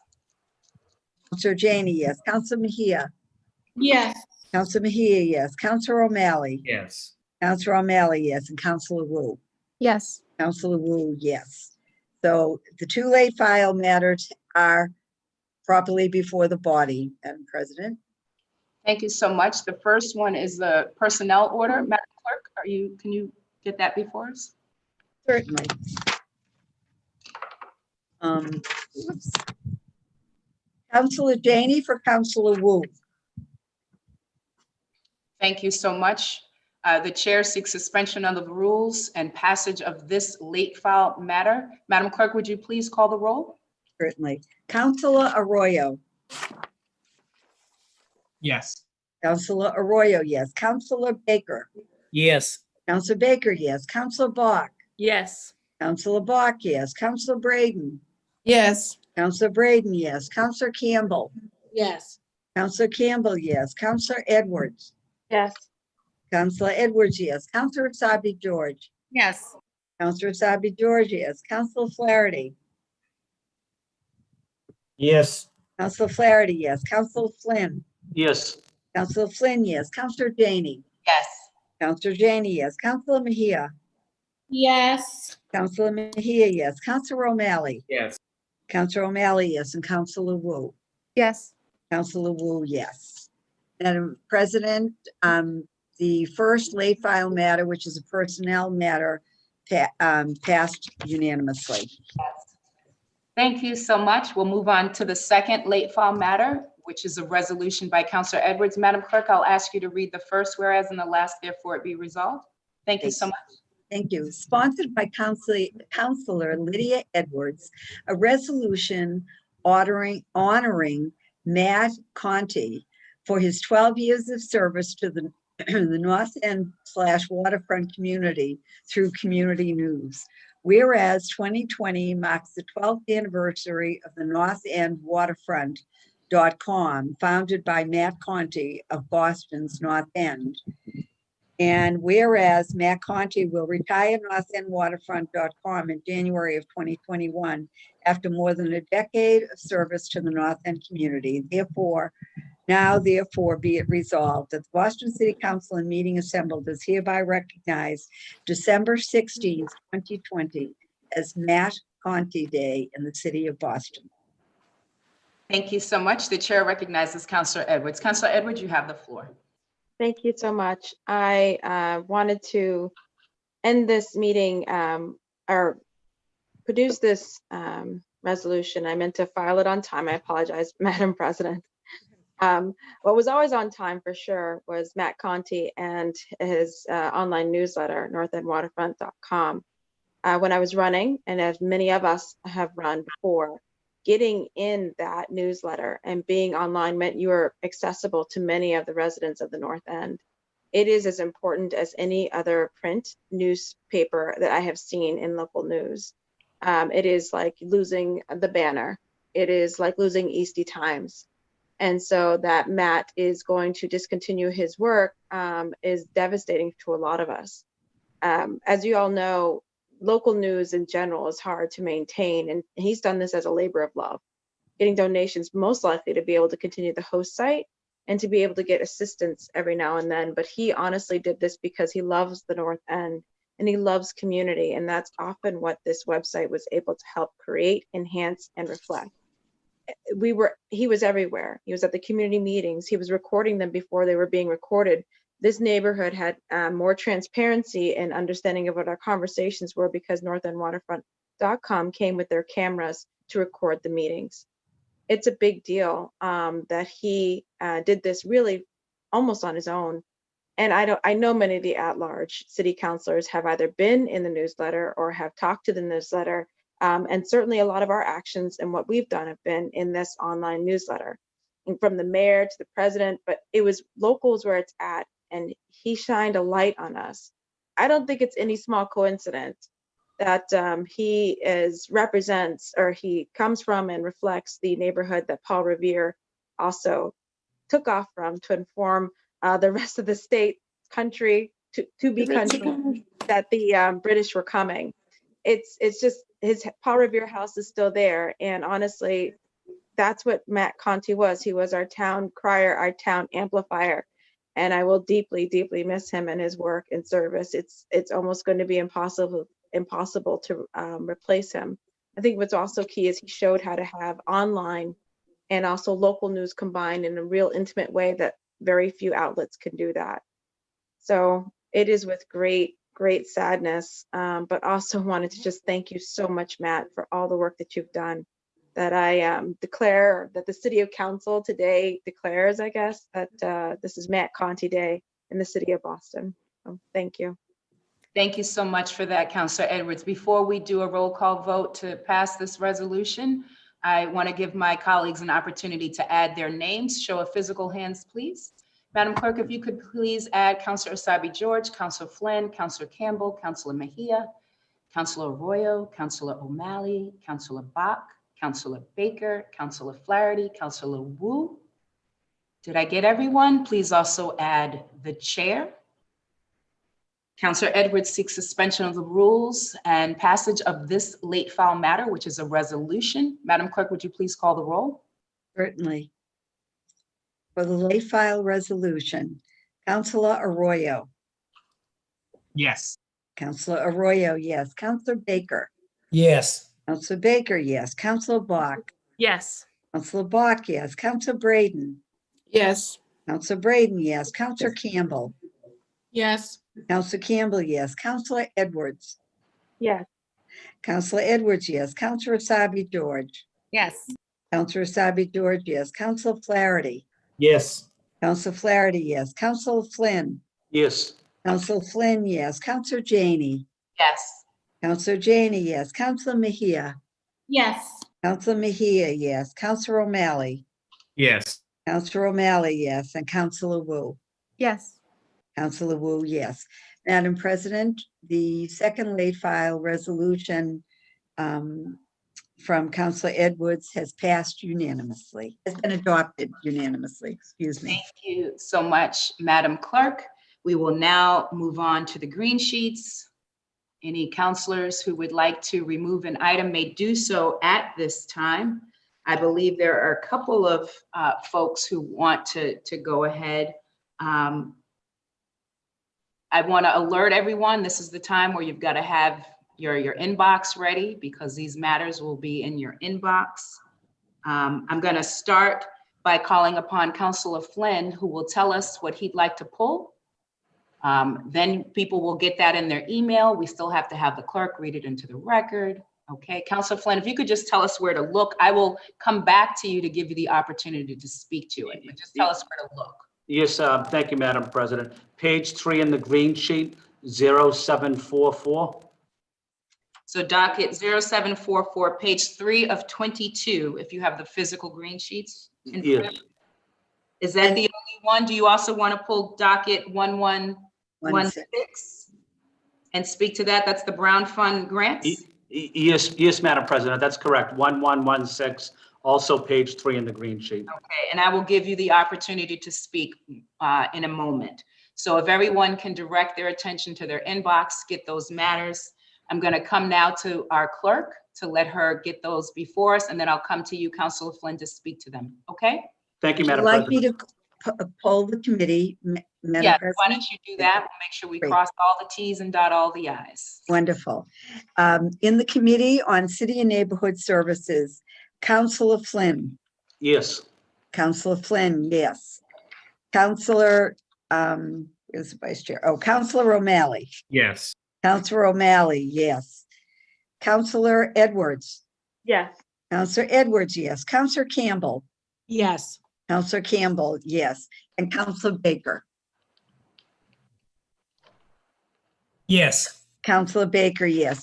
Madam President, both matters have been unanimously supported by the members of the City and Neighborhood Service Committee and therefore are properly before the body. Thank you so much. You should also have these matters in your inbox. At this time, I'm going to call upon the chair of that committee, Councilor Flynn. Councilor Flynn, you have the floor. Thank you, Madam President. Madam President, on 0744, it's the confirmation of the reappointment of Michael Woodall as Chair of the Boston Water and Sewer Commission for a term ending January 1st, 2024. I apologize, Madam President, for having to ask for a vote by pulling this docket off the green sheet. Boston Water and Sewer Commission Board of Commissions has 3 members, and the board's primary responsibility is to ensure the sound, economical, and efficient maintenance of the water and sewer systems for the citizens of Boston. Board members are appointed to serve 4-year staggered terms and must maintain residency with the city. At least one board member must have extensive experience in finance and accounting. Board members are not compensated for their services, but are reimbursed for expenses necessarily incurred in the performance of their duties. Mr. Woodall was appointed chair of the board by Mayor Walsh on February 24, 2015, and reappointed by the mayor on April 8, 2016. He is looking to be reappointed again. He is the Chief of Operations at Putnam Investments and President of Putnam Fiduciary Trust Company. He is a recognized financial service industry leader with over 35 years of experience building, engineering, running businesses and operations. So I believe Mr. Woodall has the experience in the finance and accounting area and fits the role of the commissioner well. He has been on the board again since 2015, so he knows how the board is governed. I hope that we can vote on this appointment today so that we can make sure that there are enough board members on the Board of Commissioners for the water and sewer. Thank you, Madam President. Thank you so much. Madam Clerk, I'm going to ask us to vote on this docket before we go on to 1116. Did you get this docket? And yes, I did. Thank you so much. And what I would like to do, Madam President, is we poll the committee to bring it before, but I'd like to read it into the record just for everyone. On page 3 of 22, City of Neighborhood Services, docket number 0744, sponsored by the mayor. Message in order for the confirmation and reappointment of Michael Woodall as the chair of the Boston Water and Sewer Commission for a term ending January 1st, 2024. This was referred to committee on June 3rd, 2020. Thank you so much. Madam Clerk, could you please call the roll? We're going to vote on this docket. Councilor Flynn seeks passage of this docket, docket 0744. Thank you. Docket 0744, Councilor Arroyo. Yes. Councilor Arroyo, yes. Councilor Baker. Yes. Councilor Baker, yes. Councilor Bach. Yes. Councilor Bach, yes. Councilor Braden. Yes. Councilor Braden, yes. Councilor Campbell. Yes. Councilor Campbell, yes. Councilor Edwards. Yes. Councilor Edwards, yes. Councilor Asabi George. Yes. Councilor Asabi George, yes. Councilor Flaherty. Yes. Councilor Flaherty, yes. Councilor Flynn. Yes. Councilor Flynn, yes. Councilor Janey. Yes. Councilor Janey, yes. Councilor Mejia. Yes. Councilor Mejia, yes. Councilor O'Malley. Yes. Councilor O'Malley, yes. And Councilor Wu. Yes. Councilor Wu, yes. Madam President, docket number 0744 has passed unanimously. Thank you so much. Madam Clerk, could you please read docket 1116 into the record? And then I'm going to come back to Councilor Flynn, who can speak to the Brown Fund grants. Great, thank you. In the committee, on page 3 of 22, in the Committee on City and Neighborhood Services, docket number 1116, sponsored by the mayor, message in order approving an appropriation of $775,866 from the Edward Ingersoll Brown Fund for projects described in the attached order. The Edward Ingersoll Brown Fund Commissioners met on October 9, 2020, and voted to approve these projects. It is my belief and that of the commission that these projects will ornament the city streets, ways, squares, and parks as Mr. Brown directed in his will in the year 1892. Thank you so much. The chair recognizes Councilor Flynn. Councilor Flynn, you have the floor.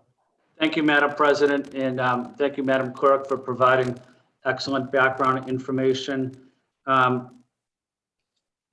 Getting right to it, Madam President, there are 10 projects that were approved by the Brown Fund Commissioners, and I'm asking the City Council to approve them.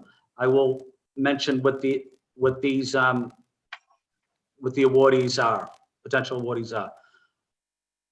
$100,000 to the Boston Foundation for design services of a sculpture celebrating Dr. Martin Luther King and Coretta Scott King to be located in the Boston Common between Tremont Street and the Parkman Bandstand.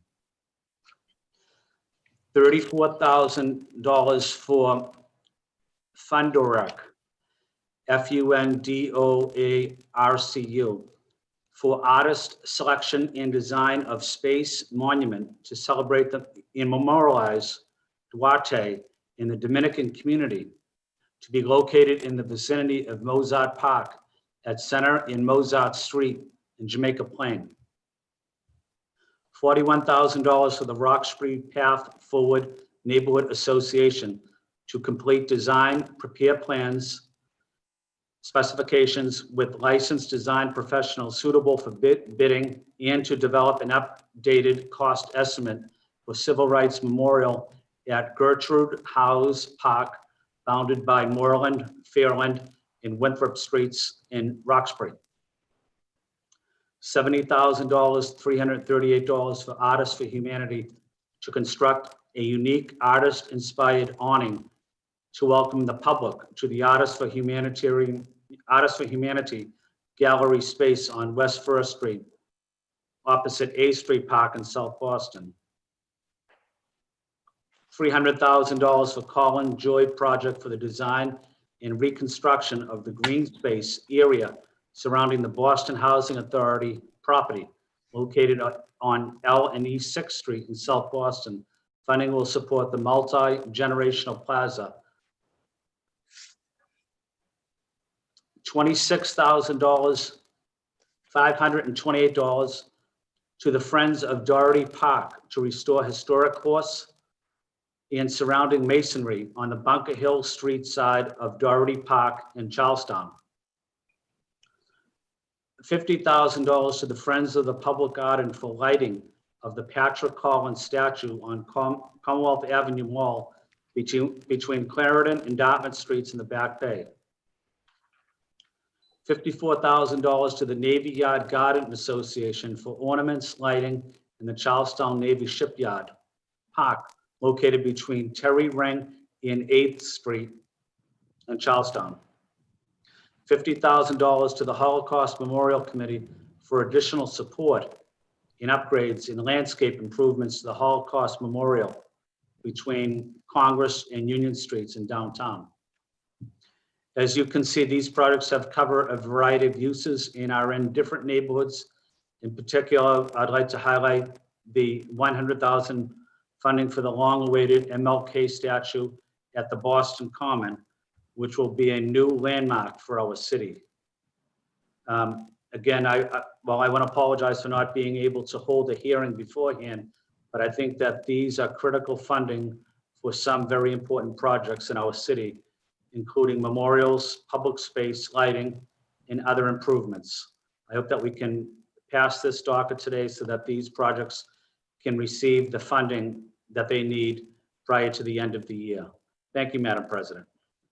Thank you so much. Madam Clerk, I'm going to ask you to call the roll on this docket. Certainly. Docket 1116, Councilor Flynn seeks passage. So thank you so much. Thank you. Docket number Madam one. President. Oh, excuse me, Madam Clerk. Councilor Arroyo, did you want to speak to this matter? Yes, just really briefly. Yes, please, go ahead. You have the floor. And perhaps to you, to the maker, I think one of the questions I would have had and would have appreciated from a hearing, and I'm likely to vote yes on this, but one of the things that I'm really concerned about as we look at everything in the city is equity. And one of the things that I don't know is where and how these projects have been distributed, that this money is going to throughout our neighborhoods in our city. And I don't know if Councilor Flynn has that information. If he does, I would love to hear it. Otherwise, I'm happy to proceed to a vote. Councilor Flynn, so the question on the floor is around equity and how these funds are distributed throughout the city equitably, so that as the projects they're supporting are equitably across neighborhoods, as well as in terms of who we commemorate. I would assume you also mean that, Councilor Arroyo. Can you speak to that now, or? I can speak briefly, Madam President. I know it's a competition, and not a competition, but there's a group of people that review the proposals and they decide what is projects that really would benefit the city, but they are taking a look at making sure that every neighborhood in the city is included historically in this funding. And it's something that as chair of the City of Neighborhood Services, that it's important to me, but going forward, I'll make sure that we have a more robust discussion about these funds. One of the reasons I wanted just to get these out at the last minute is we're running up towards the new year, but going forward, we will have a robust discussion, and I will have hearings on this, but I do take what Councilor Arroyo is saying very seriously, Madam President. I appreciate that. It's a very important question. I know it's one that we continue to ask and need answers on.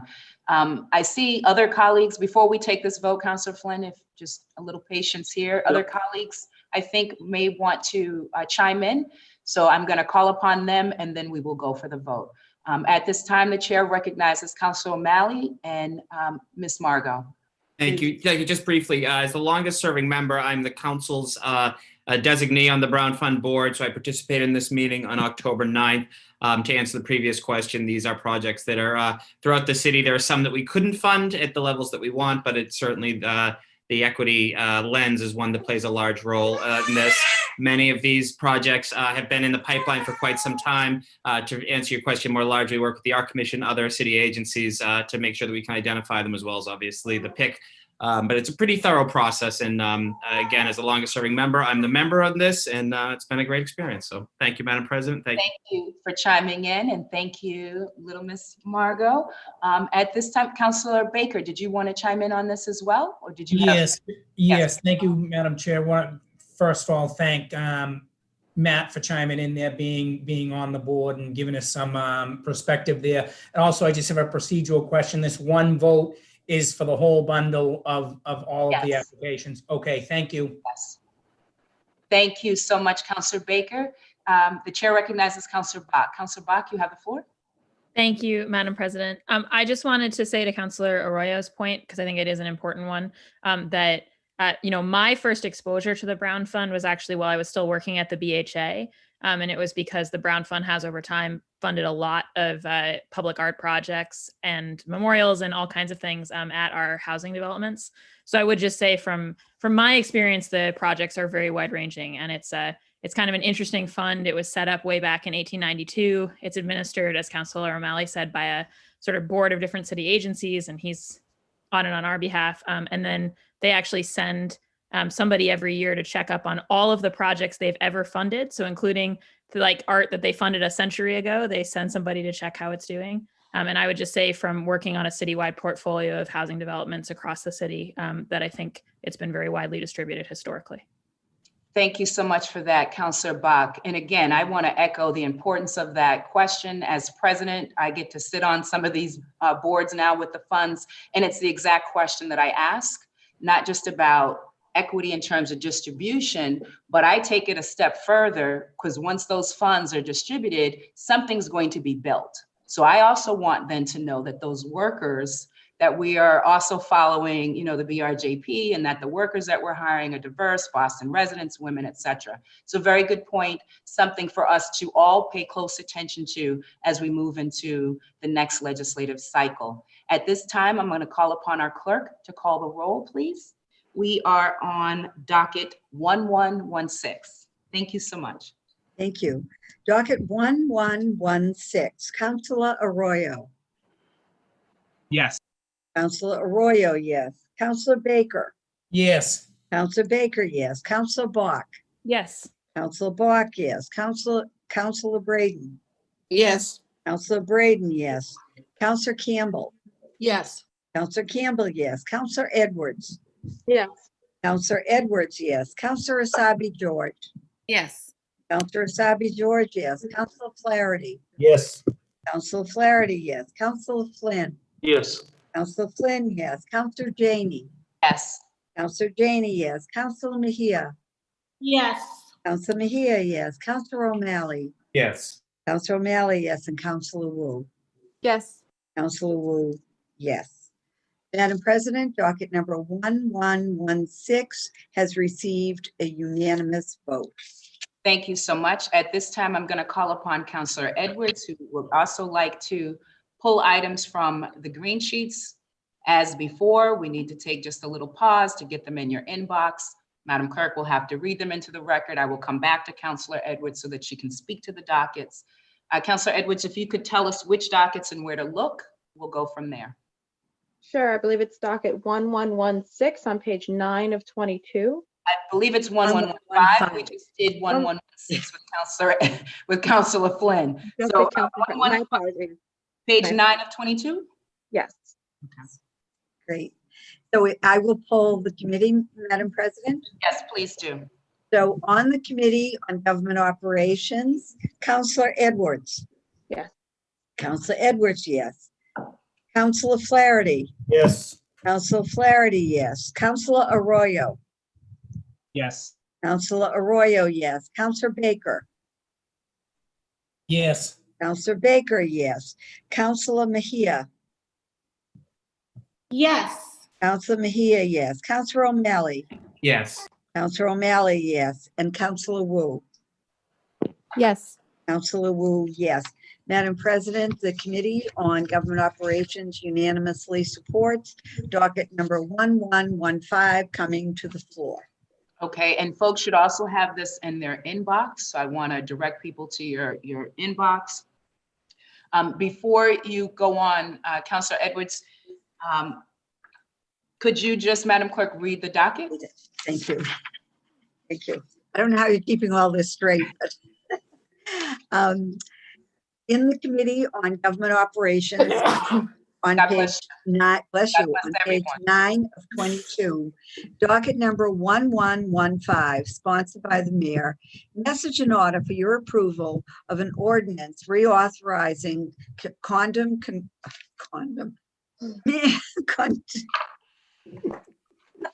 a long day, condominium conversion protection in the city of Boston. Sponsored, filed in the committee on December 2nd, 2020.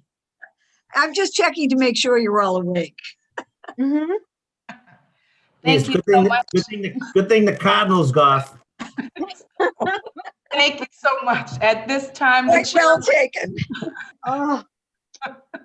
The chair recognizes Councilor Edwards. Councilor Edwards, I believe this is condo conversion. This is the condominium conversion ordinance that we have passed, and we recently were in the process of amending. And we're very excited that we have all basically come to almost finalizing the language, and the administration offered an extension of the current ordinance, and we agreed on a date to be January 31st, 2021. However, I'm offering an amendment because the current version that we have just pulled has the date of March 31st, 2021. So I am asking first to offer the amendment to change the date, and second, that we pass the administration's extension. Could you repeat the dates again, just so that we have it? Yes, Madam President. Currently, the date in the pulled ordinance is March 31st, 2021. I'm asking to change that with January 31st, 2021. Madam President, I would second that amendment. And Thank I you. could read it into. Please read it into the record. We'll see if Thank there's you. discussion, then we'll vote on the amendment. Okay, Great. thank you. Great. This is an amendment sponsored by Councilor Lydia Edwards on docket number 1115. Docket number 1115 shall be amended by striking the words March 31st, 2021 and replacing it with January 31st, 2021, filed in the council on December 16th. Would you like me to take a vote on the amendment first, or do you want to talk about it first? Yep. Well, let me see if there's discussion. Seeing and hearing no discussion on the amendment, we'll take a vote on it. Thank you. Thank you. On amendment to docket number 1115, Councilor Arroyo. Yes. Councilor Arroyo, yes. Councilor Baker. Yes. Councilor Baker, yes. Councilor Bach. Yes. Councilor Bach, yes. Councilor Braden. Yes. Councilor Braden, yes. Councilor Campbell. Yes. Councilor Campbell, yes. Councilor Edwards. Yes. Yes. Councilor Edwards, yes. Councilor Asabi George. Yes. Councilor Asabi George, yes. Councilor Flaherty. Yes. Councilor Flaherty, yes. Councilor Flynn. Yes. Councilor Flynn, yes. Councilor Janey. Yes. Councilor Janey, yes. Councilor Mejia. Yes. Councilor Mejia, yes. Councilor O'Malley. Yes. Councilor O'Malley, yes. And Councilor Wu. Yes. Councilor Wu, yes. Madam President, the amendment on docket number 1115 has received a unanimous vote. Thank you so much. I just want to come back to Councilor Edwards. Was there anything else you'd like to speak to? Councilor Edwards, please. You're on mute now? Can you hear me? Yes, we can. Oh, weird. I'm so sorry. The amendment, and I apologize for that. Again, it's just an extension date change. So I'd only ask that we pass the amended form. Okay, any discussion on the amended form? Hearing and seeing no discussion, Madam Clerk, would you please call the roll? Thank you. On docket number 1115 as amended, Counselor Arroyo. Yes. Counselor Arroyo, yes. Counselor Baker. Yes. Counselor Baker, yes. Counselor Bach. Yes. Counselor Bach, yes. Counselor Braden. Yes. Counselor Braden, yes. Counselor Campbell. Yes. Counselor Campbell, yes. Counselor Edwards. Yes. Counselor Edwards, yes. Counselor Asabi George. Yes. Counselor Asabi George, yes. Counselor Flaherty. Yes. Counselor Flaherty, yes. Counselor Flynn. Yes. Counselor Flynn, yes. Counselor Janey. Yes. Counselor Janey, yes. Counselor Mejia. Yes. Counselor Mejia, yes. Counselor O'Malley. Yes. Counselor O'Malley, yes. And Counselor Wu. Yes. Counselor Wu, yes. Madam President, docket number 1115 as amended has been passed unanimously. Thank you so much. Counselor Edwards, do you have another docket to pull from the green sheets? Yes, Madam President, docket 0960 from the Housing Committee on page 11 of 22. Thank you. Thank you. I want to direct my colleagues to the green sheets, to the inbox. I'm going to ask our clerk to pull we're not going to pull the committee again. If you could just read the Oh, docket. this is a new committee though. This Oh, is yes. housing. Housing, not GovOps. Thank you. So please, same chair, different. Thank you. Please poll the committee on housing. Thank you. And then read the docket, and then I'm going to turn it back over to the chair. Thank you, Madam President. On the Committee on Housing and Community Development, page 11 of 22, this is to poll the committee. Counselor Edwards. Yes. Counselor Edwards, yes. Counselor Bach. Yes. Counselor Bach, yes. Counselor Baker.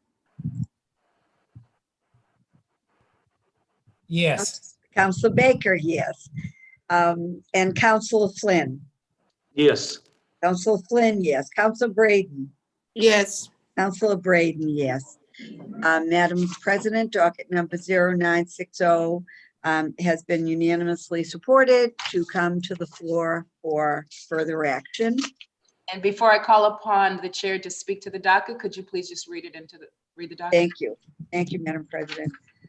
On page 11 of 22, in the Committee on Housing and Community Development, docket number 0960, sponsored by the mayor, message and order authorizing the city of Boston to accept and expend an amount of $313,078 in the form of a grant for the FY20 Fair Housing Assistance Program awarded by the United States Department of Housing and Urban Development to be administered by the Department of Fair Housing and Equity.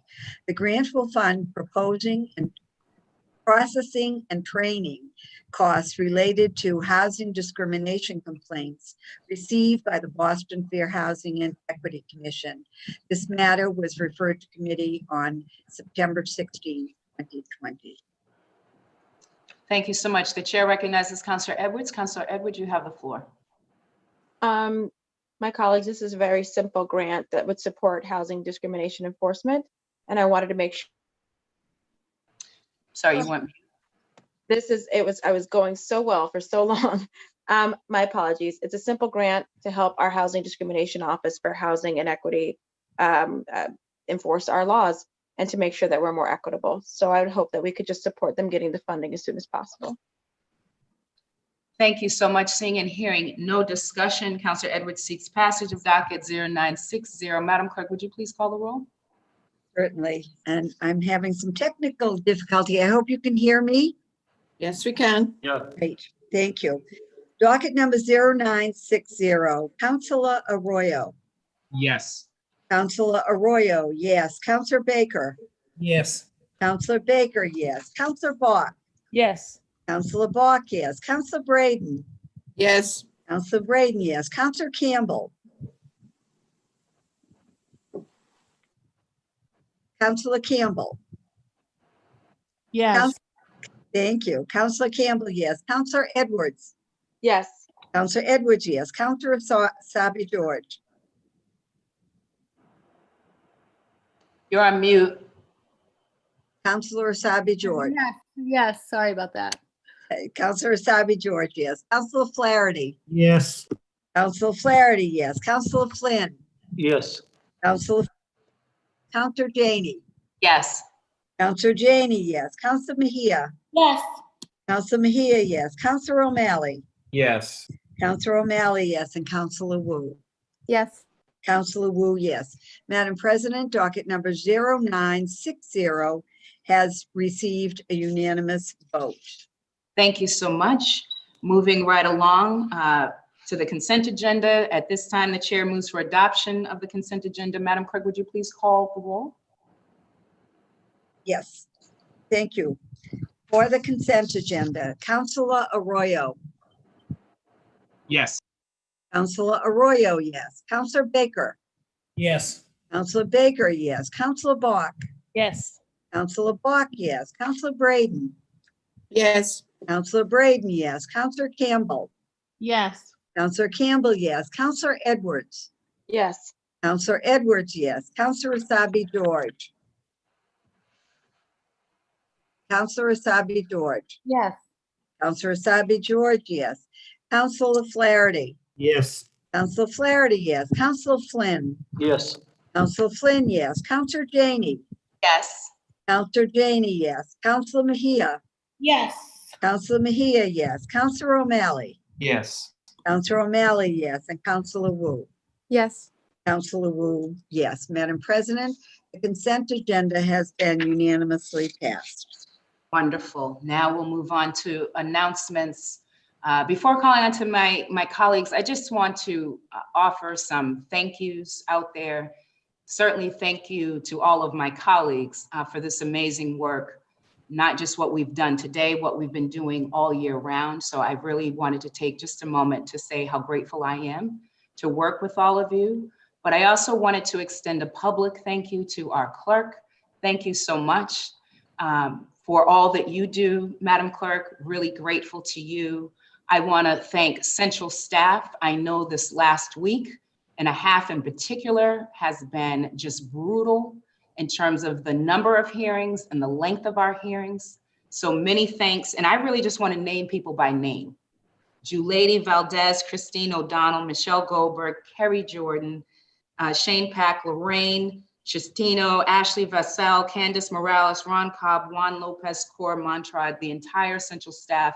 Thank you so much for your work. Certainly my own team. I'm going to start with my chief of staff, Samuel, Kiera, Michaela, Dev, Genevieve. Really grateful to each and every one of you. Thank you to Fernando, who's on here, our stenographer, everyone. Certainly want to remind folks that our virtual holiday party is this evening, encouraging everyone. I see some of our colleagues are feeling festive. I see Counselor Asabi George wearing a green dress. I have my bow. I think Counselor Bach has her holly. I hope to see everyone in our virtual holiday party. Certainly our central staff team has worked incredibly hard to make sure that we could still have a celebration, even if it's virtual. I'm looking forward to seeing everyone's ugly sweater. So if you've got your ugly sweater, we're gonna have a contest. Also want to alert all of my colleagues that you have a gift from me at your office. So if you're not in the building, it's right outside your door. Central staff, all of your gifts are out in the lobby. Madam Clerk, I believe yours is on the 6th floor somewhere. Want to wish everyone, we're still in our season of Hanukkah, certainly as we close out Hanukkah. Want to, for everyone who celebrates Christmas, want to wish everyone a Merry Christmas and certainly a Happy Kwanzaa. Show of physical blue hands for anyone who has any festive announcements or any other kind of announcements to make. The chair recognizes Counselor Asabi George. Counselor Asabi George, you have the floor. Thank you very much, Madam President. I do want to just share, as many of you know, I held a hearing earlier this year, just not that long ago actually, to talk about resources that we have for Boston Public Schools library and library staff. While we work to create a library in every school, I'm holding right now a book drive for our BPS libraries between now and December 24th. I've collected wish lists from library staff across the district. So if you have any books to donate or you'd like to buy some, we have a wish list that's been pulled together. You can visit that wish list at bit.ly/citykidsread to sign up. The list of books will be there, but we'll also take any books that you need. I want to thank in advance Council President Janey for signing up to collect books, as well as Councilor O'Malley, who has already sent his along, and Councilors Flynn and Flaherty for volunteering. More of you can sign up and join this challenge, and I look forward to checking out everybody's books.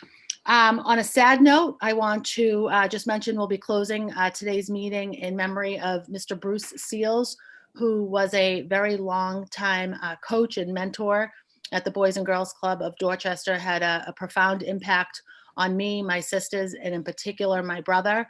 I spent a lot of time not just coaching him in athletics and in basketball in particular, but in life. And for so many kids in the Dorchester neighborhood and beyond, Bruce Seals touched countless lives. I don't think we could actually measure how many lives he touched. He was a very, very tall man. I think probably over 7 feet. I don't know. He was massive, but he was also, he had a massive, massive presence. And I am grateful to have known him. I'm grateful to have had him in my life, and I'm grateful to have had him in my brother and my sister's lives. He will truly be missed, but his impact will be felt for generations, for the people that are now older that he influenced, and their children and generations to come. So I just wanted to make note of that. Many of us are very sad, including Councilor Baker and his family as well today. Thank you, Madam President. Thank you so much for sharing that. Any other announcements? The chair recognizes Councilor Flaherty. I just want to be recognized in the passing of Joe Fahey, past president of the Mass AFL-CIO, who died peacefully in his home on December the 16th. So tremendous labor leader, served in a number of different positions across the board. He was elected president and business agent of Local 387 of Utility Workers, originally known as the Boston Edison, graduated from trade school, and then served as president of Mass AFL-CIO. So true champion, particularly led the effort, the promotion of women into labor leadership positions. And he was recognized as such over the years. And so a special place, I think, to all those in the labor movement, particularly as a former Teamster. So just hearts and thoughts go out, prayers go out to Joe's entire family for work well done while here in the labor movement. Thank you so much, Councilor Flaherty. The chair recognizes Councilor Flynn. Thank you, Madam President. Madam President, I just want to highlight an event on Saturday that I will be attending in representing the City Council, but it's wreaths across America. It's providing wreaths at the gravestones at the Mass National Cemetery in Bourne. There's a lot of Boston people that are buried there, but they've dedicated their life for our city and our country, in service to our country. So on behalf of the Boston City Council, the City of Boston, and I'll be attending as a representative from the Disabled American Veterans, placing wreaths at the cemetery on Saturday. So I just wanted to let the council know that I'll be there in their name, but also in the name of the residents of Boston as well. Thank you, Madam President. Thank you so much. Any other announcements from colleagues as we wrap up? Great, great, great. I'm reminded by Councilor Sabi George, I too am having a drive. I'd be remiss if I didn't mention my Mittens Mass Drive. There are several businesses throughout District 7 who have adopted a box. Certainly would invite colleagues if they want to adopt a box. Certainly my at-large colleagues who want to adopt a box. The Mittens Mass Drive just recognizes that our youngest members in our city hopefully soon will be back in school buildings. It is wintertime. We know our young folks lose their hats and mittens all the time anyway, and now they've got something else to keep up with, which is their masks. We want to make sure that they are prepared when they are able to go back out into schools. So anyone wanting to support the Mittens Mass Drive, please reach out to my office directly or visit one of the amazing businesses or nonprofits in District 7, and I can get you that list. Thank you so much. Seeing no other announcements, again, want to remind folks about our virtual holiday party this evening. And now we will move on to close out our meeting. Today, we will adjourn our meeting in memory of the following individuals: from Councilor Campbell, Mary Marshall, John Mills, and Orlando Chambers. From Councilor Edwards, Nancy Caruso. From Councilors Baker and Asabi George, Bruce Seals, and Mary Flaherty. From Councilor O'Malley, Edward Coppinger. A moment of silence, please.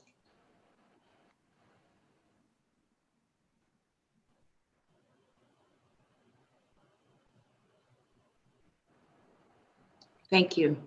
The chair moves. When the council adjourns today, it does so in memory of the aforementioned individuals. The chair now moves for adjournment. And there's a special Latin word for all my BLS graduates here. Sine die. I only took 1 year of Latin. Good job. Which officially ends our legislative cycle for the year. All in favor of adjournment, please indicate by saying aye. Aye. This council meeting and our legislative cycle is adjourned. I look forward to working with all of you in the new year. Amen. Merry Christmas, everyone. Merry Christmas. Merry Christmas. Merry Christmas. See you this evening. Feliz Navidad. Un besote a todos. Ciao, ciao. I'm reading this code today too.